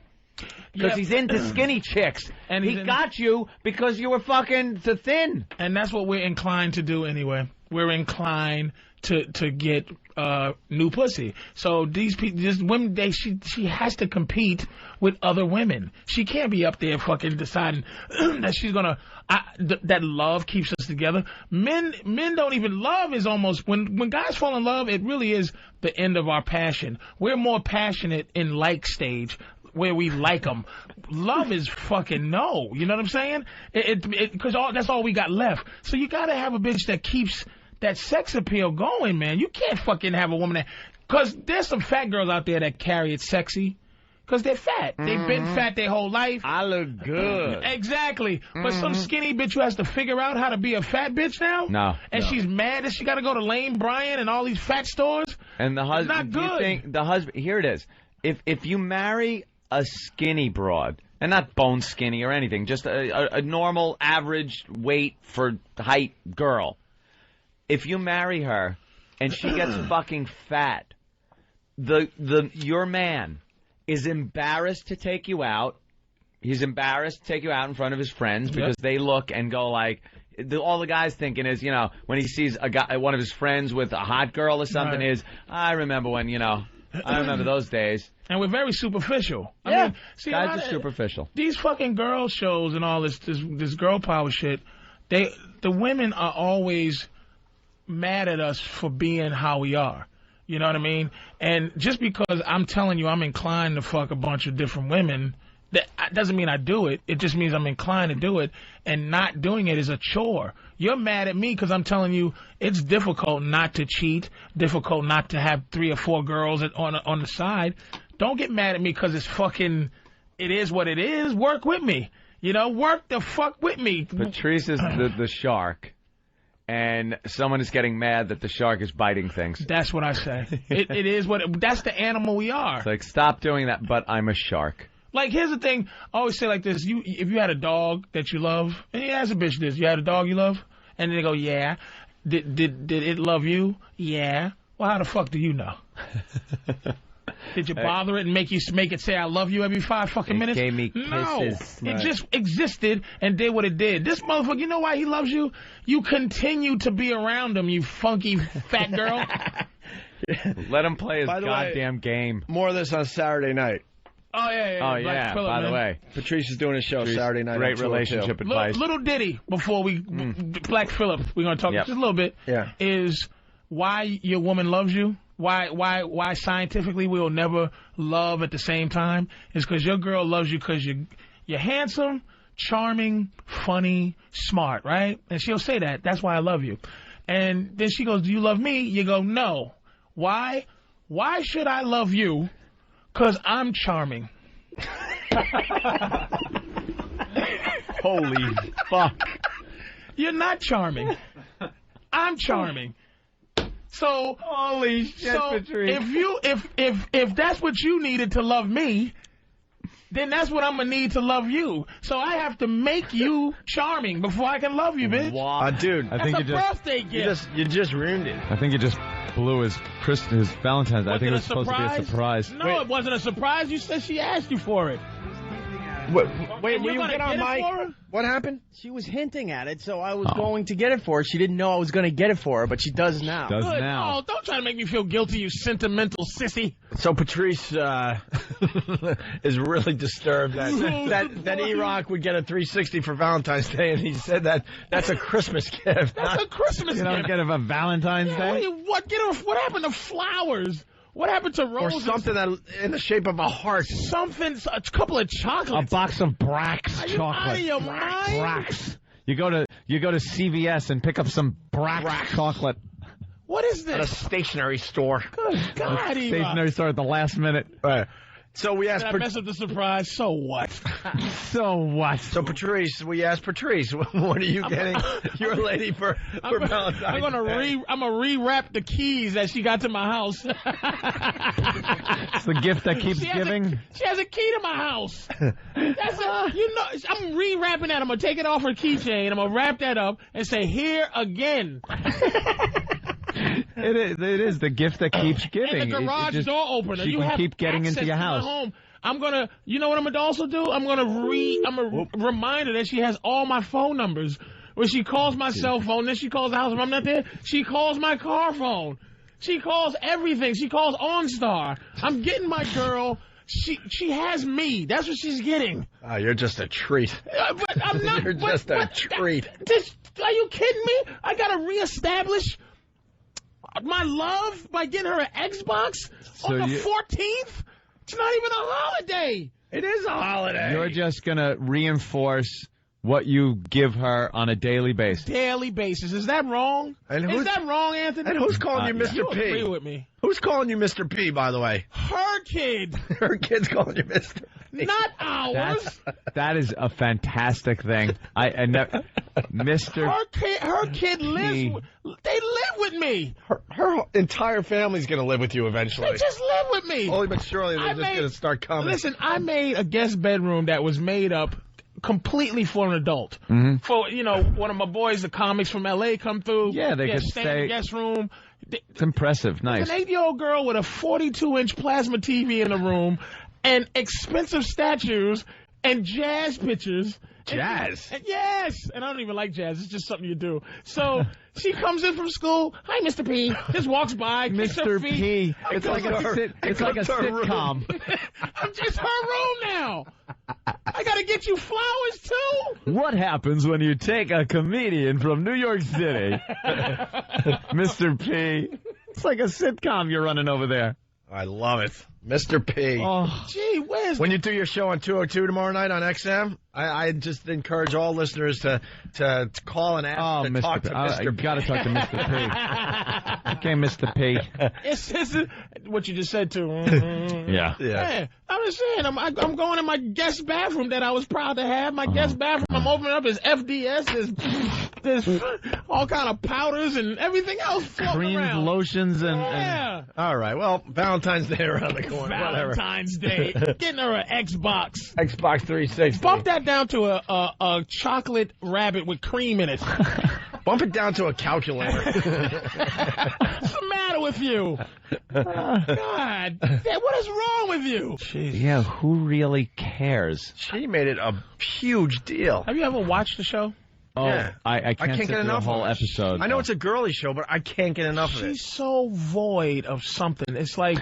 Yeah. Like when she's interviewing people, you can see she has no wisdom to give anybody. Nothing. It's like she'll ask the question, like somebody will go, yeah, I had 8 boyfriends who all left me and I don't know why. Why do you think? And it's like, well, I don't know why. Right. But why? Well, right. Like she's empty. Oh, the women are eating her up, man. She is a blithering idiot. She has, at least Oprah has some wisdom. Yeah. You can see it on her face, the way she is. Well, Oprah's been wisdom. she's been through life experience. You know, Oprah took some crap in her day when she was younger, and she was, fat, ugly little kid. And meanwhile, Tyra was just beautiful her whole life. Always beautiful, protected. I wouldn't say that from the outside world. When she was a model, but that giant head, models would never. It is a huge forehead. Yeah, I mean, she was teased when she was a kid. The rest of the package makes up for that giant head, though. But right, I mean, right now she's a soldier. You know what I mean? But I mean, then she had trouble. But Oprah, but you see, if you watch her face, it's just no. Like, her anger's phony, her happiness is phony. Yeah, you can see. She doesn't have a real attachment to You can even hear in this, she's like, I am angry. And yeah, it's like, you what? can hear it. She's trying to make her voice sound angry with no real emotion in there. Let's play another clip here. You guys, I eat on this show. I eat all the time. I talk about how much I love to eat, and I gain weight. I lose weight constantly, just like everybody else. She's a real person. But I did not gain 40 pounds in 2 months because that's not healthy. All right, keep and telling I've always yourself told you guys I would be completely honest with you, and that's why I'm standing here today, and I feel crazy. I've stood on this stage before in lingerie, but it was woo, panty party, not woo, Tyra standing next to a picture of her from the tabloids.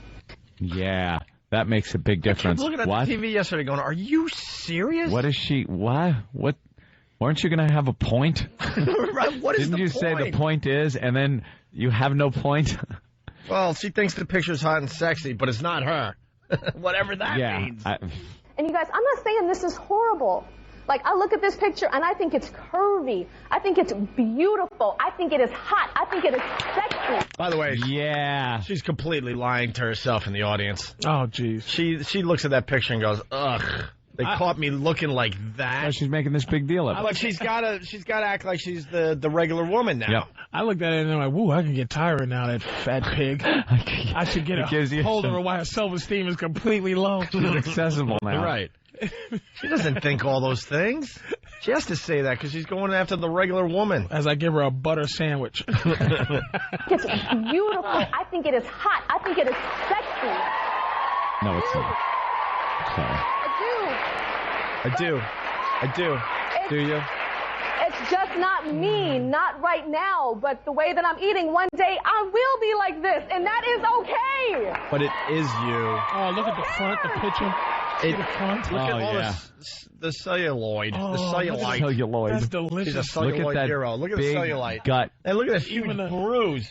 Even the front even the package has a little meat coming out. Oh, she is just delicious. Oh, she's just baggy. And she was on her show, and it was not that. she had lost weight. She was working those thighs. Oh, absolutely. She's a model. She knows how to lose weight. She stopped eating to make her point, going, look, see, do I look like that picture? Well, no, you don't anymore because you hit the gym. She ate a salad. She went to Macy's on that special floor where only models can go and bought like a giant finger that she shoves down her throat. Like they sell that? Like a prosthetic finger. So you don't even have to use your own? Yeah, you can yes, we have them in large, medium, small. I'll take a large. Just lettuce sandwiches. She just gained unhealthy weight and then had an operation. She lost it, then had an operation to pull the skin back. I think she looks delicious as a fat broad, though. She's about 5'10". I think she looks like sexy, that, man. That ass is too big. Oh, man. You like a little junk in the trunk. All right. She was ass is too big. So let's take a look at some of the other photos that were snapped that very same day, because I was actually doing a swimsuit photo. By the way, she showed these other photos, and she looked just as awful in all of them, but she's trying to say, look, see, they obviously did something with this picture is what she was hinting at, because look at the rest of these pictures. I don't look that bad. And I'm sitting there on my couch going, no, you do look bad for what we know from you from the past. She looks bad, but I swear to you, it didn't look like it was taken the same day as that other picture. The big fat picture. Yeah, I don't know. Is she just lying?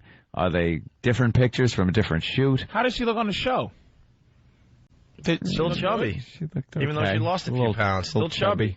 She looked really hot when she did her panty party. Panty party!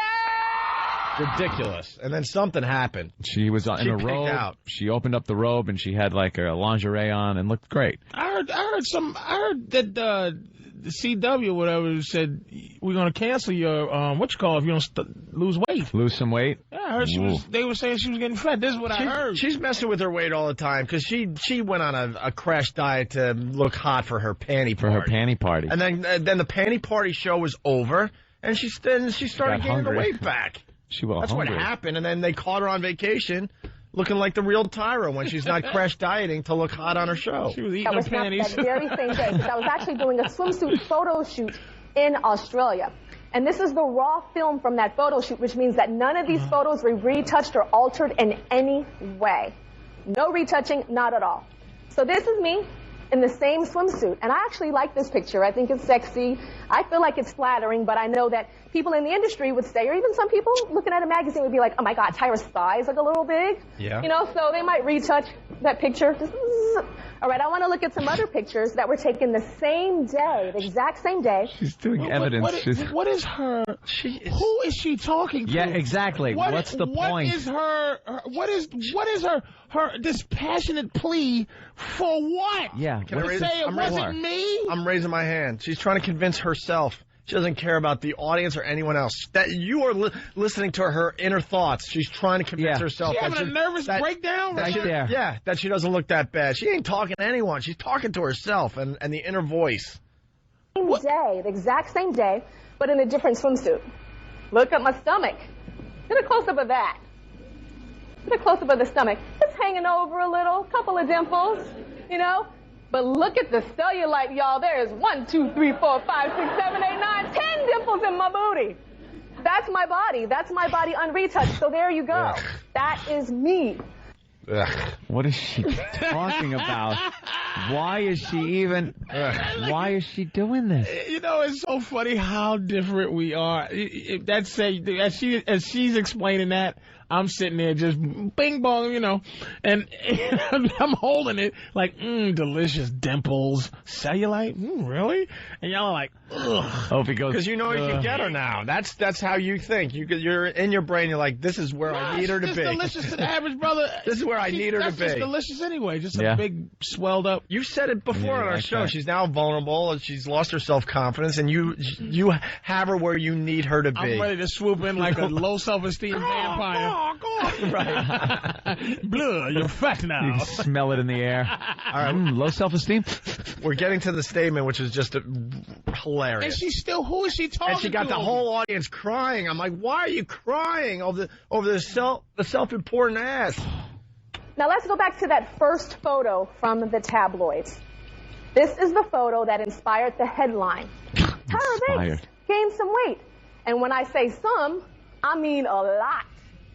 Or this headline, Former model It's like Tyra a presentation at a murder trial. Right. She's got transcripts and pictures. She's and got flow charts. Yeah. A closing argument. Yeah, she's doing a closing argument for some trial with no point. And listen, she's reading these headlines and making believe it doesn't bother her. Oh, she is bothered. This headline. Former model Tyra Banks reminds the world why she is now retired from the runway. But wait, y'all. No, there's more. There's this one I really love. Dude, did Tyra gain like 50 pounds below the neck? Or this one?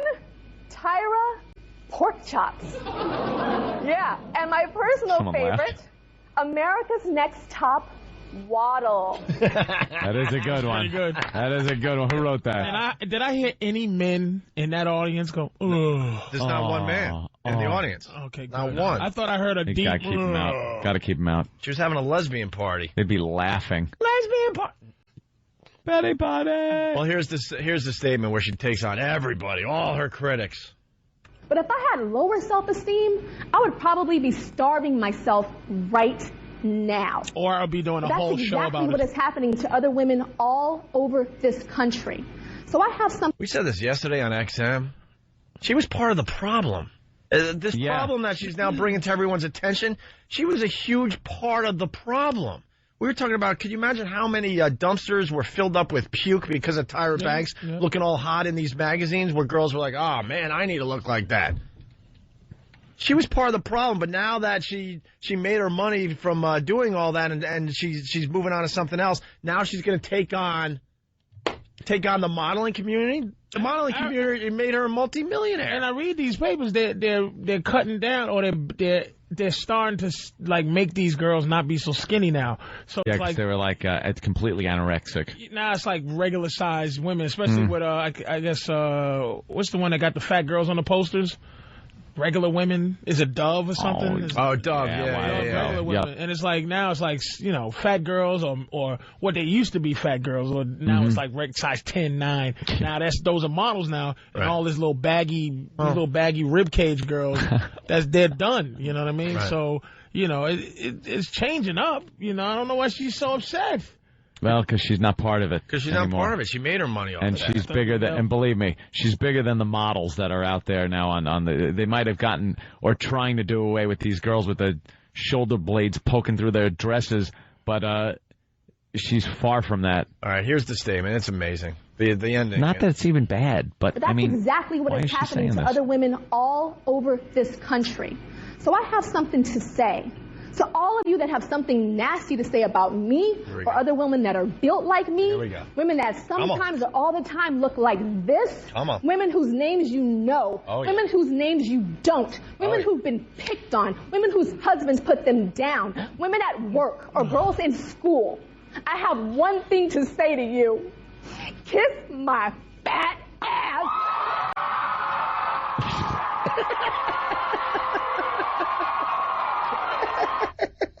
You gotta be kidding me. So then they give her a standing ovation, and then they pan the crowd, and there's women in the audience crying They're over there. crying. They're mouthing, "You go, Tyra." This is so my dream in this business. Before I get out of it, I want to destroy this women power fun nonsense. Kiss my fat ass.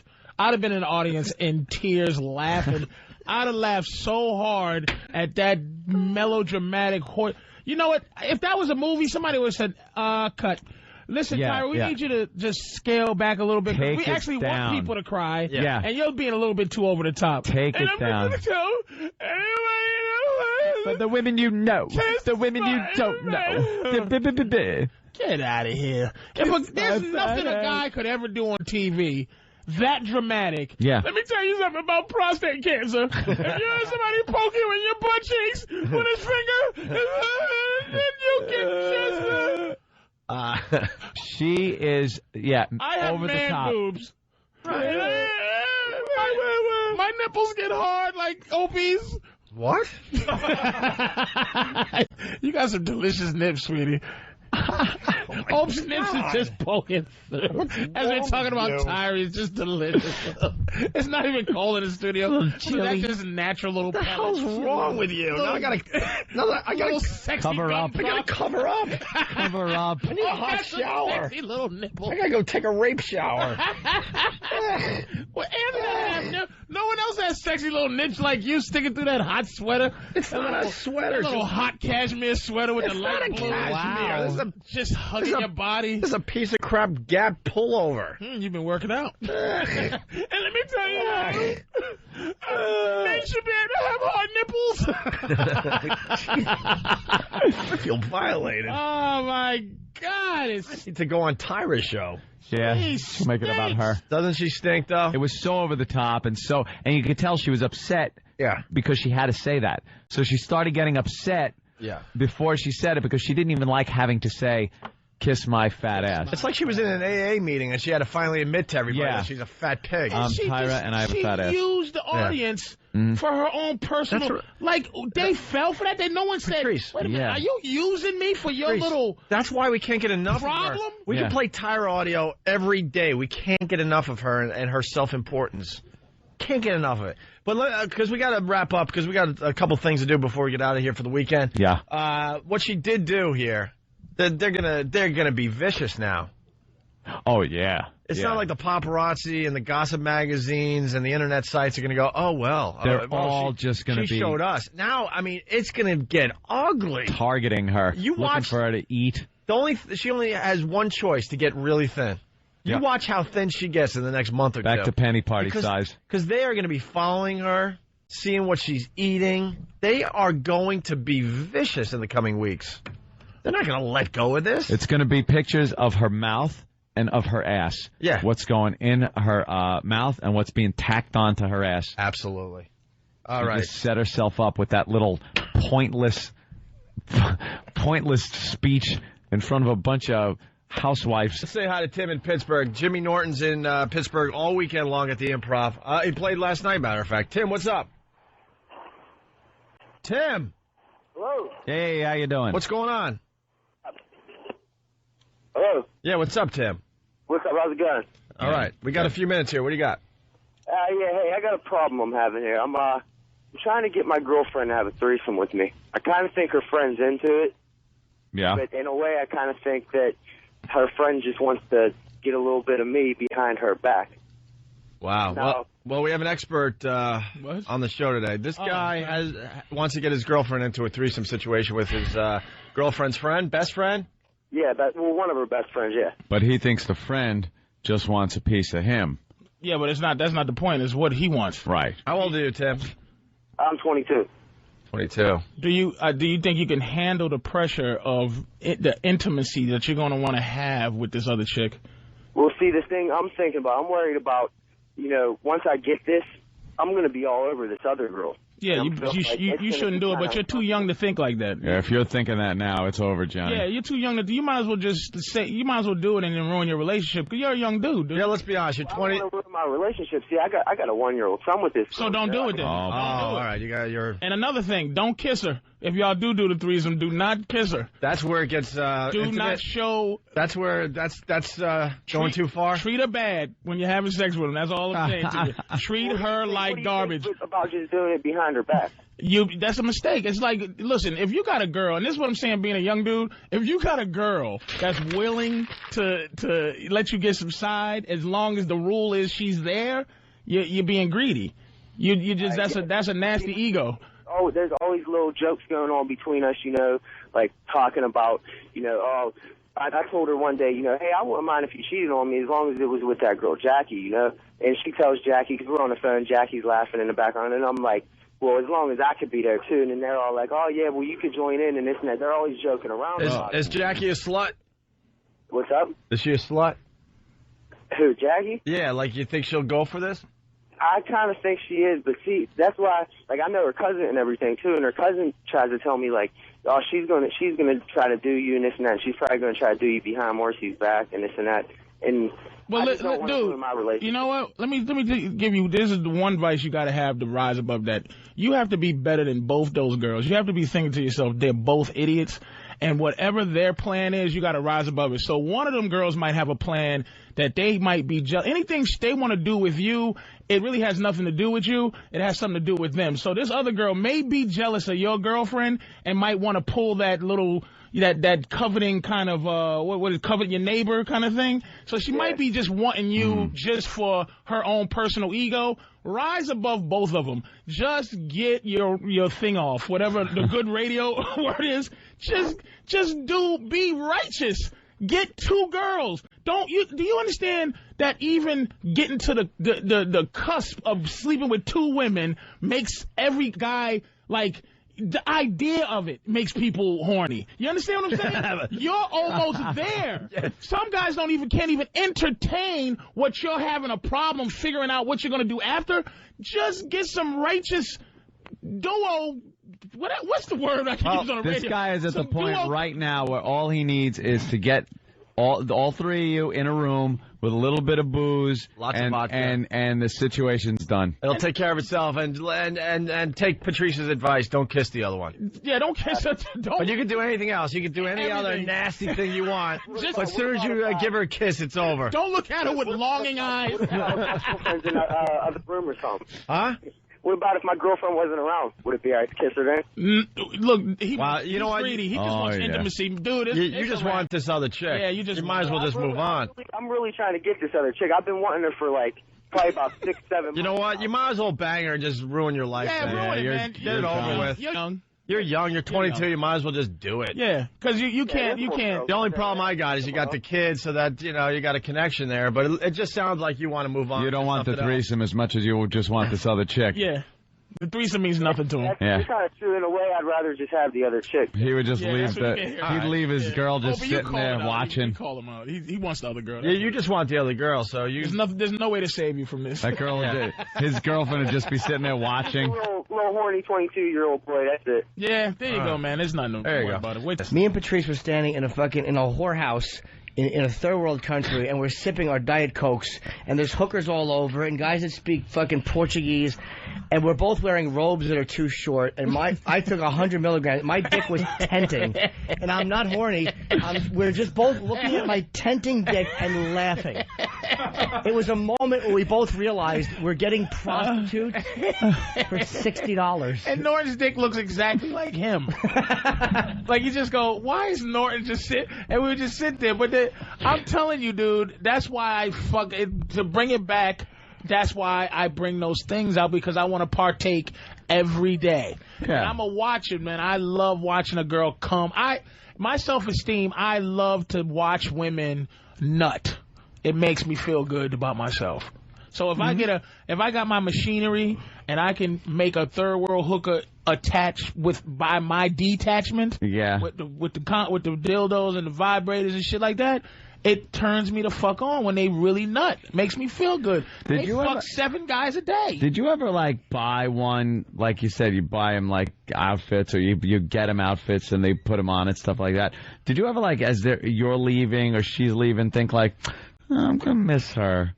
I'm kind of not I'm in love with that girl, but I'm kind of feeling something for her. This is what changed my life about the place. I haven't gone back in a year. It's close to 2 years now, but the thing that changed my life about it is the way they devise a way to make you feel like they like you, and you don't treat them like whores. It's something about it that when I first went, it was like butterflies. You buy into it. You just go, I got to get back right away. Paradise. I went back in 2 months. I had to go back. And then what I started realizing something, and this is where everything kind of got in my head about, wow, this is amazing. I would be in a nightclub full of whores, and they would look at you, and I felt like what a woman a regular woman feels like having a pussy. My money was my pussy. So the girls will be looking at me, and I'll be trying not to catch eye contact with them because I'm like, oh, can you leave me alone? I'm just enjoying my dancing. I felt like how bitches feel in the club when guys are looking and they don't want to get eye contact because they don't want to have you come over. And so I had to say, holy shit, I had to get that out of my fucking head and learn how to really just enjoy a fucking world full of hookers. Not get hung up on that they're liking you. And they would act jealous, and then I would just start going, wait a minute, bitch. This ain't free. I'd be like, if you give it to me for free, you can be my girlfriend for the whole week. And she's like, no. And I said, well, shut up. Both you bitches, here's $50, and you both come back. You sit in the chair while I dildo this one. And keep your jealousy shit at home. Watching him open his robe, we were standing at this bar area. And he's fucking got Jesus with that laugh. He's got a robe on. Oh my God. I'm looking at his fucking face. And Opie's like, good God almighty. Do you relate to this at all? Nah. Is there any, fuck them traveling to a third world country, just, do you relate to any filth at all, partaking in any fucking dirt baggishness? Not in the way you guys do. Baggery. What is your dirt baggery, man? What is it? That's a hell of a lot more normal than yours. Without having a girlfriend, all that, just your personal shit. What's some dirty shit? What's your dirty shit? You keep sharing. You motherfucker. I ain't playing your game. It ain't no game I'm playing. I'm just telling you what I did. Honestly, the whole hooker thing with me, I never felt that ever. Yeah, but Brazil's ever. Different. I'm not a big hooker guy. Brazil is a different like thing. paying for sex, that whole thing, I don't get it. Watching him open his robe and fucking watch one of the hottest girls I've ever seen. Little girl with braces that was dancing. Yeah. And he opens his robe and he puts his arm around her and she just starts sucking his nipple. It was it was beautiful and repugnant at the same time. It was violating on some level. And she's just got one arm around one and one arm around the other. It was just like, this is what an emperor feels like. This is what it's like. It really is like being the king of Rome. It really was. All right, Patrice, I'm back in. This is my problem. Like, that's why I get kind of turned off by strip clubs. I'm not into the whole. I'm going to make believe I like you. I'm not into the. I'm going to make believe that I want to have sex with you. You know what I mean? Yeah, but there's something mentally about that takes me right out of the game. Like, if I have to pay for the sex, I'm like, she's doing it because she's trying to make some cash. Like the strip clubs with the lap dances. I'm like, this girl could give a flying fuck about me. But it's the same thing. And I'm not saying that's normal, but that takes me out of the game. I understand that, but like, say. It's much more of a turn on for me if the girl wants me. It's some real square thing. It's some real shit. But see, I can't go with that fake shit, like knowing that the only reason she's doing it is because of the money. But being here's exchanged. here's what the great thing is. You give them. See, I don't play around with the money. Like, I don't play with the. I know what it is. So I give them the money. It's almost like if you want to have sex with a girl right away and she fucks you right away. She's giving you essentially what a guy wants, and then she can now explore something else. I give her the money. Now she don't have nothing else to do but be real, because I like to talk and I like to be bigger than the money. That's what I like to be. Fucking a bitch go, this motherfucker's cool. I'm gonna take his goofy money, but at the same point. This chick's gonna fuck. I'm better than the 150 bullshit ass dollars I'm gonna give out. And this is only in Brazil. I don't fucking like the cat house and all that shit. I'm not paying $800 for some phony bitch. See, the thing is, the experience out there, why motherfuckers get on a plane and fly 10 hours, it's a different experience over there, dude. Oh, I understand. People do it like crazy. It's working. But I'm just saying, in my world, I get taken out of the game. Can I go to a strip club and check out some fine pieces of ass? Of course. You're saying the wrong thing, strip clubs, dude. Strip clubs, like the whole paying for sex, it's not a turn on to me. But have you ever in your life gotten pussy that you didn't invest in monetarily? Oh, besides that old gag. But I'm talking about. It's not an old gag. You take her out for dinner, you give her time, you give her talking, you give her everything else, Opie, and then the bitch still may or may not like you. At least you can get what you want out of it's a fucking, at least making a deal. An honest exchange. Yes. We're in different worlds. What can I tell you?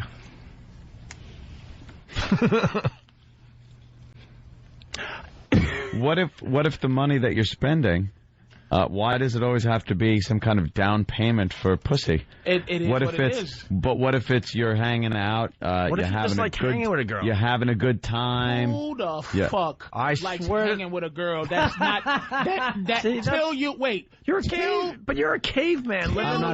Till you are with her. I'm not thinking platonic relationship here. Eventually, you're fucking. But what about the beginning phases of something? Your a relationship, maybe friends that are turning into fucking fuckmates, and you're spending money, but you're having a good time. You're hanging out, not watching the game or doing any shit like that. I'd rather pay for a hooker and then hang with Keith and laugh. I'm not. That's how you guys think. I respect that. But have you ever gone on a date and it just was cool to be on a date with someone, or you were frustrated because you weren't getting sex at the end of it? Here's what I don't like, and I'm very honest with it. If I'm hanging out with a girl, I don't like can't fucking. I don't mind not fucking.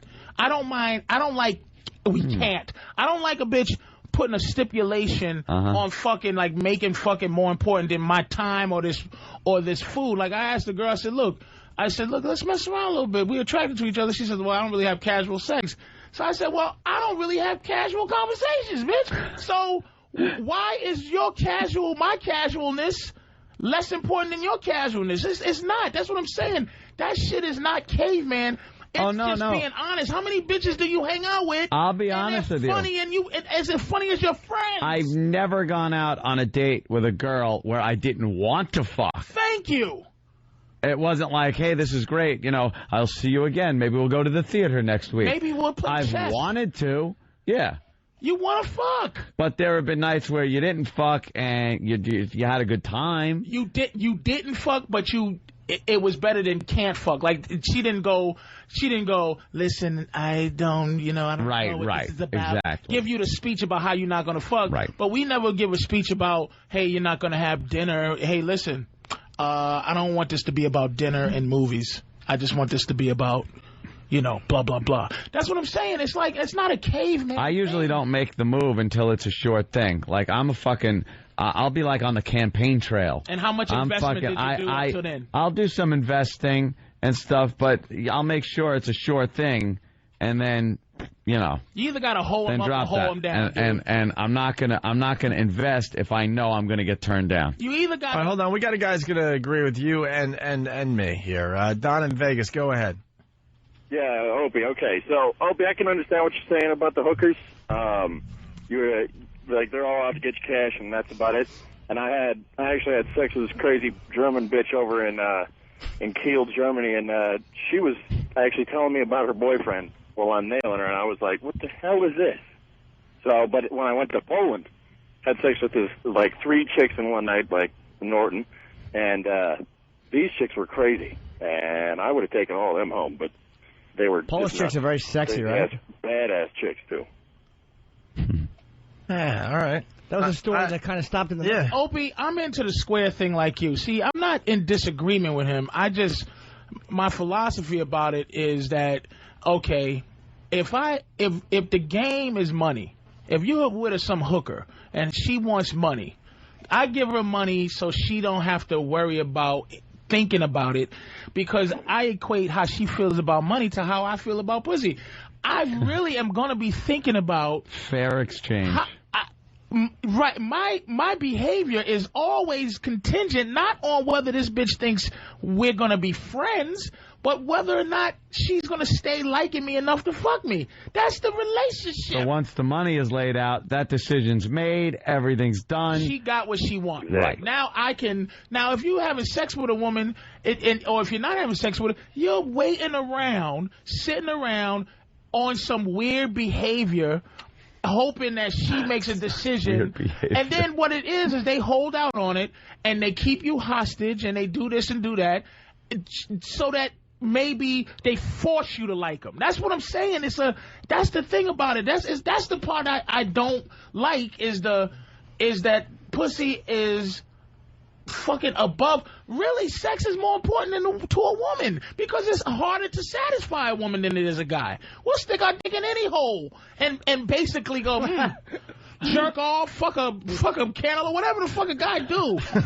But for a woman to have a good orgasm, That's a talent that you have. It's more important that our sexual part of it is more important than theirs. Yeah.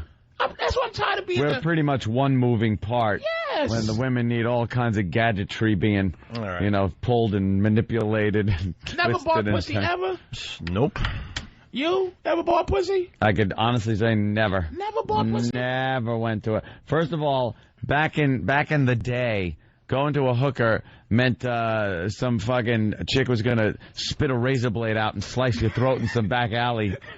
Like fucking Fort Apache the Bronx. The chick with the fucking Pam Grier. Yeah. Pam Grier was going to slice my throat or whatever the fuck. I didn't need that shit. This place was a fucking shithole. Fort Apache. It wasn't like walking into some nice place and getting some nice broad. Dude, you it's a high fucking blue-collar son of a bitch. You never bought no I pussy ever? never did. It's a high to give somebody money. It's almost like whenever I have money, the most wonderful thing to do with it is to somehow get me laid with it. So when I hand it to a girl and just know, like, if I pull my cock out, she'll just so dirty and fucking sexy.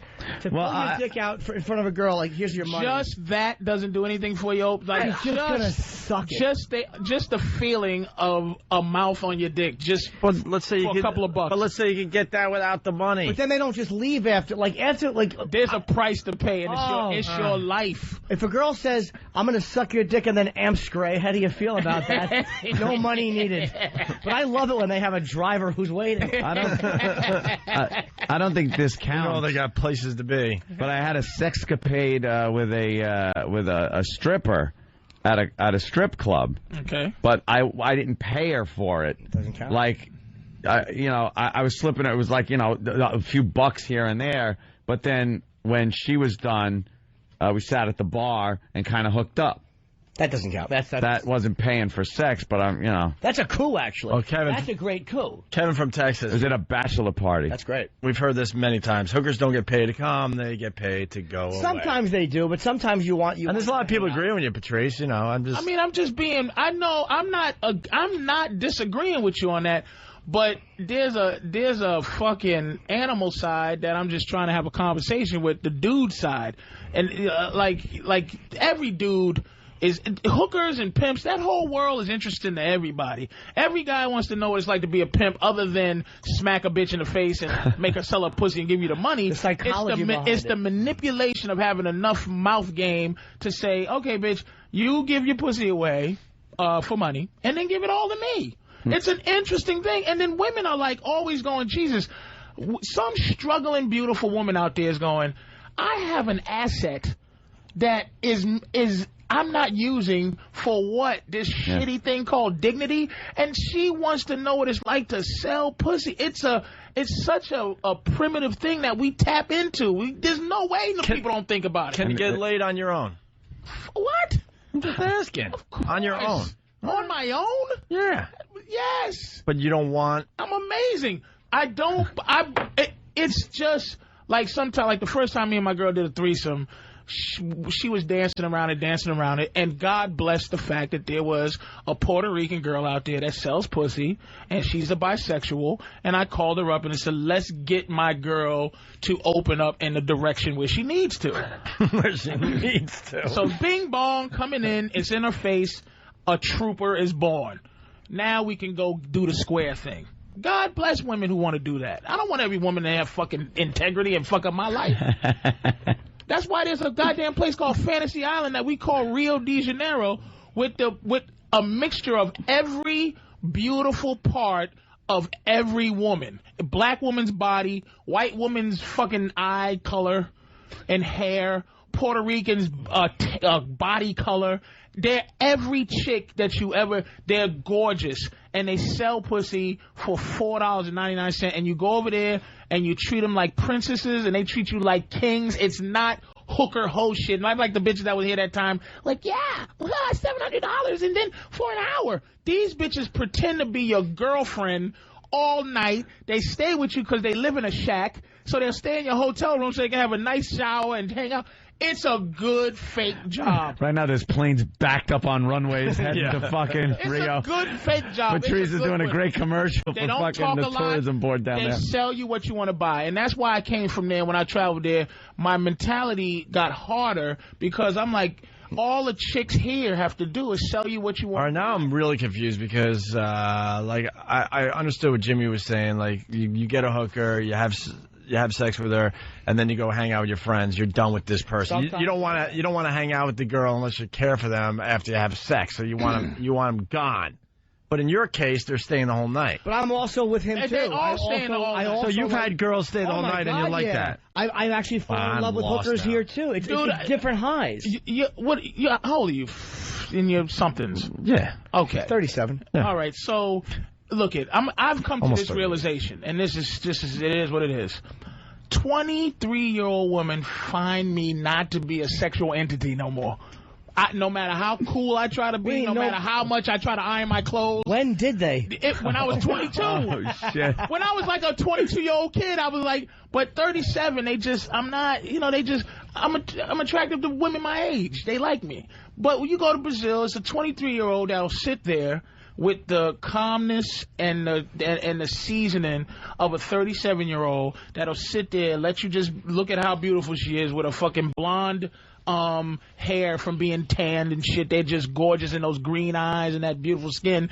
And they're sitting there drinking a coffee, and and we're all sitting around laughing like this. Now imagine a sexy 22-year-old sitting right next to you. Every couple of seconds while we're having a good time, you just tap her thigh and go, "Good girl," and she'll go and drink a little coffee, and you're like, hungry? Yes, she's eating. They tap into something that one day maybe you'll know what it is. I can't explain it. They just know how to tap into something real fucking Jurassic. They make you feel wanted and sexy and comfortable. They make you feel like that's what it's like to be Brad Pitt all the time. To have attractive women reacting to you that way, not feeling rushed, not feeling like, will they fuck? But A, you know they're going to fuck you. B, you know they'll stay or go, whatever you want. All right, so have you ever felt that without the hooker thing? Sure, with just a regular woman. Sexuality. Well, if you fuck a girl, regular woman, whatever, if you like fuck a girl today, right, dude, there's a price on your time. It's rare. Only groupies will fuck you right now and go, thank you. Don't you love it? Because they would have to go this. This is a groupie. What a groupie's thinking to herself is, you know what? This guy, his time is so much more valuable than my pussy. I'm just going to give it to him, and I'm going to leave. He's more valuable than me. But some women think my pussy is as valuable as this guy's entire existence. So if he fucks me, I'm going to get something out of this. And the something the Brazilian girls will get sometimes is some cash. And you don't give it to them like, here's your pussy. You're giving it to them like the bitch lives in a fucking hut on top of a hill, and she's letting a mess like me or a mess like him and a mess like the guys we hang out with, like, be sexy. And what we do for them is treat them with complete love. And I get mad because I want to stay here and not fly 10 hours to treat women with that degree of love when they don't understand. Fucking, you're selling it anyway, bitch. Here's a couple of dollars. Now just act right. We were talking about the sexual harassment suit against Madison Square Garden and Isaiah Thomas, and she was awarded $11.5 million. $11.5 million. And based on what? That's what. What? And I talked about this when it was going down, and we realized it was $11.5 million. Stupid me, I'm thinking, wow, some horrific things must have been done to this woman. Actual rape victims don't get money like that. But Patrice, when I heard it was $11.5 million, I'm thinking that some kind of was going on. Of course, some kind of You're right. And maybe the bad one. It wasn't the bad one. It was just set up. It was like just dumb little words. Let me tell you something. Harassment evolves like anything, like liquor. You don't start off going, "Hey, I'm gonna put my face right there. Good morning, girl I just met. Here's where I'm gonna bite, and here's where I'm gonna touch." It starts off with, "Hey, what's happening, baby? How you feeling? You know, good to meet you." And you look good today. Maybe a month later, you're looking good. Guys restrain. This is the thing that pisses me off about ladies right now. I'm driving up the street, in my giant truck, and some lady, some Puerto Rican girl, cuts me off and gives me that man look of, what you're gonna do, that protective, and the only thing that protects her is my restraint. That's why you exist, is that I don't take my truck and do a police cutoff, get out of the punch car, through your window like the maneuver. Terminator, and drag you around the street and say to myself, here's my thing. I have to argue with myself, am I going to go to jail for throwing this woman through a window, or am I going to just do nothing like I'm going to do? Right. You understand what I'm saying? And she knows that, and she knows that. And she knows the odds are in her favor that you ain't getting out of that car. And she can't say, sir, thank you. I didn't cut you off. It wasn't personal. I just did what I was going to do to anybody. Right. And I understand you're 6'4", 300 pounds, and I'm just a little Puerto Rican girl, and you could kill me. And I appreciate you restraining your actual manness and allowing me to exist on this earth. Instead of giving you the entitled face. And that face of you. And that's what happens when you go to work. It's unfair. You know, here's what you start doing if you own a company. Make women come dressed as a Teletubby. No sexuality. You don't know it's a woman except for the fact that she's under a Teletubby costume. Where I'm not forced to have to, and I say this on, dude, is like... oh, here's the latest one? No! Oh, my God. Did you see her? Oh, my. Who the hell sexually harassed her? She's the latest one now that's suing. And could I say it? Because I don't want you guys to get in trouble. Go ahead. Go ahead. She is a mess. A mess. She looks like a mixture between Florida from Good Times and James from Good Times. Nobody's harassing her. And you know why? James, I was sexually harassed today down at work. The boss pinched my ass. What happened, baby? Yeah. I was sexually harassed, James. She should be happy that she's harassable.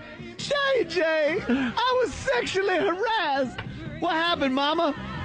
Well, I was just walking around the office and someone said hi.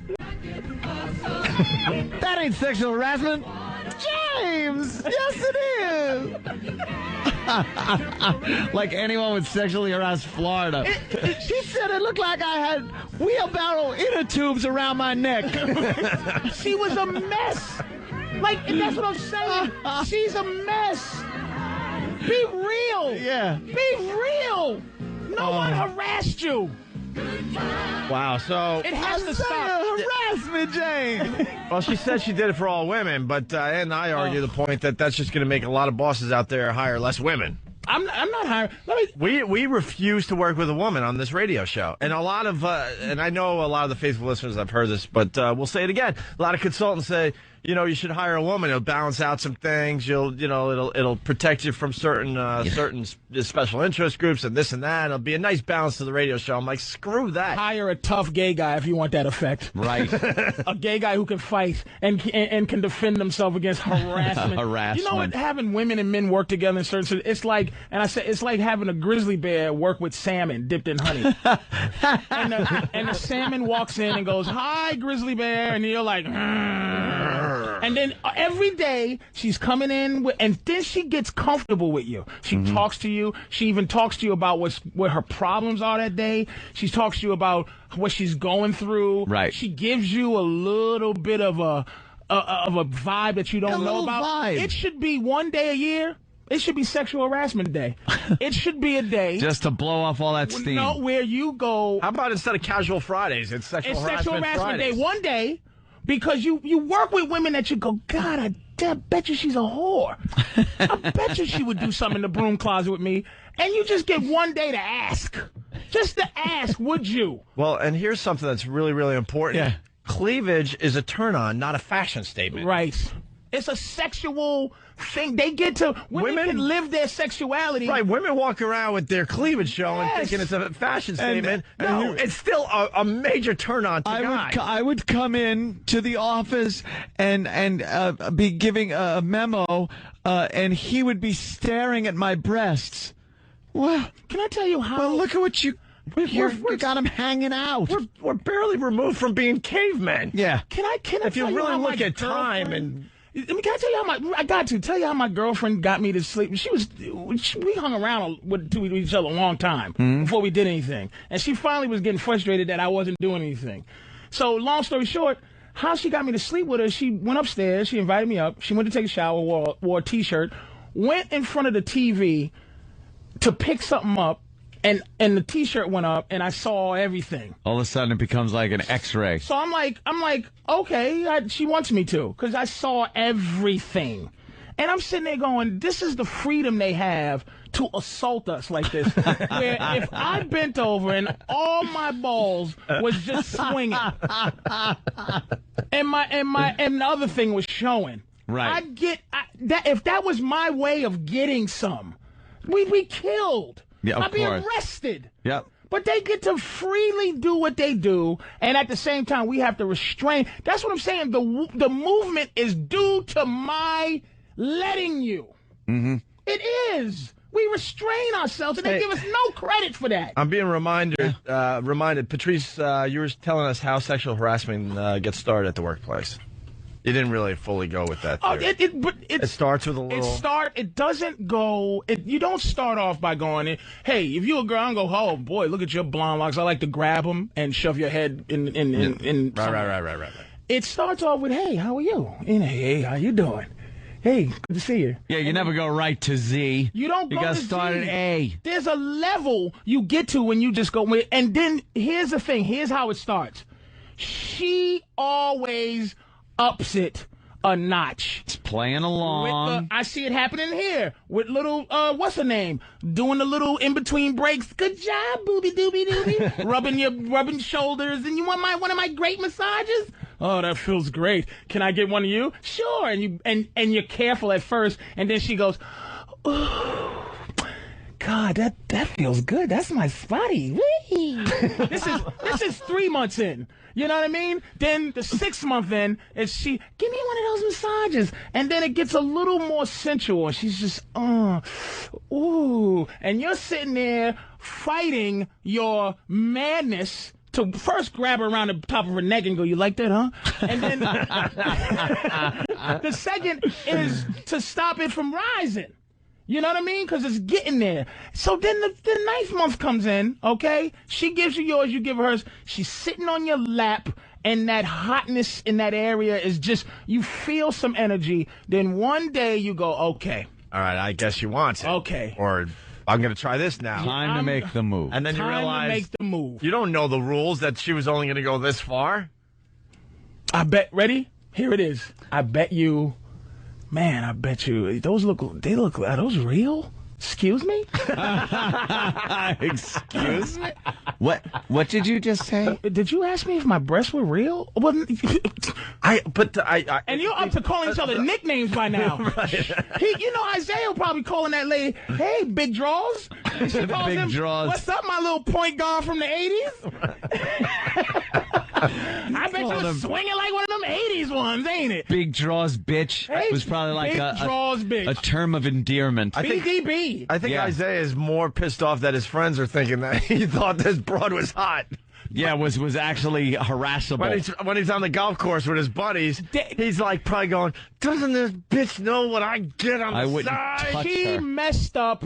Do you realize that's why they have women like that around? Those are the sexual harasser. They're the harassees. Yep. You gotta be able to just say it to somebody. Mm-hmm. You gotta get that steam off. Yeah. See, that's what I'm saying, dude. It's gonna happen. Women gonna wonder why no one's hiring them, and you can't prove you can't make a person hire you. The only thing you can do is once you're hired, you pull this stuff. But a guy could go, you're not qualified. She said she did it for all the women that have to go to work in the morning and want a job. She screwed over so many women by doing this. Less women will be hired because of this. What guy? Absolutely. What guy is now going to want to go through that crap? Yeah. When he has to fire a woman, and she's just going to go into court and go, oh, this one said this. You got this one bosses said that. all over America going $11.5 million for what? For a few words? What? If you look at the news now, whatever this girl is, it's just a little bit of meat, a little bit of breast meat. Right. That's sexuality, man. And it's like, for me to just not say something, you're being unfair. Oh, we should be able to have to come to work. Yes. Yeah. That guy has a tie. He probably has a nice chest. I don't walk around with some of my nipple out or... Right. Well, Fabio shirt on. We would all have to be electric shocked to all of a sudden think that cleavage, like I said earlier, is a fashion statement and not a turn-on. Mm-hmm. Because it's just the meat. Men have all we have to do is look at one thing and create the rest. Create. Right. When I see a girl that still has, you don't see it much anymore, but if I catch a glimpse of two things, woman like plumber, booty, cleavage, if I catch a girl with just that bit of the butt crack showing, you know how to. She bends down to pick up a little dog. You can fill in all the blanks and make an image of her ass in your head. I created it already. And there's some women, I don't know if white women have it, but black girls have it still sometimes. There's a hairline from the belly button down to the thing. Right. To the thing. To the thing. All right. And it just, it's just like, ooh. Oh, now I just created your entire bottom. Hey, we got a woman on the line here from Colorado, Kristen. Kristen, what's up? Hey, fellas. Love you, Patrice. Nice to have you back on the air. This is not sexual harassment. This is foreplay. Let's call it what it is. Foreplay how? Like what Isaiah was possibly saying to her? Oh, like they... I just don't believe in sexual harassment. It's foreplay. Boys and girls, men and women play that game. Yeah, there's always that sexual tension at work. So what protects us from you? Like, here's the thing. What's fair is that I think the fact that a dude who would jump out of a bush and grab a woman and take her humanity. Yeah. The fact that women can't do that, it may be that this is ultimate justice because they can't just do that to a man. Right. Like, generally, can't come out and give me something.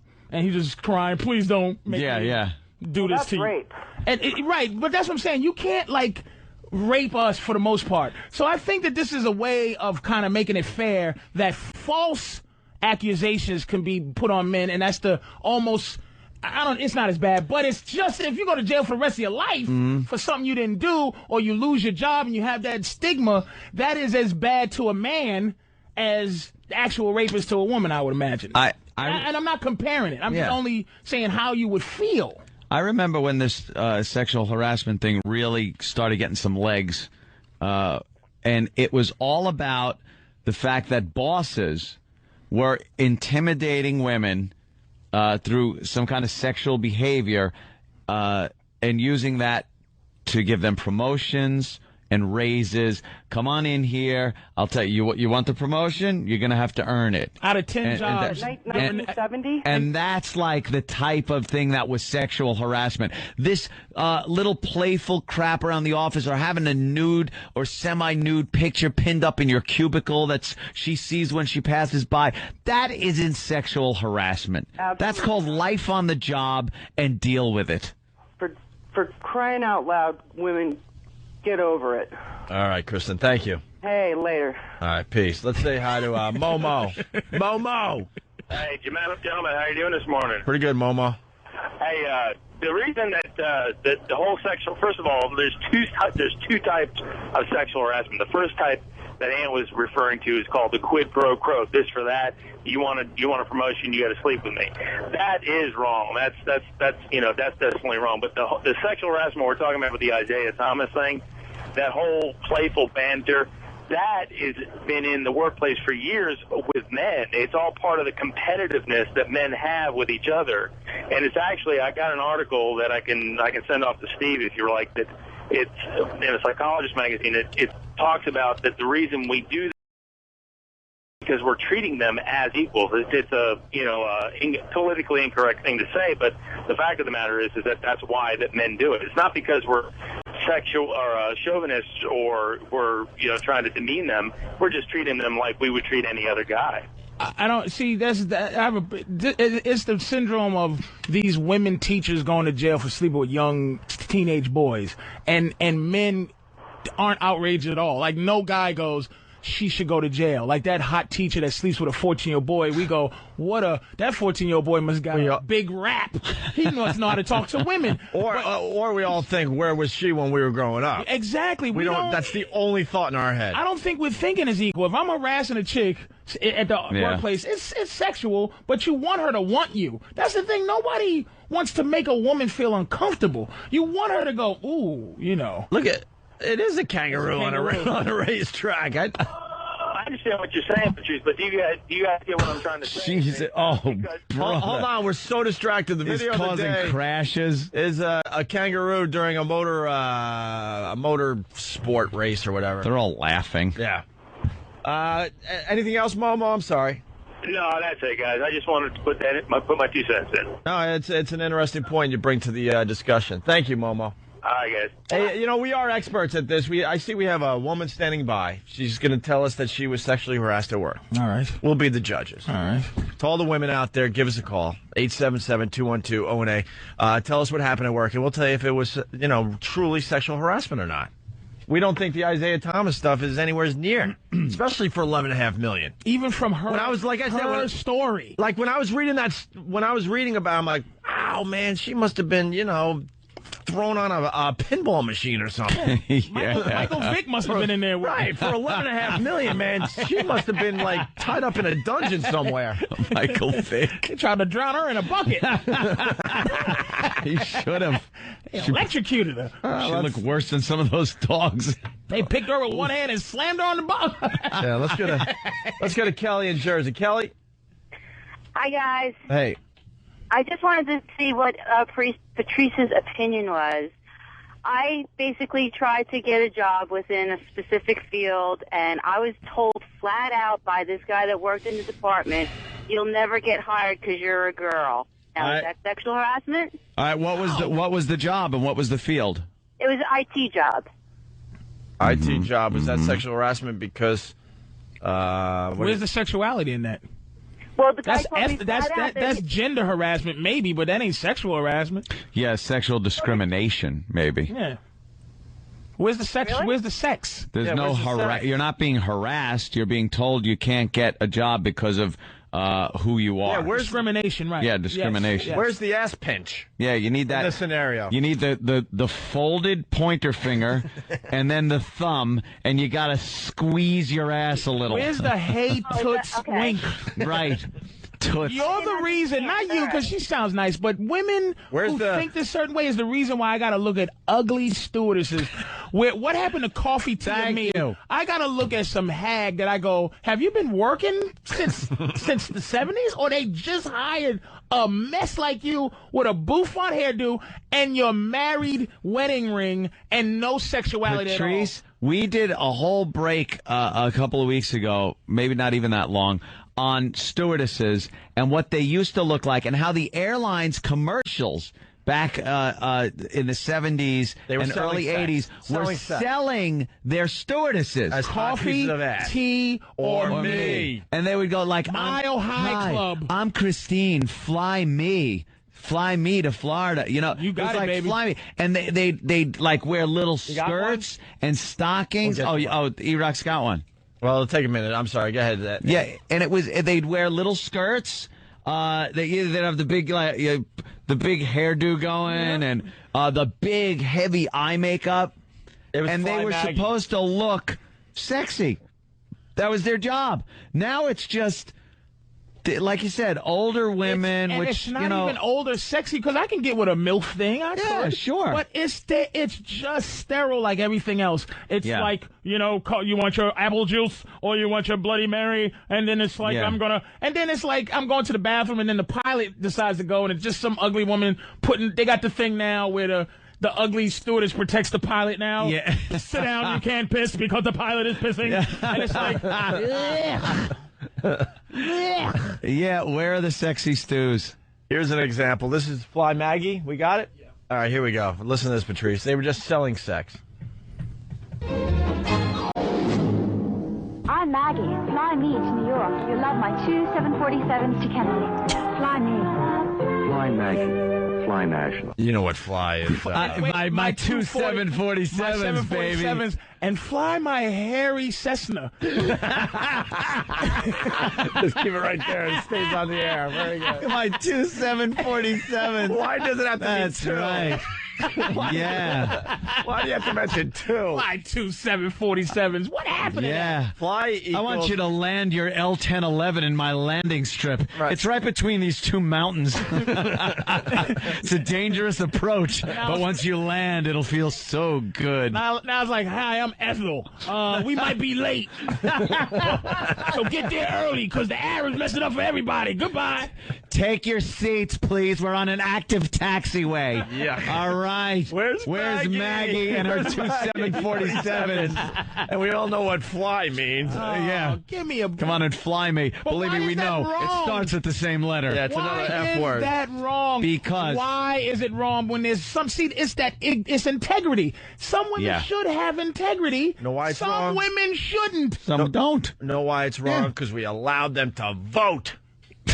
Is that where it all went bad? It all went bad. I think the women's movement, the women's lib thing that we all laughed at with the bra burning and stuff, actually got some momentum, and people caved in to the point where... Not people. That's the wrong word. Who caved in? Men. Men. Not people. Because why aren't there young, sexy stewardesses now? Because they know if they hire them, they're going to not hire an older woman that is then going to turn around and sue them for not hiring them. But they should. Look, here's the thing. Here's the deal I make. The old lady is the head of the plane. Make her the matron. That sits there on the phone and goes, hey, everybody. The madam. That's it. Exactly. Like a little plain hoe house. Right. Yeah. Plain hoe house. Wait, exactly. Can I say something? Yes. There's an airline that only has beautiful people working on it. It's not even a commercial. MaxJet. MaxJet? Yeah. I was in shock. MaxJet to London, and maybe because it's an English crew. See, Europeans, it's only beautiful people. It's like it's like Moonraker. It's like Moonraker. And it's all first class. The entire plane from front to back is first class. Beautiful, and right? It's just amazing. Me and my girl was watching Chris Hansen at MSNBC, and I asked her how old she was when she started fucking. She said 13, right? She fucked a 17-year-old guy, my girl. Prison. And then he didn't go nowhere. He just fucked it. That was back before guys went to prison for shit like that. Yeah. And I asked her, it was so weird of a sexual moment. I asked her, did you have hair on your pussy at 13? And she looked up in the sky to try to remember if she had hair on her pussy at 13. My dick got so hard just watching her try to remember if her pussy was actually getting adult size when it was 13. I just was shaking in my boots. She went, she goes, I don't know if... I think I had hair on my pussy. Like, oh, you cunt. And I'm just sitting there going, this piece of shit. Did you see the new one he did in Cambodia? Dude. He went to Cambodia? He went to Cambodia, Chris Hansen. Because I guess he's running out of places to go in the United States. It was disturbing. It was 4 or 5-year-olds and these Jesus. These the pedophile guy, white guy, middle-aged. The businessman coming over. Round. Mm-hmm. And he goes and he goes in there and first he goes into regular prostitution places and tries to cock block, but it was just looking for a hooker. It didn't work. Yeah. So he had to go to this shitty village in like 100 miles outside of the main town, and it was 15-year-old pimps selling girls 8, 5. Jesus. And old was 12. The 12-year-old bitches was like, what's up, nigga? and the 5-year-olds, though, they go like this. One girl, if they were virgins, the lady would sell them for like 600 American, which is a year's worth of money. Yeah, I'm sure. And they had one, Boom Boom and Yum Yum. And Boom Boom is fuck Yum Yum. And the guys go in and they ask if the girl 5 years old, and it was so sad. It was a 5-year-old. No bullshit. Wow. And they go, the 5-year-old goes, Boom Boom, no Boom Boom, because she ain't fucking yet, but Yum Yum. And then she goes, if you no like, give your money back. What? She's talking like smack. Give your money. You know, like Yum Yum. Give your money back meaning you get a money back guarantee on my fucking. Holy shit. Jesus. No bullshit. It was shocking. But it was so over there. Like, he was trying to interview people, and like, he interviewed, like, the head of children's services out there. Yeah, like they give a flying fuck. She was in the bed sleep, like, huh? Yeah, what? I'm surprised they didn't put Chris Hansen in a bamboo cage with rats in it. Yeah, that was going to get me all day. She was asleep in bed, watching soap operas. Hi, this is Chris Hansen. He's like, huh? What's with this yum yum and boom boom? Yeah, what's the problem? Yeah. But the thing is, it's so cultural. They sell kids, dude. Like, they try to save them. They go in and they try to save them. Yeah. And the kids are crying like, what are you doing? Right? They got a home for like 14-year-olds. Those are the old school ones. And they take them and try to teach them shit. They run away and go back to selling pussy. Holy shit. Because the police, you give $150 to them, and they fucking the police get paid that every 6 months. Yeah, $150. You give them 6 months pay in one night, they're gonna leave you the fuck alone. And you go out to this shitty village, and it's these awful. But it's so fucking creepy. But the thing about it is, this is my problem I have with these programs. You don't feel like they're really helping. They're just trying to go, and they fuck with this doctor who was there. This doctor who was going over to these places and fucking little kids and shit. And they fucked with him a little bit, but he was so smooth he just got out of it. But they really didn't give a fuck. Because the kids are just like, yeah, yum yum, boom boom, boom boom, yum yum. Sit with their legs crossed, smoking cigarettes. It was, holy shit. You got to see it. This was on TV already? Dude, and they ain't going to save anybody. Yeah. They're not going to do anything in that culture, in that country. They arrested a couple of people and da-da-da. But they went out again the next week, and Chris Hansen didn't go, by the way. No. He wasn't there doing his thing. Oh, okay. Because it was one of those pimps, those motherfuckers, yeah, right? Mao. And he said, he goes to one of the guys, because they go over these human rights places, try to help the kids. And they go with a camera hat and a bag with a camera hat, a hat that moves left and right, you know? Yeah, the logo's moving from left to right across your forehead. The Nike logo, the swooshes. The swooshes. You're hearing a buzz whenever it moves. And one of those pimps, the guy had to get away with his life because one of the pimps goes, is that a camera? He goes, fuck one of these girls, man. Or if you don't fuck one of these girls, I'm going to kill you. Holy shit. And the guy talked his way out of it, but he's like, if you don't fuck one of the little girls right now, I'm going to fucking kill you. That's how dangerous this cold-blooded shit going on. It was fucked up, man. But the investigation went from, he tried to just cock block first. Can we call Chris Hansen, by the way? Sure. We have a good relationship with him. We could maybe get him on the air today. It was like a cock block first because he tried to go into regular buying pussy shit. Yeah. And he goes, by the way, buying pussy is illegal in this country.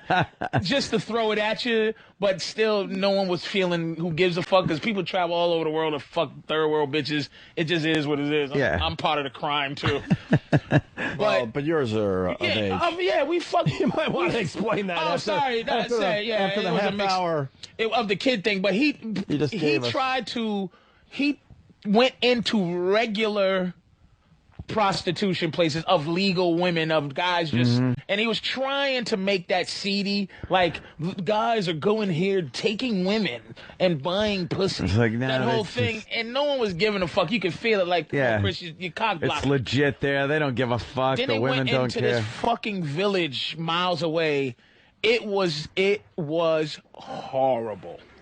Wow. It was fucking. It was so, you get sad. You do get, it affect, it really, if you're not a fucking pedophile, you can't help but be sad. They didn't profile that one or promo that one on the channel. No kidding. I didn't see a promo for that one come up. That shit was crazy. And they followed this doctor, and what it was is they did profile him because he looked like Mr. Pedophile. Just a creepy little white dude. Yeah. And they took a chance. At first they said he was in the regular joints. Then they went to the village and had the secret camera because he was being interviewed on TV. He's like, I love coming to Cambodia, Guam, it's great. And, I love the women. And they just looked at him, and this guy's a hunk of shit. We feel it. And then next thing you know, he was in that little pedophile village, and he was showing the camera yum yum with the red eye, make his eyes red. Yeah. And they go, and this guy tells us how to go fuck little kids. And then we recognized him. It was Dr. Cocksucker. Yes.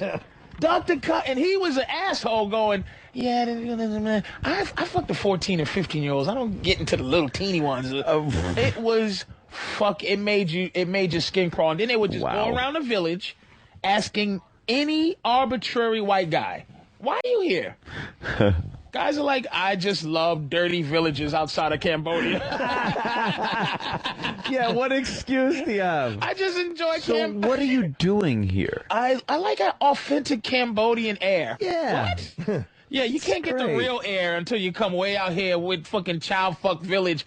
It was... Child Fuck Village. It bothered me, because you just go, look, man, you selling pussy, man. That shit goes back to caveman days, selling some pussy to get ahead. I wish I had some on my body that somebody would just buy, because I'd fucking sell it. If people would buy it, and I was of age, of course. Yes. But the fucked up thing is, where do you judge where, you ask a woman, I ask my girl, what age do you think you would be ready? Were you ready to fuck when you fucked at that age? And she's had to think about it. Because you're horny. How old are you when you're horny? It's hard to tell. I'm 37. I can't fuck a 13-year-old. But it's like some fucking 17-year-old can't fuck a 13-year-old. It should not be that. Yeah. You understand what I'm saying? Oh, yeah. When I was in my teens, I was guilty of that myself. So what the fuck? I don't know. But these girls, this is what, when he was on the show that time, it was so interesting. I was like, why don't you have a person online pretending to be the age of these little Cambodian kids that these guys are fucking with? Then everybody will be outraged. Yeah. There's no recovering from that, saying, well, she looked a certain age, or those are obviously that little 5-year-old going yum yum boom boom. like it's Full Metal Jacket. Yum yum. Got that yum yum, nigga. What? And it wasn't like, ooh, it was like doll playing and I'll suck a dick. That's just TV executives getting involved. We'll do this show, but it's got to be, we can't go with the kids. We have to get it around 13, 14. No. Or we can't do this show. We can't have it on our network. Nope. Why do you think they do it then? Because he said it. What did he say? I don't remember. I asked that motherfucker why not, there's some states 16 is the legal, it's not, it's 17. Why not have 16 on your show? Because no one would give a fuck. Right. It's not about law breaking. It's about what age do we have that's fucked up enough. Yeah.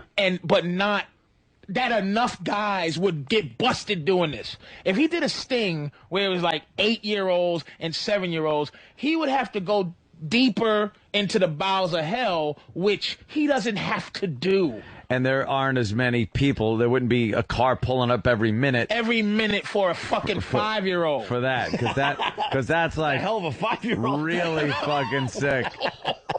Yeah. You know what I mean? I brought some Zima. Did you? Yeah, 13 is a fucked up age to fuck with a motherfucker. When I drive, if I'm ever out my house during the 3 o'clock school, letting out high school, I have to wear one of those things they put on horses. The blinders. Or they put on dogs so they don't lick themselves after surgery. So you don't look at a fucking 15-year-old girl. You try to be a decent goddamn human being. But if they're sexual, because there's two different words. There's pedophile and then there's pedorans. And pedorans is the motherfuckers that it's the 5-year-olds. But when they make a motherfucker who looks at the 13-year-old with some titties and questionably a hairy pussy, that's why they have that age. Because it's young enough to go, you motherfucker. But old enough to go, oh, God, please help me. A 13-year-old just said she's going to suck my dick, and she's done it before.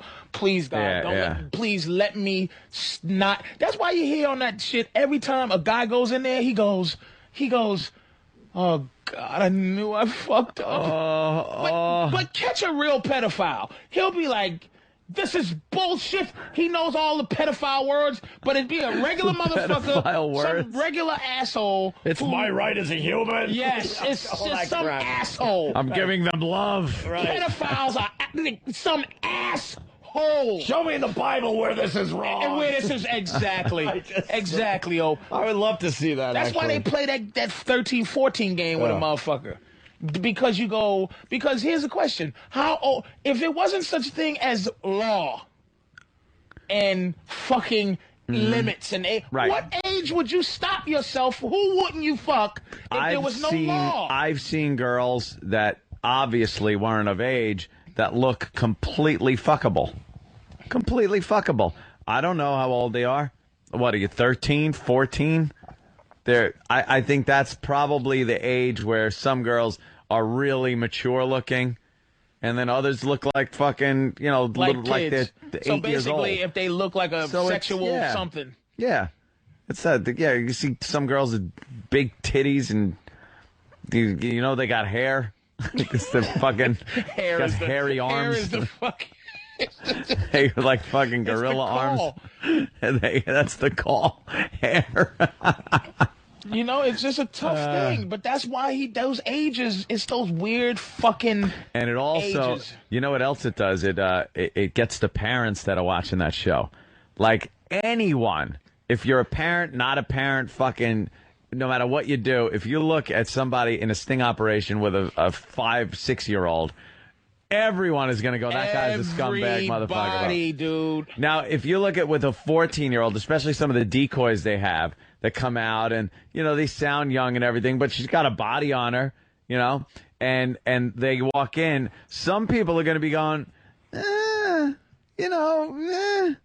not too bad. And others, like parents of girls that age, are going to be going, this is outrageous, because all they're thinking is their little girl, on the computer. When I do comedy shows, and if I get into this whole thing, because I'll get into it, you know what I mean? Because it's one of those things that fuck with you. I got in trouble for that shit when I was 17, and it's just like, you go, where's the thing at? And I'll ask women, how many in here was a virgin till you was 18?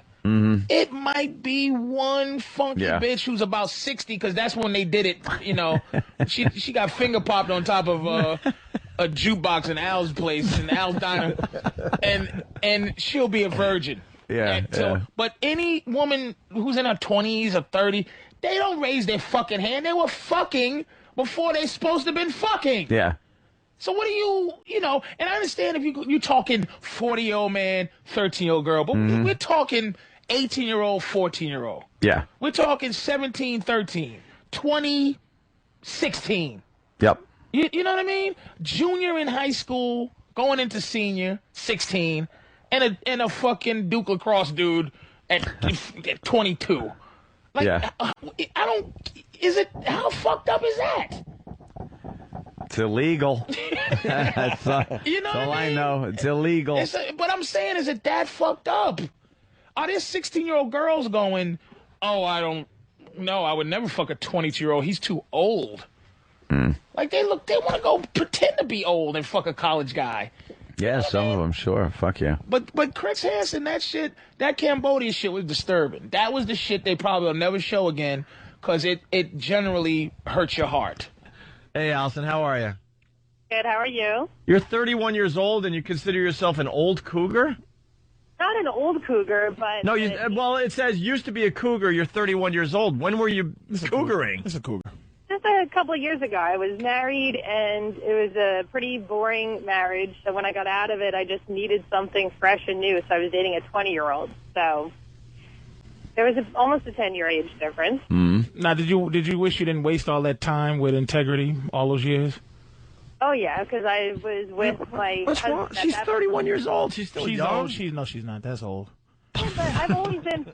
Hey, I'm not old. Yeah, you're old. You're pretty old in the game. You're pretty old. That's 31? 31 is What is old. wrong with you? 20 to I thought we were talking like 20 a to 40-something or 30 whatever. is 31 is not old. Reports coming in saying she's a MILF, not a cougar. Yeah. If you're a mom. Are you a mom?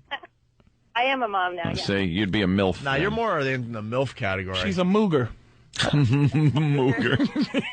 I think you got to be. When does the cougar age start? 35? 40. 40? I'd say depending on the age of the guy that they're going for, probably would start at 40. You know, if you're 40 and you're going for a guy in his 30s, it's not really cougaring. What if it's but a if you're 35-year-old girl, 21-year-old guy? More milfish. Milfish? Yeah, I think once they get 40, then you're cougaring if you're going for a guy in his 20s. If you wasted it, there's a lot of extenuating circumstances. Mhm. There's some 40-year-old really hot women who aren't cougars. They're still sexual entities. Yeah. This lady wasted her time with the marriage and the kids and the this and the that. Right. There was a time frame where she should have been living her life. Now she's living it. I think she is a cougar because she's living. She missed out on a thing. You know what I mean? Right. She missed out on something. All right, let's thank you, Allison. We're going to go back to Robin. She's 42 years old. Robin, you there finally? Yeah, I'm sorry about that, guys. All right, Yeah, so- I'm 40. Go ahead. No, go. Oh, I'm 42. I've been married for a year now, but I love younger men. I wasted 10 years in a marriage, a sexless marriage, and when I got a divorce, I said, screw it. I'm going after the younger guys, and it can't be beat. I recommend it to women. There's better answers for men. Can I ask you a quick question, miss?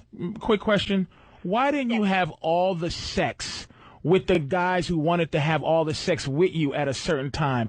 Why is it when you missed the thing where your husband wasn't horny like he was when he was younger, now he doesn't want to sleep with you, but now you're oversexed? Why didn't you just want to sleep with the guy when he wanted to sleep with you?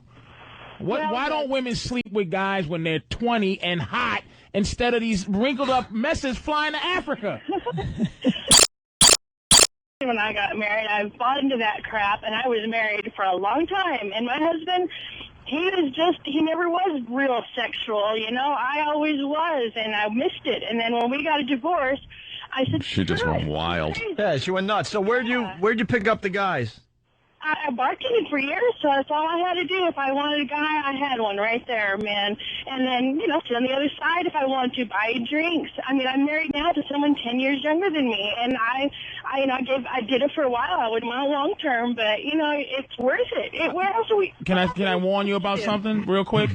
In another 5 years, you'll be wondering why this guy doesn't sleep with you either. It doesn't change. It's not that you're not sexy. He's just going to get tired of you. We need different.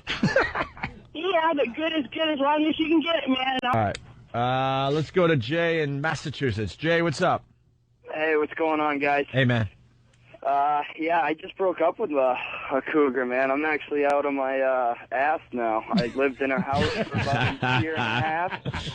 Wait, we laughed over that. Lived in a house for a year and a half, rent-free, right? Oh, yeah, but she got me a car. It was nice. She's good looking, too, man. Viagra, my man, Viagra. No, it's hilarious. Usually when we go down this road, we talk to the cougars. Maybe the bit is to talk to the guys that got dumped by cougars when they were living the high life, man. And he stopped slinging it. He stopped slinging it. I bet you, Jay, that you were still banging other broads behind her back. Younger. She's probably listening. Yeah. She likes you guys. I mean, we're still friends. We just broke up recently, but it sucks, man. I'm homeless right now. So you were getting something out of it as well. Free rent, free dinners, gifts. It don't work out. Everything. It was 5-star restaurants all day long. It was great. I mean, she was loaded. She's a CFO. So one day you got comfortable and just walked around the house and didn't do your job. Is that correct? Yeah, I probably should have got down on my knees a little bit more. Yeah. I'm down and out now, man. It's bad. I'm missing her. She's the exact same age as my mother. They got along great. Oh, wow. God. That's hilarious. We got another guy that got dumped. Thanks, man. Let's say hi to Dave in New York. Dave, what's up? Hey, what's up, guys? Hey. Hey, yeah, I was a victim of a cougar, too. I was 28, and she was 52. Cougar attack. 52. Yeah, but she was hot, man. She had the implants going and everything. So what, a pacemaker? Hey, how do you know? Implant. You know how to ask the question, right? Ask him what 52-year-old is like. Yeah. How do you describe what it's like? There's like a difference. There's got to be a difference between 22 and 52, as far as let's just vaguely say the feeling goes. There is a mush factor, I call it. The mush factor. Oh, yeah. What's that? Oh. Well, as you know, it's not quite as firm as a 22-year-old, and Okay, so you're saying the skin's a little looser. So things are a little like shaky, a little looser, and it's like a turducken. Kind of, you know. The mush factor. You don't want to deal with the mush factor. Jesus, I never heard that before. Yeah, and then, we need T-shirts. I've dealt with the mush factor. Yeah, it's kind of tough. The turducken was a great example because one time I walked into the bathroom when she was showering, and then what I saw from behind, you know, it was kind of like a little droopy.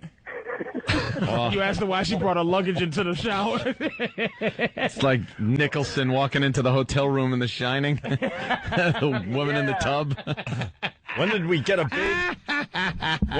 a baby elephant as a pet?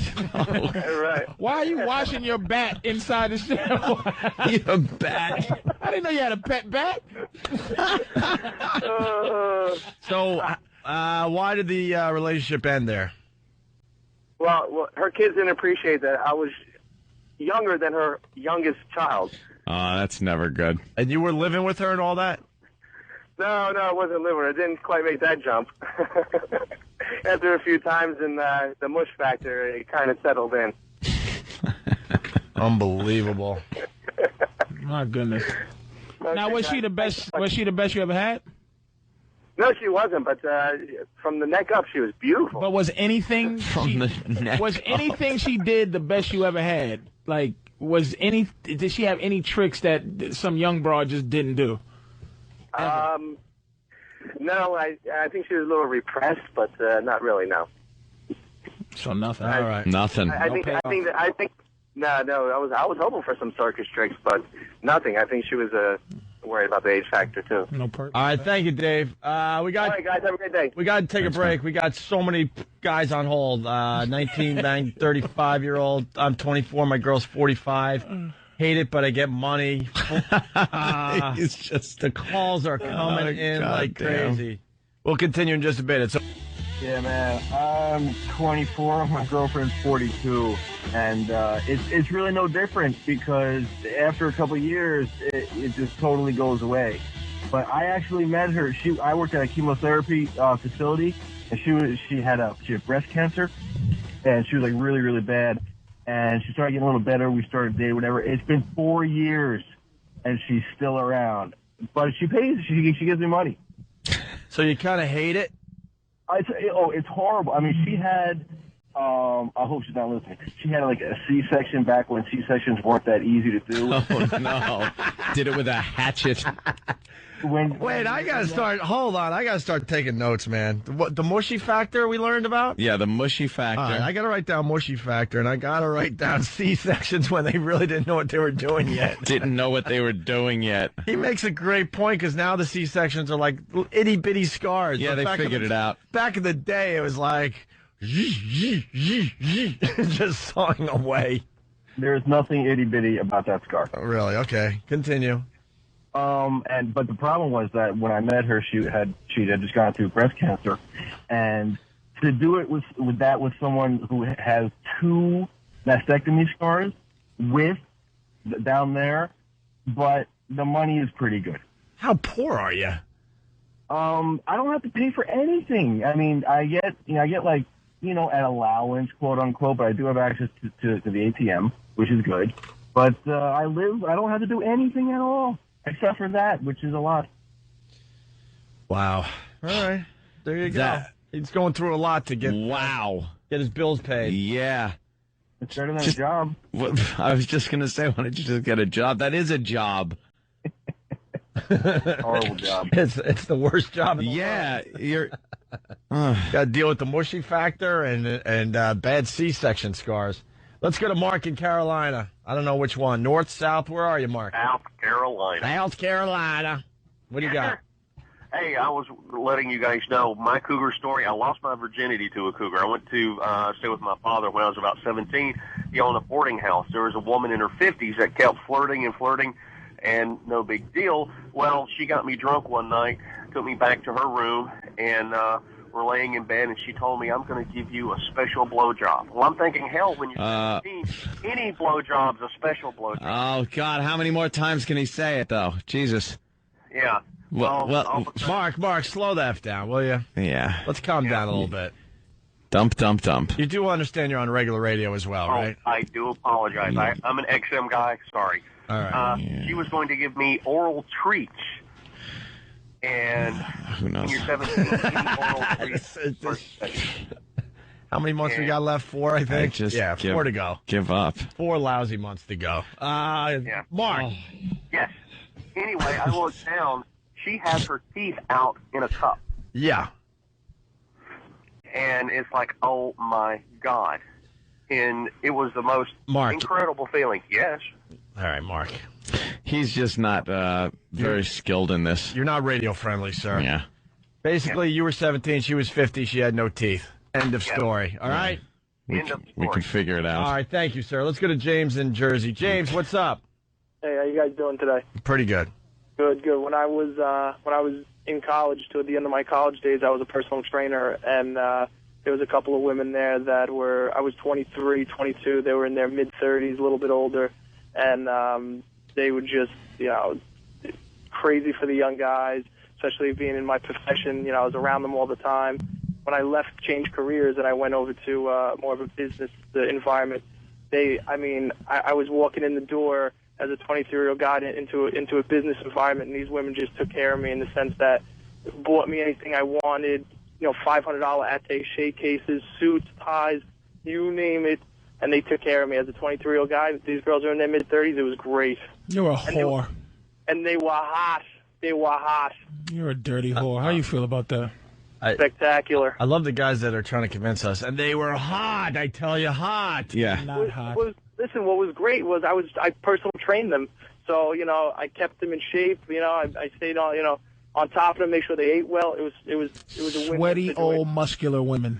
All right, sir. Sounds delicious. Thank you. Let's go to Bronx Johnny, or Johnny from the Bronx. We know a Bronx Johnny. So, hey Johnny, what's up? What's going on, old Nick? Oh, it is Bronx Johnny. Yeah, man, what's up? What's up, bro? Nothing much. Oh, I'm running fast, 12 to 3 before I forget. All right, very good. When I was in college, we kind of my boy was going out with somebody's daughter. The chick was like 24.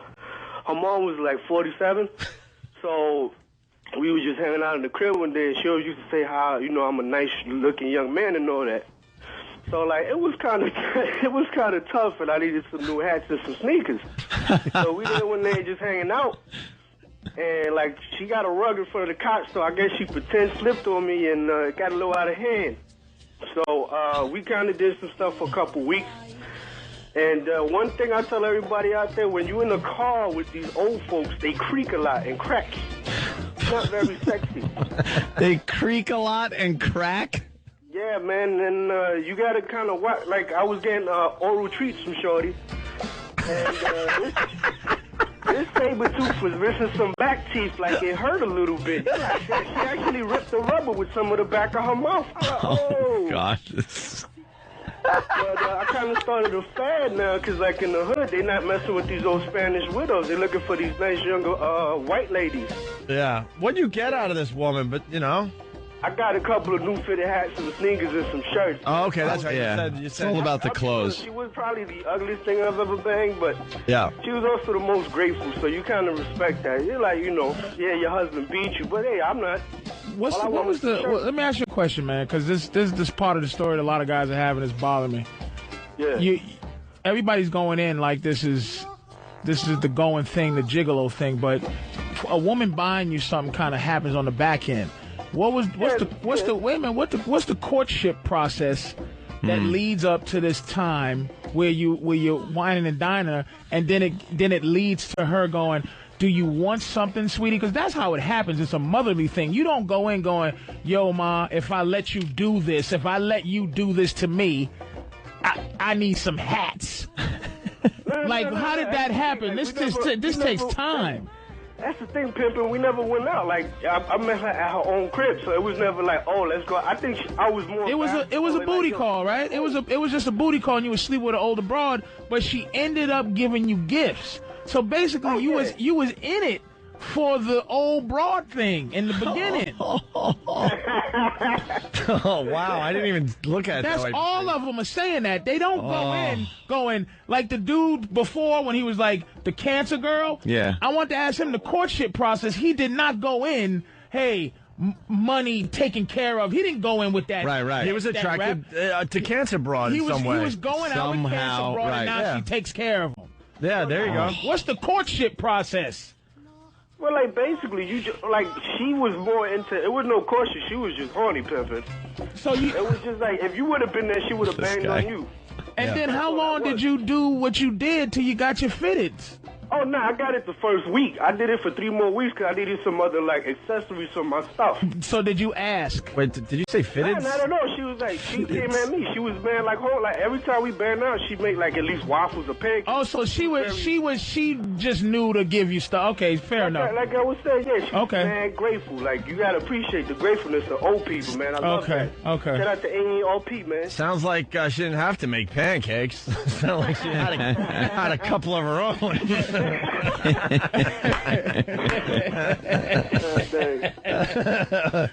Yuck. All right. Well, you got to do what you got to do. What is a fitted? Fitted hat, man. New era caps. All right. Anthony has a not fitted. He probably has a strap on the back. Let me see the back of your hat. It's got a little. Yeah, it is a thing. Yeah. I go with I try to go with the fitteds. Yeah, fitted. Fitted. The fitted.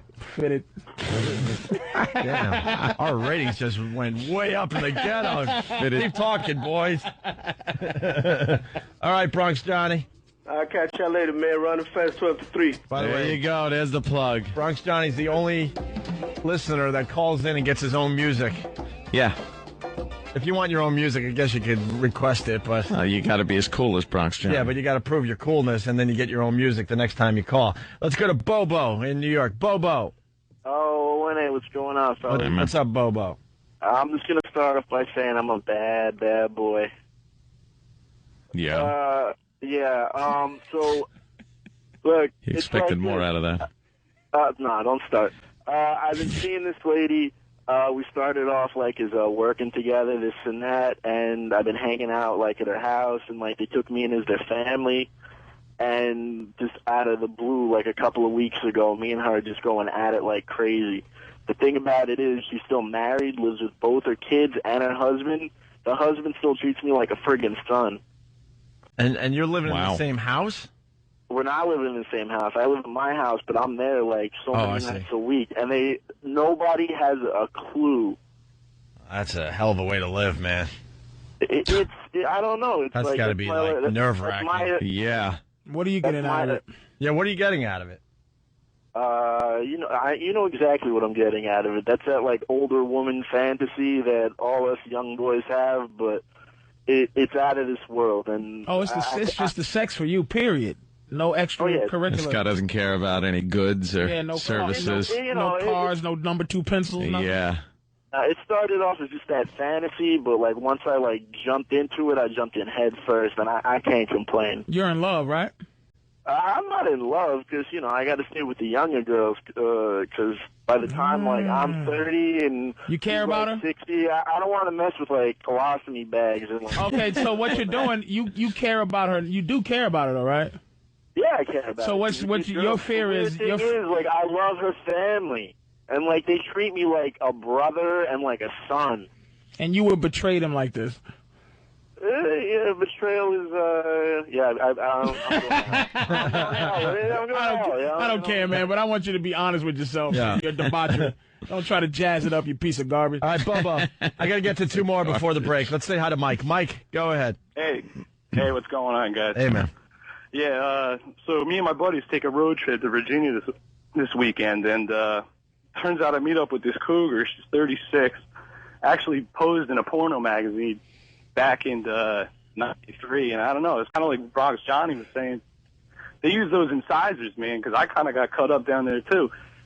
It's pretty crazy, but I don't know. Now it's like I'm being stalked by her. She's like, call me 24/7. She's already looking up flights to come up to Jersey. Like, I don't know, man. It's pretty crazy. Oh, boy. And what do you say when she says I'm buying a plane ticket to come see you? I'm just kind of brushing it off because I don't know what to do here, man. It's tell her don't come here. Don't come here. I don't like you. See, he didn't. See, this is another one. These guys aren't being honest, man. Mm-hmm. They're messing around with these broads. He's keeping her hanging on as best as he can, but she's getting a little too serious. It was just popping old lady day. Now old ladies don't play the games. Like young broads don't have no money to circulate. They don't have no money to do certain things. These dudes are not men enough to mess with these old ladies, man, and keep them in check. That's why it's all falling apart. See, the thing is, too, though, when we were down there, I almost got jumped by her boyfriend's semi-pro hockey team. They were all at the bar that night, and they're all giving me looks. And shit. He's staying with her. He's staying with her, Opie, for the stories. He just likes having the stories. You're keeping her around. Yeah. You're not trying to get rid of her. All right, thanks. Let's go to Bellport. Mike, what's up? Hey, what's going on, man? Hey there, Mike. Hey, Mikey. What's up? Yeah, I was 17 2 years ago. And I was going out with a 39-year-old. 17 and a 39-year-old, huh? It also says that it was your... my girlfriend's mother. Okay, it was. Oof. Did the girlfriend find out? Well, you know what? She used to drink with us. You know, we would hang out in her backyard and stuff. And, one of the cool moms. She kind of came on to me, got her son to go to sleep, which was one of my friends at the time. Before I know it, I'm banging her in her backyard. And after that, it was over. That's a sexy story, though, to just kind of... Your friend's inside asleep. Yeah, your girl's hot mom. How does the mother do that to her own daughter? That's the weird part of that. That's all. Yeah, there's some kind of resentment going on there. How do you do that to your own daughter? Yeah, she's smoking, though, I'm telling you. And anyway, her son came outside that first time that happened. He caught us. Kept it away from his dad for I don't know how long, and all of a sudden we kept disappearing at the same times, and eventually he kind of caught on. Mothers and daughters hate each other. You think they do? Oh my God, my girl without a doubt would sleep with her daughter's boyfriend one day. Without a doubt. If she's 50 and her... it turned her on to see me hanging out with her daughter. She wanted it. Like, I didn't even know, she'd be laying on the couch telling me to, All right. To touch her and shit. I just kind of just went from there to there, and then all of a sudden I'm hanging out with her. Meanwhile, she's friends with my mother. Wow. There you go. Yeah. That's a good story. All right, Mike, tell thank the you. fellas. Keep that to yourself, though. She was wearing the coat when he said, just come into the studio for a minute. I don't want to make her feel uncomfortable, because I know I'm a piece of garbage. She won't be uncomfortable. She's one of the only people that made the walk today. There's two people on the bleachers, her and some dude. Good morning, guys. Good morning, Patrice. I'm really sorry I already did it before, and my boyfriend said if I did it again, he would Your who friend? be very happy. Your boyfriend that can't control you coming down here with that energy? Well, he's trying to control energy that he can't control. This show, these men in this room, and I have to say, everything in here is bigger than your boyfriend on a high level. You're just being faithful and being committed to something that doesn't even exist. You can't even really control the situation. It's like telling a tsunami to not get somebody wet. See, I knew that your boyfriend going, don't do that, man. See, you don't. It's unattractive. It's unattractive, and you have no use for it. There's grown men here giving you grown men like, oh my God. How old is he? 21 like you or something? He's 23. He's 23. He's a young guy. He has young guy jealousy. I have old man. I don't want to touch you. Balls? I just want to go somewhere and dream about you. He doesn't dream about you because you're his girlfriend. You're his girlfriend he's supposed to be with. He's some good-looking kid, right? Yeah. He doesn't understand the evil of a fat, middle-aged man who's looking at a little dream, a doll. He doesn't appreciate your breasts. You probably sit down and pee in front of him, right? Yeah, you're comfortable with him. He doesn't care about you. You're just his little teeny. You're his possession that he's trying to control. It's over. Just stop. Yeah, I know that, though. Exactly. I enjoy that, though. You really enjoy being kind of your little sometimes submissive? Sometimes I do. I wouldn't do it forever. I wouldn't like get married and have kids so I could be controlled and forever. But I like it right now. It's fun. You're a submissive, as they say? You like to be told what to do? Not really. Sort of, kind of? No. All right. If you feel up to it, I don't know who controls this on YouTube, but I would love... You're obviously the one. You don't understand. Because my woman is like an old version of you. An old version of her? Yeah, she's an old version of who you look like physically. And I didn't meet her when she was your age. So it's almost like you're making my relationship better by taking me back in time to see what my girl used to look like. And I'm like, wow. This guy's really good, by the way, but I'm still not going to do it. Okay, Precious. I'm sorry. I would love to, yes. but I feel kind of ranked today. That's okay. What kind of underwear are you wearing, though? Because last time you had on... I don't know. I think I might have the same ones on as before, actually. Because you could at least kind of just like show the underwear to Patrice. Yeah, showing underwear. Likes that. That's like showing a bathing suit. It's nothing. It's That's really like nothing. showing a bathing suit. The pressure here is it's really ridiculous. Nothing. Like, I whoa. know. We'll take care of the boyfriend if he gets all pissy with you. Don't worry about it. See? There it is. There you go. Right? Patrice, could you show Patrice? He can't see. Oh, Jesus. Patrice's head's going to... Just leave her. Just get her out of here. Just get her out of here. Patrice is an old man. Just fucking get her out. I'm not even looking at her. Where is the boyfriend? Why? What's the problem, Patrice? He's asleep, probably. He works nights, so he's asleep right now. Why she's gallivanting in the cold weather, just hanging out. Yeah, pretty much. Can you get her out, Anthony? Opie? Why? What's wrong? What happened, Patrice? It's just killing me. You're just get her out because this little asshole, and I have to say this, she pulled her everyone else to show panties would pull it from the back. She pulls down to show her smooth and shave area, like it's just clean as a whistle. And she pulled them down just a little bit. Yeah, she's a tease. She don't understand. This is what I'm saying. You could be so fantastic if you understood. I'm too old to be teased. It's making me mad to look at her tease. So now you got to see her hiney. Yeah, I just don't want to look at her if she's not going to go for it. You know, now you got to show him. It's part of the rules. Yeah, but he's right. He really is right about that. Good Lord. Stop trying to control men with sex. That's how you do your boyfriend. You just got to make it right with everybody. Now you got to show. Whoa. Now you got to show Patricia. No, you control him with sexuality. You control him with not giving him sex. You control him with giving him sex. You control him with showing this. You control him with, I don't know, with little cute giggles. That's fine and dandy. It's fine and dandy. It has its use, but not really. So how do we make this good, Patricia? I don't know how to make it right. She can't make it right for me.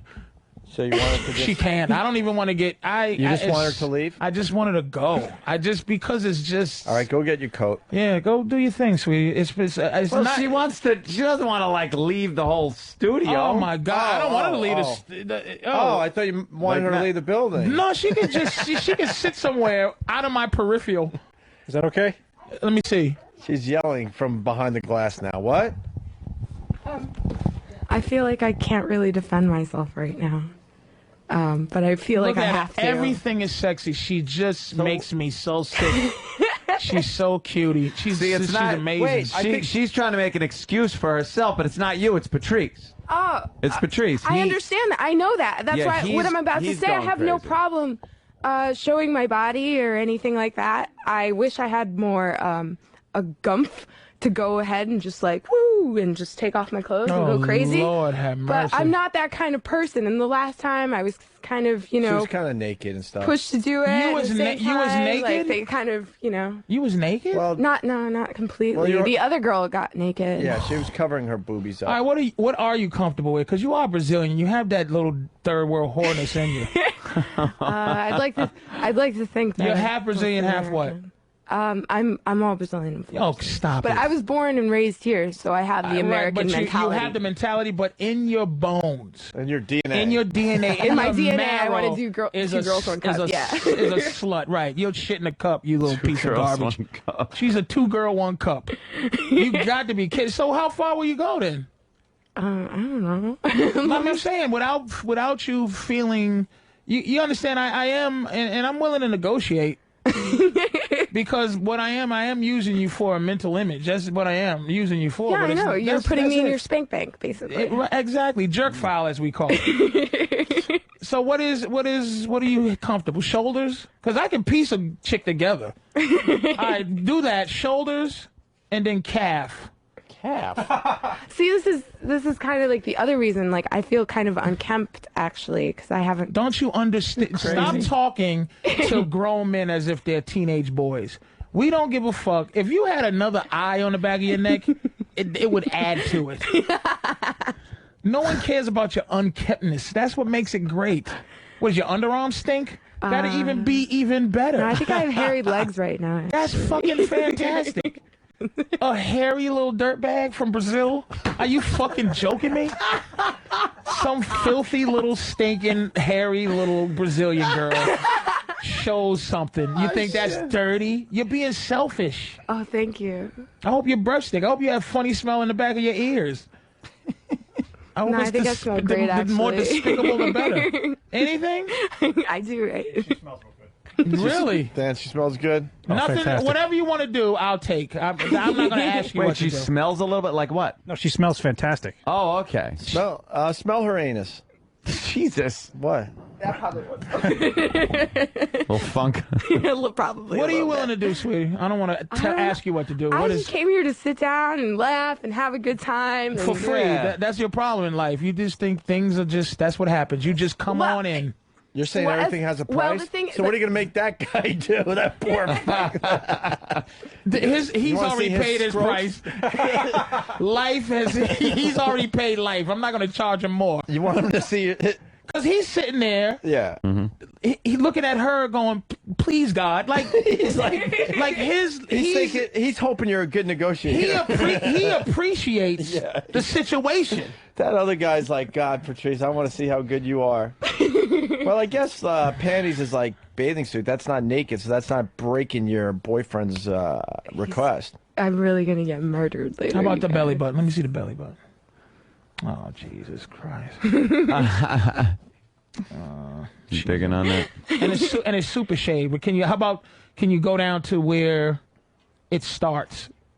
Like around over here? Yeah, to where it starts, or where in the middle, before it even gets to, but like stop it before it You gets would have to. Here's what you'd have to do. Now, wait, before it gets to the line, before it gets to the line, before it gets to actually whatever the mound part. Let's keep going till I can That's picture the line it. right there. See, here it is. We're like kind of playing by the rules so you don't get in trouble. Okay. So what you would need to do is like get that belt unbuckled, and then pull it down. You guys must get laid every fucking night. There's no goddamn This is way why. with all this But this is why you shouldn't resist. You should roll with it because it's almost painful to resist grown man filth because you don't. There's no way to really fight it. So just be nice. Yeah. Okay. And then the line. There. Wow, you I'm can so see. far away from you guys. It's like Kind of, you should get yeah. a telescope over there. And do you really. see the giggle and everything? This is why I tell my girl when you get older, they can't even giggle, right? You see how like an older woman has to step it up because if she's sitting there going like that unsexy giggle when she gets 35, but she's sitting there going, and it's sexy to see her tease, but some old broad that doesn't learn. And she's, here's the line. Like this bitch. Oh man, Patrice, that's funny. All right, here's what all right, let me ask you, and you can negotiate. Nothing's for free. If you need a book for school or whatever, let me know. And let me ask you, if I can ask one thing. Oh, right now I just graduated. Yeah, right now. She doesn't even have a job. No, I'm looking for Just one. walking around poor and beautiful. Pretty much. Okay, sweet. Wishing for some work. Here's it, and let's define prostitution. Is it to get paid to do anything, or is it just paid for sex? Well, I think you can play Let's Make a Deal with her. That's what I'm saying. If I say, look, shit. look, what borough you live in? I live in Queens. All right, if you get enough cab fare to get you back to Queens, get you a nice dinner tonight, enough to buy you and what's his name? Brian. I don't want to know his name. Who gives a shit? Enough to get a meal. So have a good meal and a cab fare back to the Queens. I get to pick what I would like to see. And I don't even want to see the cooch because that's not even sexy to just see cooch. What's sexy right now is if you go turn around and pull your pants down till I start to see crack and meat. And you stop at crack and meat. You don't want to see where thigh meets butt? No thigh meets butt, just where. Wow, okay. I'm surprised. I'm surprised. And above thigh meets butt. Just the idea of the whole ass. Wow. That's pretty it's tame. But that's where I've gone full circle. All right. Just to imagine that. Renegotiation. Go ahead. I don't really need a cab ride home. I hate the subway, but I'm fine with taking it. Fair enough. Dinner tonight, I usually cook myself, so I don't eat out. Okay. And I'd rather be able to sit in here actually for the rest of the show. That's what I want. Oh, wow. That costs more. And do what? That costs more. Just I don't want to intervene on what that you is guys a are huge doing. negotiation. I've never asked that. Do you but know I'd that like this is to a sit national? right there. This is a national radio show. Hold on, we're done. She just wants to sit there. In the recliner? That's easy. Yeah. Oh, that's nice. I'm a little tired today. I don't feel like sitting on the benches. That's no problem. All right, that's easy. I don't need to be on air. Renegotiation. Okay. I got to be Hank Steinbrenner here. That's not enough. You know, you are like Johan Santana, but I would have to say. Oh boy, now yeah. You ready? I would have to say. All right. Here it is. Silhouette. So you turn sideways, right? Full down under the thigh like that. Pants. So now you down. want to see where thigh meets ass. The whole silhouette of ass and front nudity. Like, so ass and front nudity sideways, not forward and not turning, just the angle of full nakedness and you can stop right there where, down, below the coochie, below the butt line, but silhouette style. I'll be happy. For me to be able to sit over here. That's the negotiation you made, but for me, that's a little more than crack. And I don't have a problem with it. You can sit on the fucking board over here. You do what Patrice says. You can sit over there. Is that it? Yeah. That's the negotiation? Not at the table, but over there, comfy in the nice recliner. Yeah, over here. Can put your feet up. And it has to be sexy. It can't be like, okay, there. It's just a slow downness. By the way, Barrett from Pittsburgh, Kraken Meat, the newest name on Whack Bag. Oh, Kraken Meat. Dr. Kraken Meat. So that would be silhouette, right? Yeah. Okay. Yeah, I think I'm gonna be single later, guys. So. Nah, he ain't gonna ditch you. Believe me, you're safe. Don't worry about it. He must not know about you. Don't even worry about it. Wait a minute, and don't do the whole clinical thing. Do the other hand. The other hand. On the left hand pulls the left side down. Yeah. The right hand pulls the right side down, and go slow and be sexy. I just hate the fact that I'm wearing the same underwear. It's a month later, guys. I don't think we had a problem with the underwear. Okay. Last time, yeah. Now that's That's one side, right? Right. What style? That's Oh wait, keep do going. a little What do you think spin there, yeah. Jesus Keep Christ. going. No, sweetie. With the left, yes, beautiful. Now, the left hand takes that other side. The right side and the left side should match. There you go. Well, no, not with that. It's making me uncomfortable because you're starting to look like someone who's a hostage. Use the left hand and the right hand to wiggle down, my dear. I can't. Can I jump in for a second? Use Ladbag. He writes, can I request that she cries while she slowly pulls down those pants? No, you can't. Oh, my God. Oh, my God, dude. I think I did it. You did. I think I did it. Motherfucker. What happened to not getting naked? Now you're in trouble. Right? This guy's Now really you're gonna be in good. trouble. I don't know how you're in a relationship, honestly. It's a special relationship. He just looking for a new recruit. or a new victim. Patrice is still happy. I'm fucking happy. That's it. You know something? I'm very happy. You shouldn't even have to worry about that. Yep. That's We like, would've- you like. By the way, I just want to say we would have let you just sit there. Oh, I know. Yeah. I know that. I did it out of the goodness and kindness of my heart. Yes, you did. Thank you. Because I know you really wanted to see at least part of me, so it's you got good. one It's of a those compliment. asses. You got one of those asses that like it's not like let me see it as a goof. It's like let me see that, and then it stays in your memory. And she's tan in the winter. Yeah. She has a little tan line where it's like a little dark and everything's smooth. Yeah, that was all like real smooth. And it's a small booty, but it's meaty. It had a meaty jiggle to it. It's got that Brazilian thing to Jesus. it. It was great. Pretty much. I'm gonna fuck the shit out of my girl later. Fuck her stupid brains up. So now back to the Brazilian girl. She might be impressed now. She's a filth ball, but she's so. Here's her problem. Sometimes girls that might look like that think they better deal everything. They always are gonna go and try to manipulate sex with. If she was to do a threesome, it would be awful because she wouldn't be a fucking animal. Great. But she is one. Oh my God, she said it was great. It was fantastic. Thank Whoa. you very much. What do you I had mean? a great time, and I was the third party, and it was awesome. She got hopes and dreams, this bitch. It was awesome. I'm still friends with them, and they love me. She has hopes and dreams. Yeah. This little one here. Yeah. She's too young to even. She just hasn't. Nothing's happened to her for her to even need to think she would need to be like that. Hey. Yeah. And be a other girl to be a couple's threesome. She would be the chick that goes, I'm competing. Like I'm gonna be the main. She's not the other chick. So for this story to happen and be interesting, she has to be the other chick, and she's not gonna be the other chick. She's gonna be the girl trying to figure out how to be the chick, and it's gonna bore people.